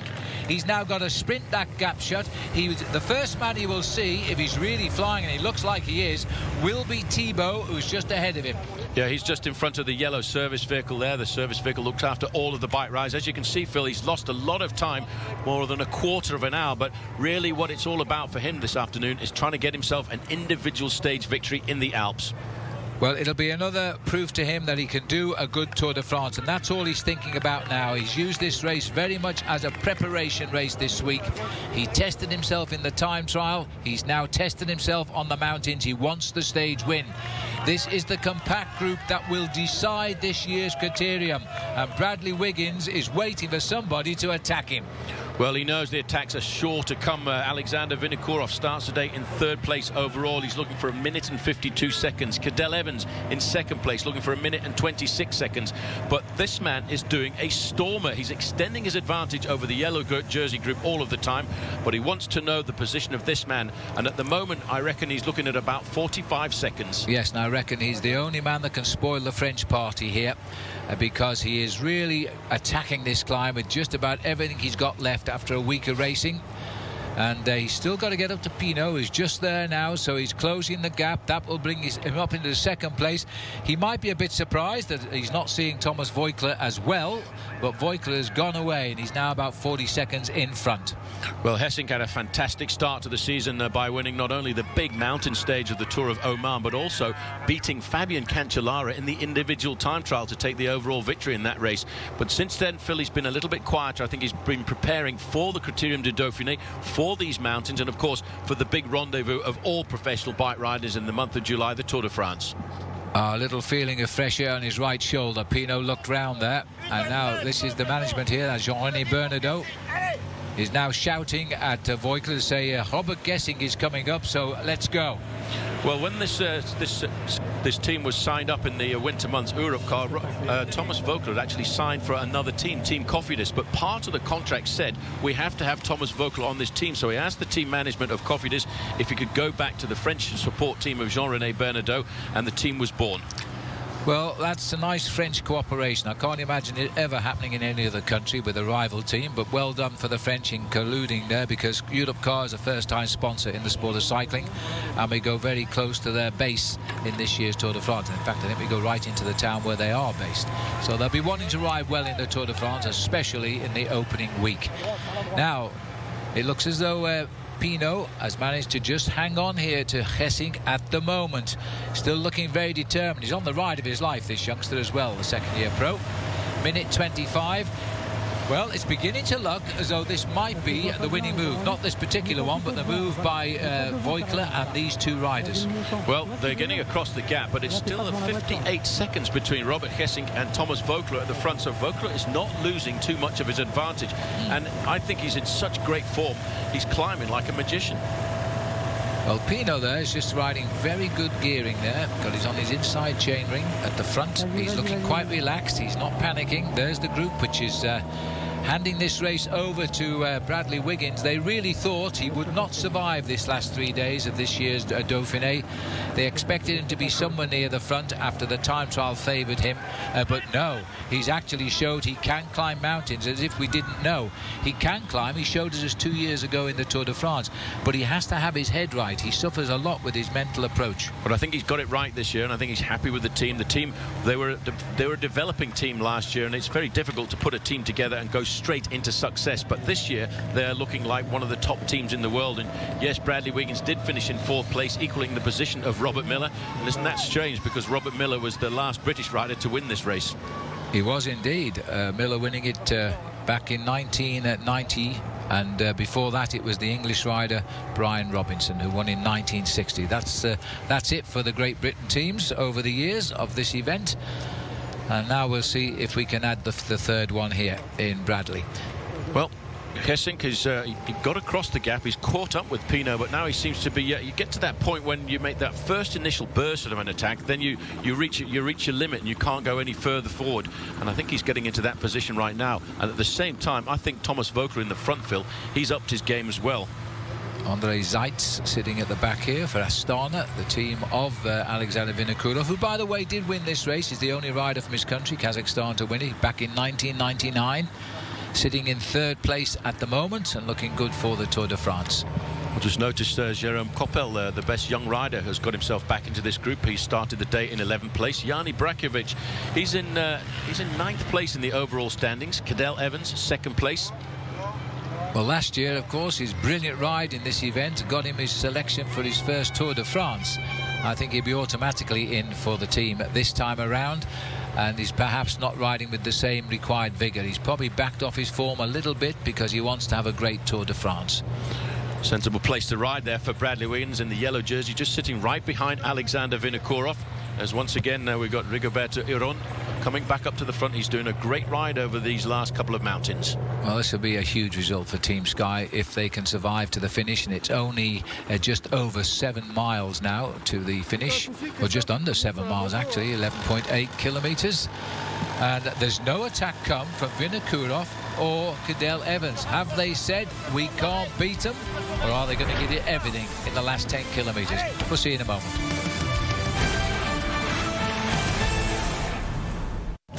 And Thomas Voigtler climbing steadily, but there's the 30 seconds, 32 seconds in fact for those two chasers at the moment, and just about the same gap back to the Maillot Jaune group of Wiggins, which is 22 riders strong. Well, Hessing doing that job, just getting himself into that mind frame to just try and eat into that advantage. He'll be looking around all of these corners, and there, in fact, you can see the man that he's been chasing. It looks as if it's fairly close, but it's still 30 seconds between Hessing and Pinot and Thomas Voigtler. We'll see how that closes down now, because all of the work is being done by Robert Hessing here from the Rabobank team. It's been a great season for Rabobank ever since they won the Tour Down Under at the beginning of the year. They've really done well all year, but Hessing is their man for the Tour de France, and he's showing that he's getting ready for that tour, and everything according to plan, I think. Well, you can see the danger at the back now there. Andre Zates, Team Astana have got 3 or 4 riders in this group, but sitting right up at the front in about 4th or 5th position is Alexander Vinokourov. Best young rider, Jérôme Coppel. Yes, and doing well in that white jersey, of best rookie of the Tour. As we continue, and this rider here is Tony Martin. Well, he's hung on in there. He's had his ups and downs, but he had a great time trial. Well, he had a fantastic time trial, and he said basically he's had a big chunk of time away from competition. That's why he suffered once or twice in the mountains. But again, like many of these riders, they're using the Dauphiné to hone their skills, to hone their climbing legs for the Tour de France in July. Yeah, and he's going to feel very happy with his form today, particularly hanging on in a very elite group. Here's last year's winner at the moment, Brakovic.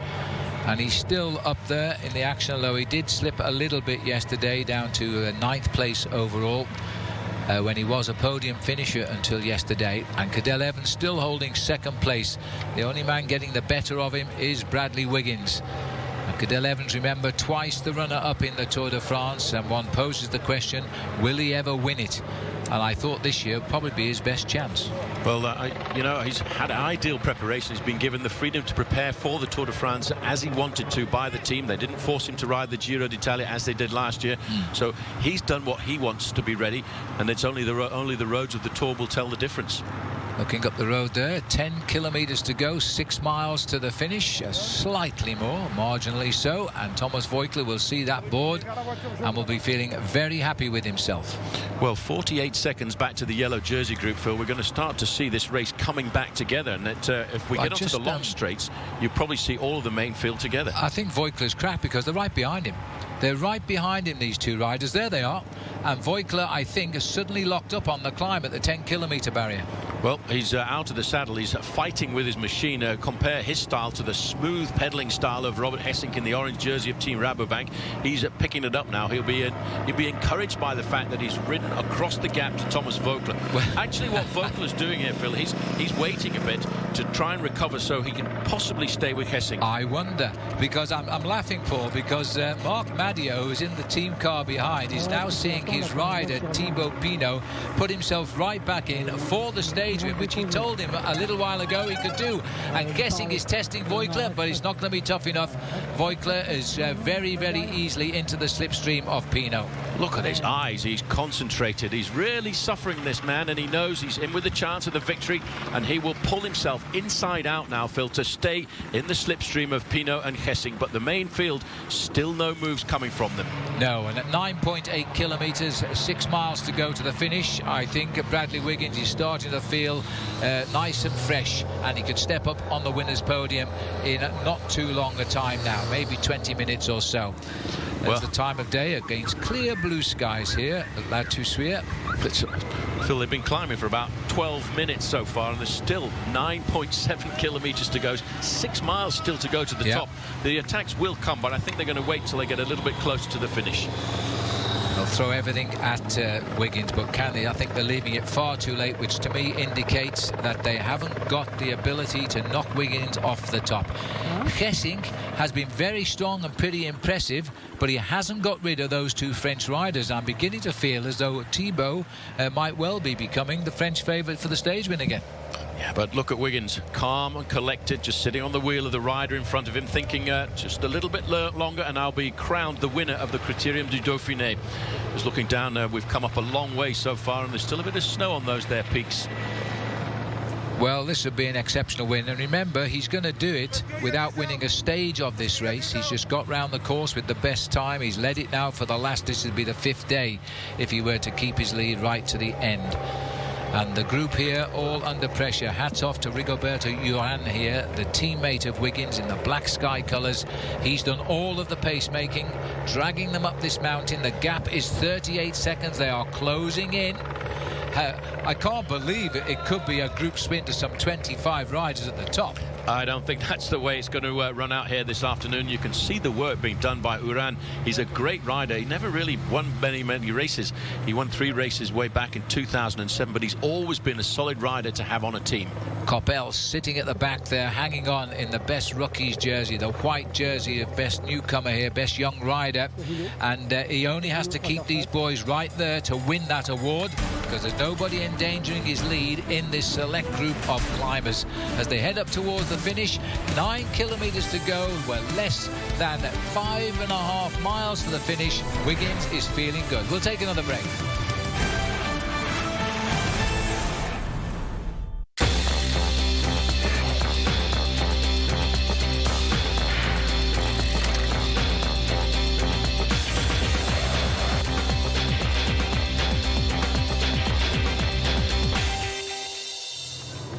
Well, some interesting spectators here now, about to witness its showdown time on La Toussuirel as we join up with the 3 leaders here. Now, you can see the time gap. It's 36 seconds, the spread to Bradley Wiggins. This is Robert Gesink, who's joined the leader, Thomas Voigtler, who's at the back of these 3 at the moment, and Thibaut Pinot, who's been at the front ever since the start of the climb of the Croix de Fer. 3 against the rest. Well, the rest are being led constantly by the team sky rider, Rigoberto Urán, who's doing a phenomenal job here this afternoon. I have a feeling we will see the moves coming from this group as we get a little closer to the finish. I can see Alexander Vinokourov is starting to feel twitchy. Joachim Rodriguez feels that he can make it 2 in a row. And of course, Cadel Evans, I think he wants to test himself leading up to the Tour. Well, there's no doubt the tempo being set by Bradley Wiggins' teammate Urán at the moment is telling its tale at the back of the group, but he's keeping it at such a fast speed that nobody can seem to get away from the group. They can't lift the pace. This is Pierre Rolland, another of the riders who was very aggressive on the stage yesterday, and just in front of him, making a comeback on the slopes of the climb in the red and white jersey, David Moncoutier. Well, Moncoutier's just tagged onto the back of this group for Cofidis. Christophe Kern, the Europcar teammate of Voigtler, in front. Is in 3rd place as we look down from the helicopter. Bradley Wiggins sits in 5th place. The pace being done all of the time by his one surviving teammate. They're not directly concerned by these 3. Wiggins will happily give one of them the stage win. But if Rodriguez makes a move, and I think it's too late for him, so if Evans or Vinokourov go, they're battling out, don't forget, 2nd place, even if they can't get the win, because they're only split by 26 seconds, so they've got to attack. Well, Gesink now is really starting to put the pressure on, but it's not having the effect it had in the early kilometres of the climb, because Rigoberto Urán is pulling the group of the yellow jersey back towards these 3 leaders. It's now just a mere 18 seconds. 18 seconds, 7.4 kilometres to climb. That's inside 5 miles to the summit now. And Thibaut is zipping up and turning up the revs a little bit, and that's a surprise, but he's gone and he's forced the other 2 onto the defensive. Now, Marc Madio, did he know something we don't know? This man can climb. Well, he certainly can climb, but in fact, by moving to the front there, he's in fact stretched the advantage out a little bit more. These riders, as you said, Phil, in the yellow jersey group are not really concerned about the stage victory this afternoon, but I have a feeling there's a certain amount of pride in riders like Cadel Evans, Alexander Vinokourov and Joachim Rodriguez. So once we get to the steeper part of the climb, there will be a move. Well, Wiggins is counting these kilometres off one by one. He's now left with just 7 to go. And he's still in the race driving seat here in the Maillot Jaune with a lead over Cadel Evans of 1 minute and 26 seconds. These three riders are fighting out the stage. They're too far behind in the overall to take the jersey away from Wiggins. He's not looking for them. He's just waiting for a move from Evans or Vinokourov.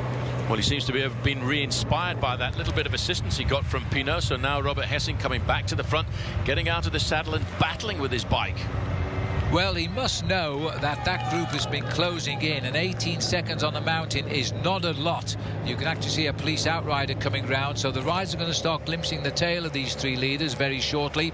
This is Christoph Kern here, and just behind him, Alexander Vinokourov. Is he going to attack? He's not going to let us down and not attack, because this boy is such an aggressive rider.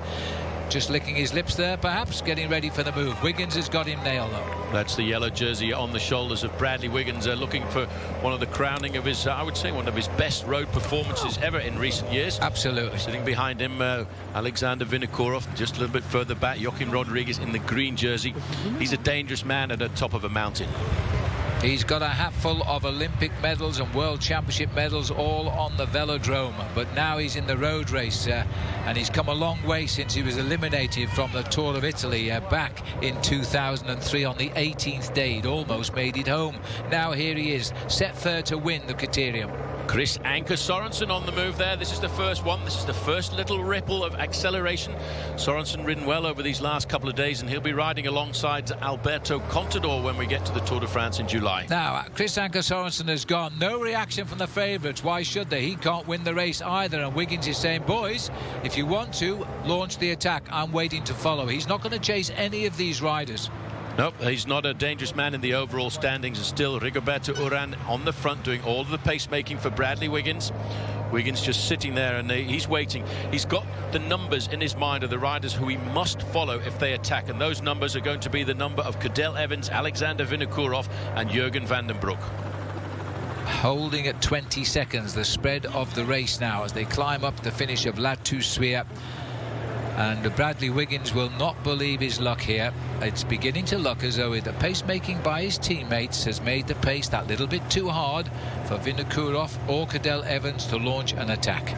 Getting to the slightly steeper part of the climb now at 5.6 kilometres to the finish. That's 3 miles. And Thomas Voeckler realises as long as you're off the front of the main field, there is always a chance of victory. That's why he's come to the front to give Robert Hessing a bit of a breather. And Thibaut Pinot, the new boy on the block who started this move, has been joined by the other two. He got dropped on the descent by Voeckler. He came back up to Voeckler with the help of Robert Hessing. He's still in with the shout of winning the day. There's the Maillot Jaune, firmly on his shoulders for the past 4 days. This is coming to the end of the 5th. Will he change it for a winner's jersey now? No English rider has won this race since 1960 with the pioneer for British cycling, Brian Robinson. Watch out for Cadel Evans there, just at the back on the right-hand side in the black and red jersey of BMC Racing, the American team, with a Swiss flavour because the bicycles are manufactured in Switzerland. Hessing getting into that rhythm again. He's a magnificent climber. Voeckler looking over his shoulder, trying to see what the damage is. But what he will see is a grey and blue jersey of Team Saxo Bank rider Chris Anker Sorensen. Just looking at the face of Voeckler, he's not the smooth rider he was earlier in the day. And for me, I think he's really struggling to keep contact with Robert Hessing at the moment. This is the group, 29 seconds the gap. It's going out all of the time just now. Well, David Moncoutier, he was dropped on the descent before the start of this climb, and he's fought his way back in here. He could be a dark horse to take a move off the front end of the main field. A very enigmatic professional bike rider. He can either ride at the front of the race or right at the back, but cannot ride in the middle of the pack. Well, there we are, 5 kilometres or 3 miles to the end of the Criterium du Dauphine, and they're still working out how to get rid of Bradley Wiggins. These three, 28 seconds the advantage, 3 miles to go. One of them can still win. We'll take the race to the finish when we come back.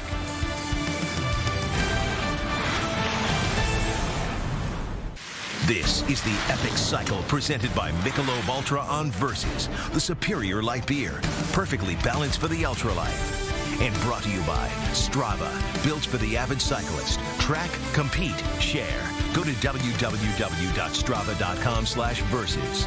And buy Clean Bottle, the bottle that unscrews at both ends for easy cleaning. Get yours at REI Performance Bikes or at cleanbottle.com. Clean Bottle, ride clean. Welcome back, and the 5 kilometres now being shown to the chasers here, containing Bradley Wiggins, the closing stages of the Criterium du Dauphine. And Wiggins must know now nobody's going to steal that jersey, Paul. You can't get 90-odd seconds on a climb with only 3 miles left. You shouldn't be able to, no, and Wiggins has to stay calm. It's not his responsibility to make any move at all in a stage like this, Phil. He has to defend his overall lead. Starting with 1 minute and 26 seconds over Cadel Evans is a fairly good buffer. But you can see now, Jurgen van den Broek is looking for the wheel there of David Moncoutier in second position. Starting to get a little bit more nervous in this group, Phil. Yeah, they are. You can see they're beginning to get twitchy, and Wiggins is waiting for somebody to make a move, but nobody has done yet. Chris Anker Sorensen we've seen go. As far as I know, he's still up the road. We've got no camera with him.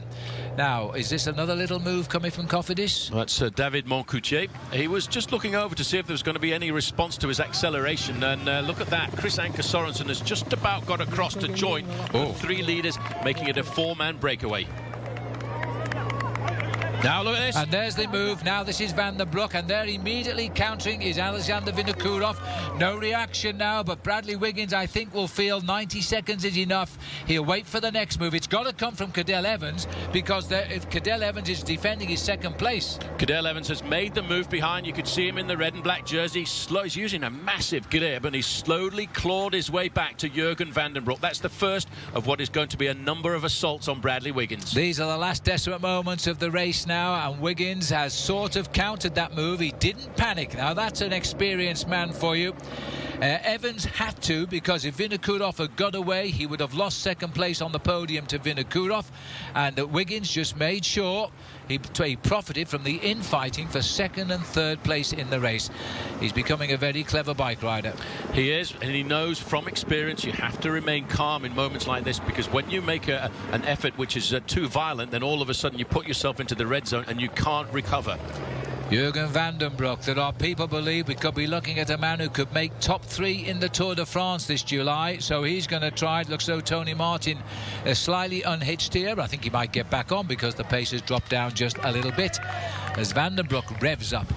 Well, in 4th position in the green jersey, Joaquim Rodriguez. Watch out for him, the winner of yesterday's stage. And you're right, Phil, because Tony Martin, as they've slowed down in this group, has managed to pace himself back. Never give up. That's the saying of top professional cyclists, because even though they are the best of the best, they still hurt on climbs like this, believe me. 4 kilometres to go for the leaders, and Gessing is back in charge. Sorensen, looking a little bit puffed after his chase across the gap, is settling in. Jurgen van den Broek makes it another move at 4 kilometres to go, and immediately on his wheel is Alexander Vinokourov, but I don't think that one's going to open up any gaps, except and the for elastic Tony is Martin. stretched again. Well, it's quite pliable, this elastic. He might well get back on yet again, but Martin has dropped off. 72nd overall in the race, but a winner, and a very impressive winner, of the big time trial stage down in Grenoble, and that was on stage 3. Now this is the 4 leaders. They've got to keep going now, because these are desperate moments. Take a look at the time gap. They are 9 seconds ahead, and that is all. It could well be a sprint of about 15 bike riders. There they are. Well, this is Sorensen. He's off the front now. Vogler being very attentive. Every time there's that acceleration, he does not want to give up. He knows there's always a chance in the back of his mind of a stage victory. Look at his face. He's scrunching it up there just to try and concentrate on the back wheel of Chris Anker Sorensen. Sorensen stretched out a couple of seconds, but I think he's only really prolonging the agony. Now another attack here by Van den Broek as he tries again. Vinokourov corrects, answers it. Cadel Evans is locked on his wheel. Those two fighting out second place for sure now. Rodriguez is 4th, Christoph Kern is 5th, and then look down there, you'll see the yellow jersey of Wiggins, and he's not at all perturbed now. He's just saying, boys, enjoy your day out, because I've won the race. He's feeling pretty confident now, Wiggins. With every kilometre that goes by, he's getting a little bit closer to being crowned the champion of the Dauphiné. Here, Jurgen van den Broek, he's really given it to them. I think we are looking at the next Belgian champion, and I'd agree, Phil, that he could possibly get onto the podium at the Tour this year. Well, I think it was that great Tour trainer, Johan Bruneel, who said that he believes that Van den Broek can podium on this year's Tour de France. He's certainly one of those rare Belgian cyclists who can climb mountains away from his own country where there aren't any. and he's looking very cool and calm here as he comes up towards the end of what is the final big test race before the boys take a slight break and head to the Tour de France. Rodriguez launches his attack. Now, who's going to chase him? Well, he's got the jump, you see, with Phil. You can see with the attack of Jürgen van den Broek, he's a very slow They've gone through the petrol station there. He's got a big diesel engine They cut going. the corner off completely. Nobody stopped to gas up anyway as we all gone onto the slopes of La Toussuirel again. That has broken up the field. That was a great... And there is the break. 3 riders reaching the 4 leaders. And it looks like Chris Anker Sorensen doesn't like that. Oh, it's Thibaut Pinot who's put in a final attack here as he's seen the others come onto the back. Right, this is Wiggins now. He's got to ride in his own rhythm. They've thrown the attacks at him. We expected them to come. Alexander Vinokourov has gone. Cadel Evans has gone. And Wiggins here, Phil, he must not panic. He starts the day with a buffer of 1 minute and 26 seconds. Yes, he's not panicked, I don't think, but he is struggling to close the gaps. I think we can say that in fairness. At 3 kilometres, just under 2 miles to go to the end of this race. Rodriguez checks back again. Cadel Evans is hurting. I just saw his face there, Paul. That man has got no attack left in him today. No, but Wiggins is just sitting comfortably, trying to pace himself up. There is Cadel Evans, the most dangerous man in this group, because he's looking for 1 minute and 26 seconds, and I'm not sure that he can pull that back in the final 3 kilometres. Certainly can't right now. He must be more concerned about whether Vinokourov can pinch 26 off him and take second place, because Vinokourov is looking quite strong. Having said that, Evans has come to the front now, despite the fact he's looking absolutely shattered. Look at this. Well, he knows it's a do-or-die effort now. There's only 3 kilometres, 1.8 miles to go. Evans is using a massive gear and pummeling that bike of his, hoping to see whether or not he can crack anybody else in this bike race. But Wiggins, Phil, ridden sensibly, didn't panic at all. He's ridden himself back into the group. Sitting there at the tail of a very select group of climbers here, and he's watching the meters tick off as we're getting into the streets of La Toussuirel. 2.7 kilometres to go to the finish. And there is that looks like Sorensen gone again. Chris Anker Sorensen again, but these moves now, these riders, they don't have the ability to insist once they've made the initial attack. Just coming back to Bradley Wiggins, when you're not a great climber, you mustn't respond to the accelerations of guys like Anker Sorensen or guys like Rodriguez. You've got to ride sensibly and drag yourself back up into the group, and exactly what Bradley Wiggins just did. Absolutely right, because he takes himself into that red zone where he can't get his breath, then he will crack and he'll lose big time very quickly. So he's riding his own race right now. He knows he's in a safe. He's built the buffer over all of the week of racing. This is again Van den Broek, who is starting to launch yet another high tempo move. Gesink may be down, but he's certainly not out. He's gone back into the lead. Yep, he was looking for the victory. He's laid a lot of effort into getting himself into the position that he's at, as we look at the number 121 on the yellow jersey of Bradley Wiggins. Again, it's pulling it all back together. Chris Anker Sorensen, though, has been caught by Vogler, but very shortly he'll be caught by Gesink as well. Well, it's going to be a big weekend for the Sky team, because in London yesterday, in an evening race there in front of 10,000 spectators, his teammate Alec Dowsett won a nocturne race there, which is held in the dark, and he lapped the field, and I'm sure Wiggins knows that, and he's another name for the future. But right now, the Dauphiné is coming to the last 2 kilometres, and the man who's going to win is Bradley Wiggins. Well, he's riding sensibly. He's allowing all of this aggression on the front end of the group, and he's just keeping a very close eye on one man. I think he was really more concerned about than anyone else, and that of course was Cadel Evans. Evans on the left hand side, and as you say, Phil, I'm not sure he's got the attack left in him. He can't possibly have it now. I really think Cadel has been struggling to maintain this group, to be honest, but Vinokourov, I thought he would have had a go, but he hasn't been able to produce it either. They've all been at the limit today, I believe, and Wiggins has been up for it. Well, Christophe Kern, the winner from 2 days ago, he's moving up to the front end of the group. He's had a great Dauphiné. And watch out for the rider in the light green jersey, Joaquim Rodriguez, because he's the man who's got the most vicious acceleration. Just sat at the back here, by the way, is the AG2R rider who may have fell earlier on. This is Perrault, Jean-Christophe Perrault. We saw him fall on the way down, but he's back in this group. This is Christophe Kern. He had his big moment on Friday with the biggest win of his life. He's only had a couple of small wins before he finally got a stage of this event on Friday for Europe Car. And there is the select group. They've been yo-yoing from about 22 strong. At the moment, we look to be about 15. Well, Christophe Kern is riding in 5th place in the overall standings. And I think, you know, Phil, we'll have to use a cycling jargon here, because I reckon every one of these riders is on the rivet. Yep. And that's a term coming from when the old leather saddles used to be held together with rivets on them. You can't be that old, Paul. No, I bought one in a museum. But they used to use these saddles with these big brass rivets, and when you pull yourself right to the end of the saddle, that coined the phrase "on the rivet." And right now, I think these boys have got not a lot left in them. They've had a terrific attacking race there. I hope you're enjoying this extended coverage, by the way, here on Versus, because we've had a real chance to see these boys attack one another today. Well, Christophe Kern is dishing out a hard tempo to everybody. You look at the faces of all of those riders, Phil, and that, I think, is something which will be a sight for sore eyes, especially for Bradley Wiggins. 1 kilometre to go. Yes, and whatever happens inside that kilometre, if Bradley falls off, then he gets the same time, he still wins the race. So that part is now safe under the international regulations. Big cheers underneath the 1 kilometre kite now. The climb itself does level out a little bit too, so there's no worries now for Bradley Wiggins. The big question mark is, who's going to win the stage? Well, I would say the man with the biggest acceleration is Joachim Rodriguez, but the man with the biggest ego is Alexander Vinokourov. Yeah, and he'll have a go, believe me. It's a typical finish for Rodriguez, but I've got a feeling it's going to come from a strange quarter here. The way Christophe Kern is riding, he's still setting this up because Thomas Voigtler can sprint.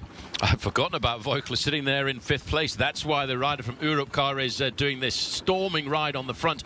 Voigtler now will be starting to think, yep, I've got this one. And he said that this was the stage that he wanted to try and win.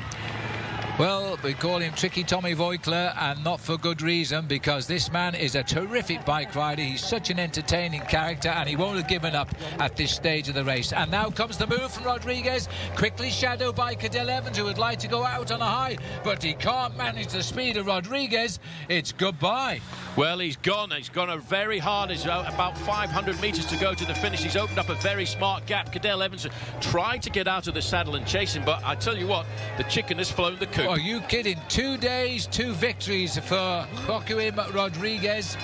As we look down from the helicopter, you can't bridge that gap in 500 metres. And what a weekend. He won yesterday in the Collet d'Alvard, and now we're looking at him winning here on La Toussuirel.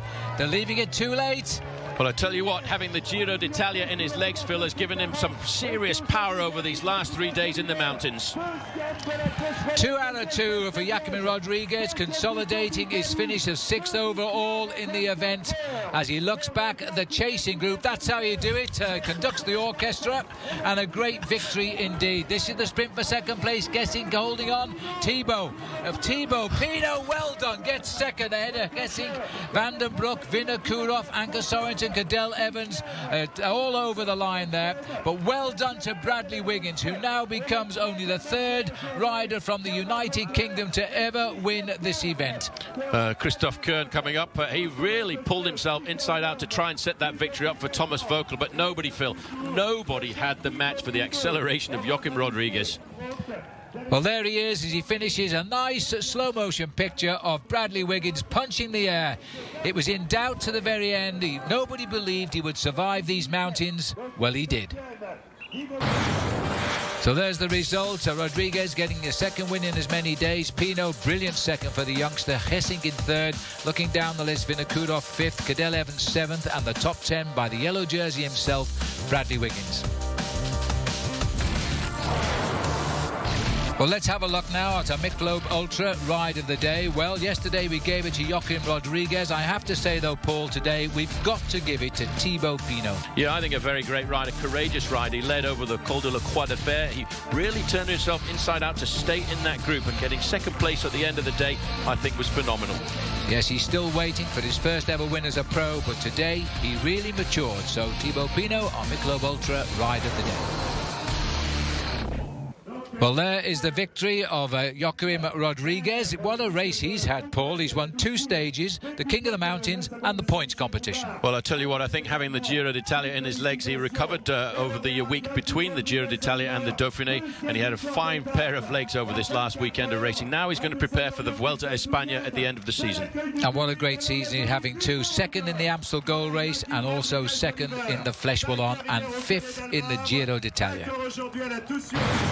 So there it is, a little bit of history. The third British rider ever to win the Dauphiné. Bradley Wiggins wins in 23 hours 33 minutes, a minute 26 over Evans, no change at all. Vinokourov is third, Jürgen van den Broek fourth, fifth Rodriguez, who came over Christoph Kern with his victory today, pushing Kern down to sixth place. Top 10 completed by Thomas Vogler. Well, three big names on the podium at the end of the Dauphiné, Paul. Three big names who could also podium in the Tour de France. Yes, I think we're looking at the big protagonist for the upcoming Tour de France, but Bradley Wiggins has answered a lot of questions over these last couple of days. I think he's going to be possibly a top three. Well, Bradley Wiggins refound his old form of 2009 when he finished fourth in the Tour de France. He becomes only the third rider from Great Britain to win the Dauphiné. The first was Brian Robinson back in 1960. Then the Scot Robert Miller won in 1990. Vinokourov, who won this race in 1999, had to be content with third this time around. And Cadel Evans still waiting to win this one, but he continues a very good season. Well, as we pan around the Mont Blanc Glacier here, I can see that Bradley Wiggins has come out of behind the podium. Let's hear what he's got to say. It's a bit surreal, really. Now it's over, and it hasn't really sunk in yet that you've won the Dauphiné. But once again, the team were fantastic today, and I can't thank them enough.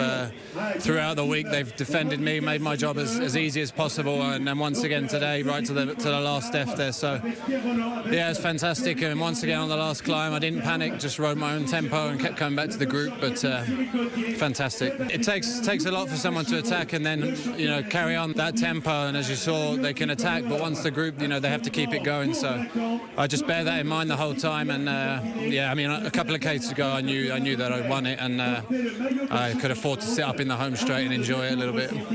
A very realistic interview there from Bradley Wiggins, who heads into the Tour de France now with his eyes wide open. And that wraps it up for another edition of the Criterium du Dauphine, but stay tuned to Versus as the epic cycle presented by Michelob Ultra continues, and up next is the second day of the Tour de Suisse. And the question, can Fabian Cancellara hold on to his yellow jersey as the peloton heads into the mountains? Find out next, right here on Versus. Don't forget, for a full schedule, you can log on to our website at nbcsports.com. And you can also follow us on Twitter at VS Cycling, and check us out on Facebook at our Versus Cycling page. Well done.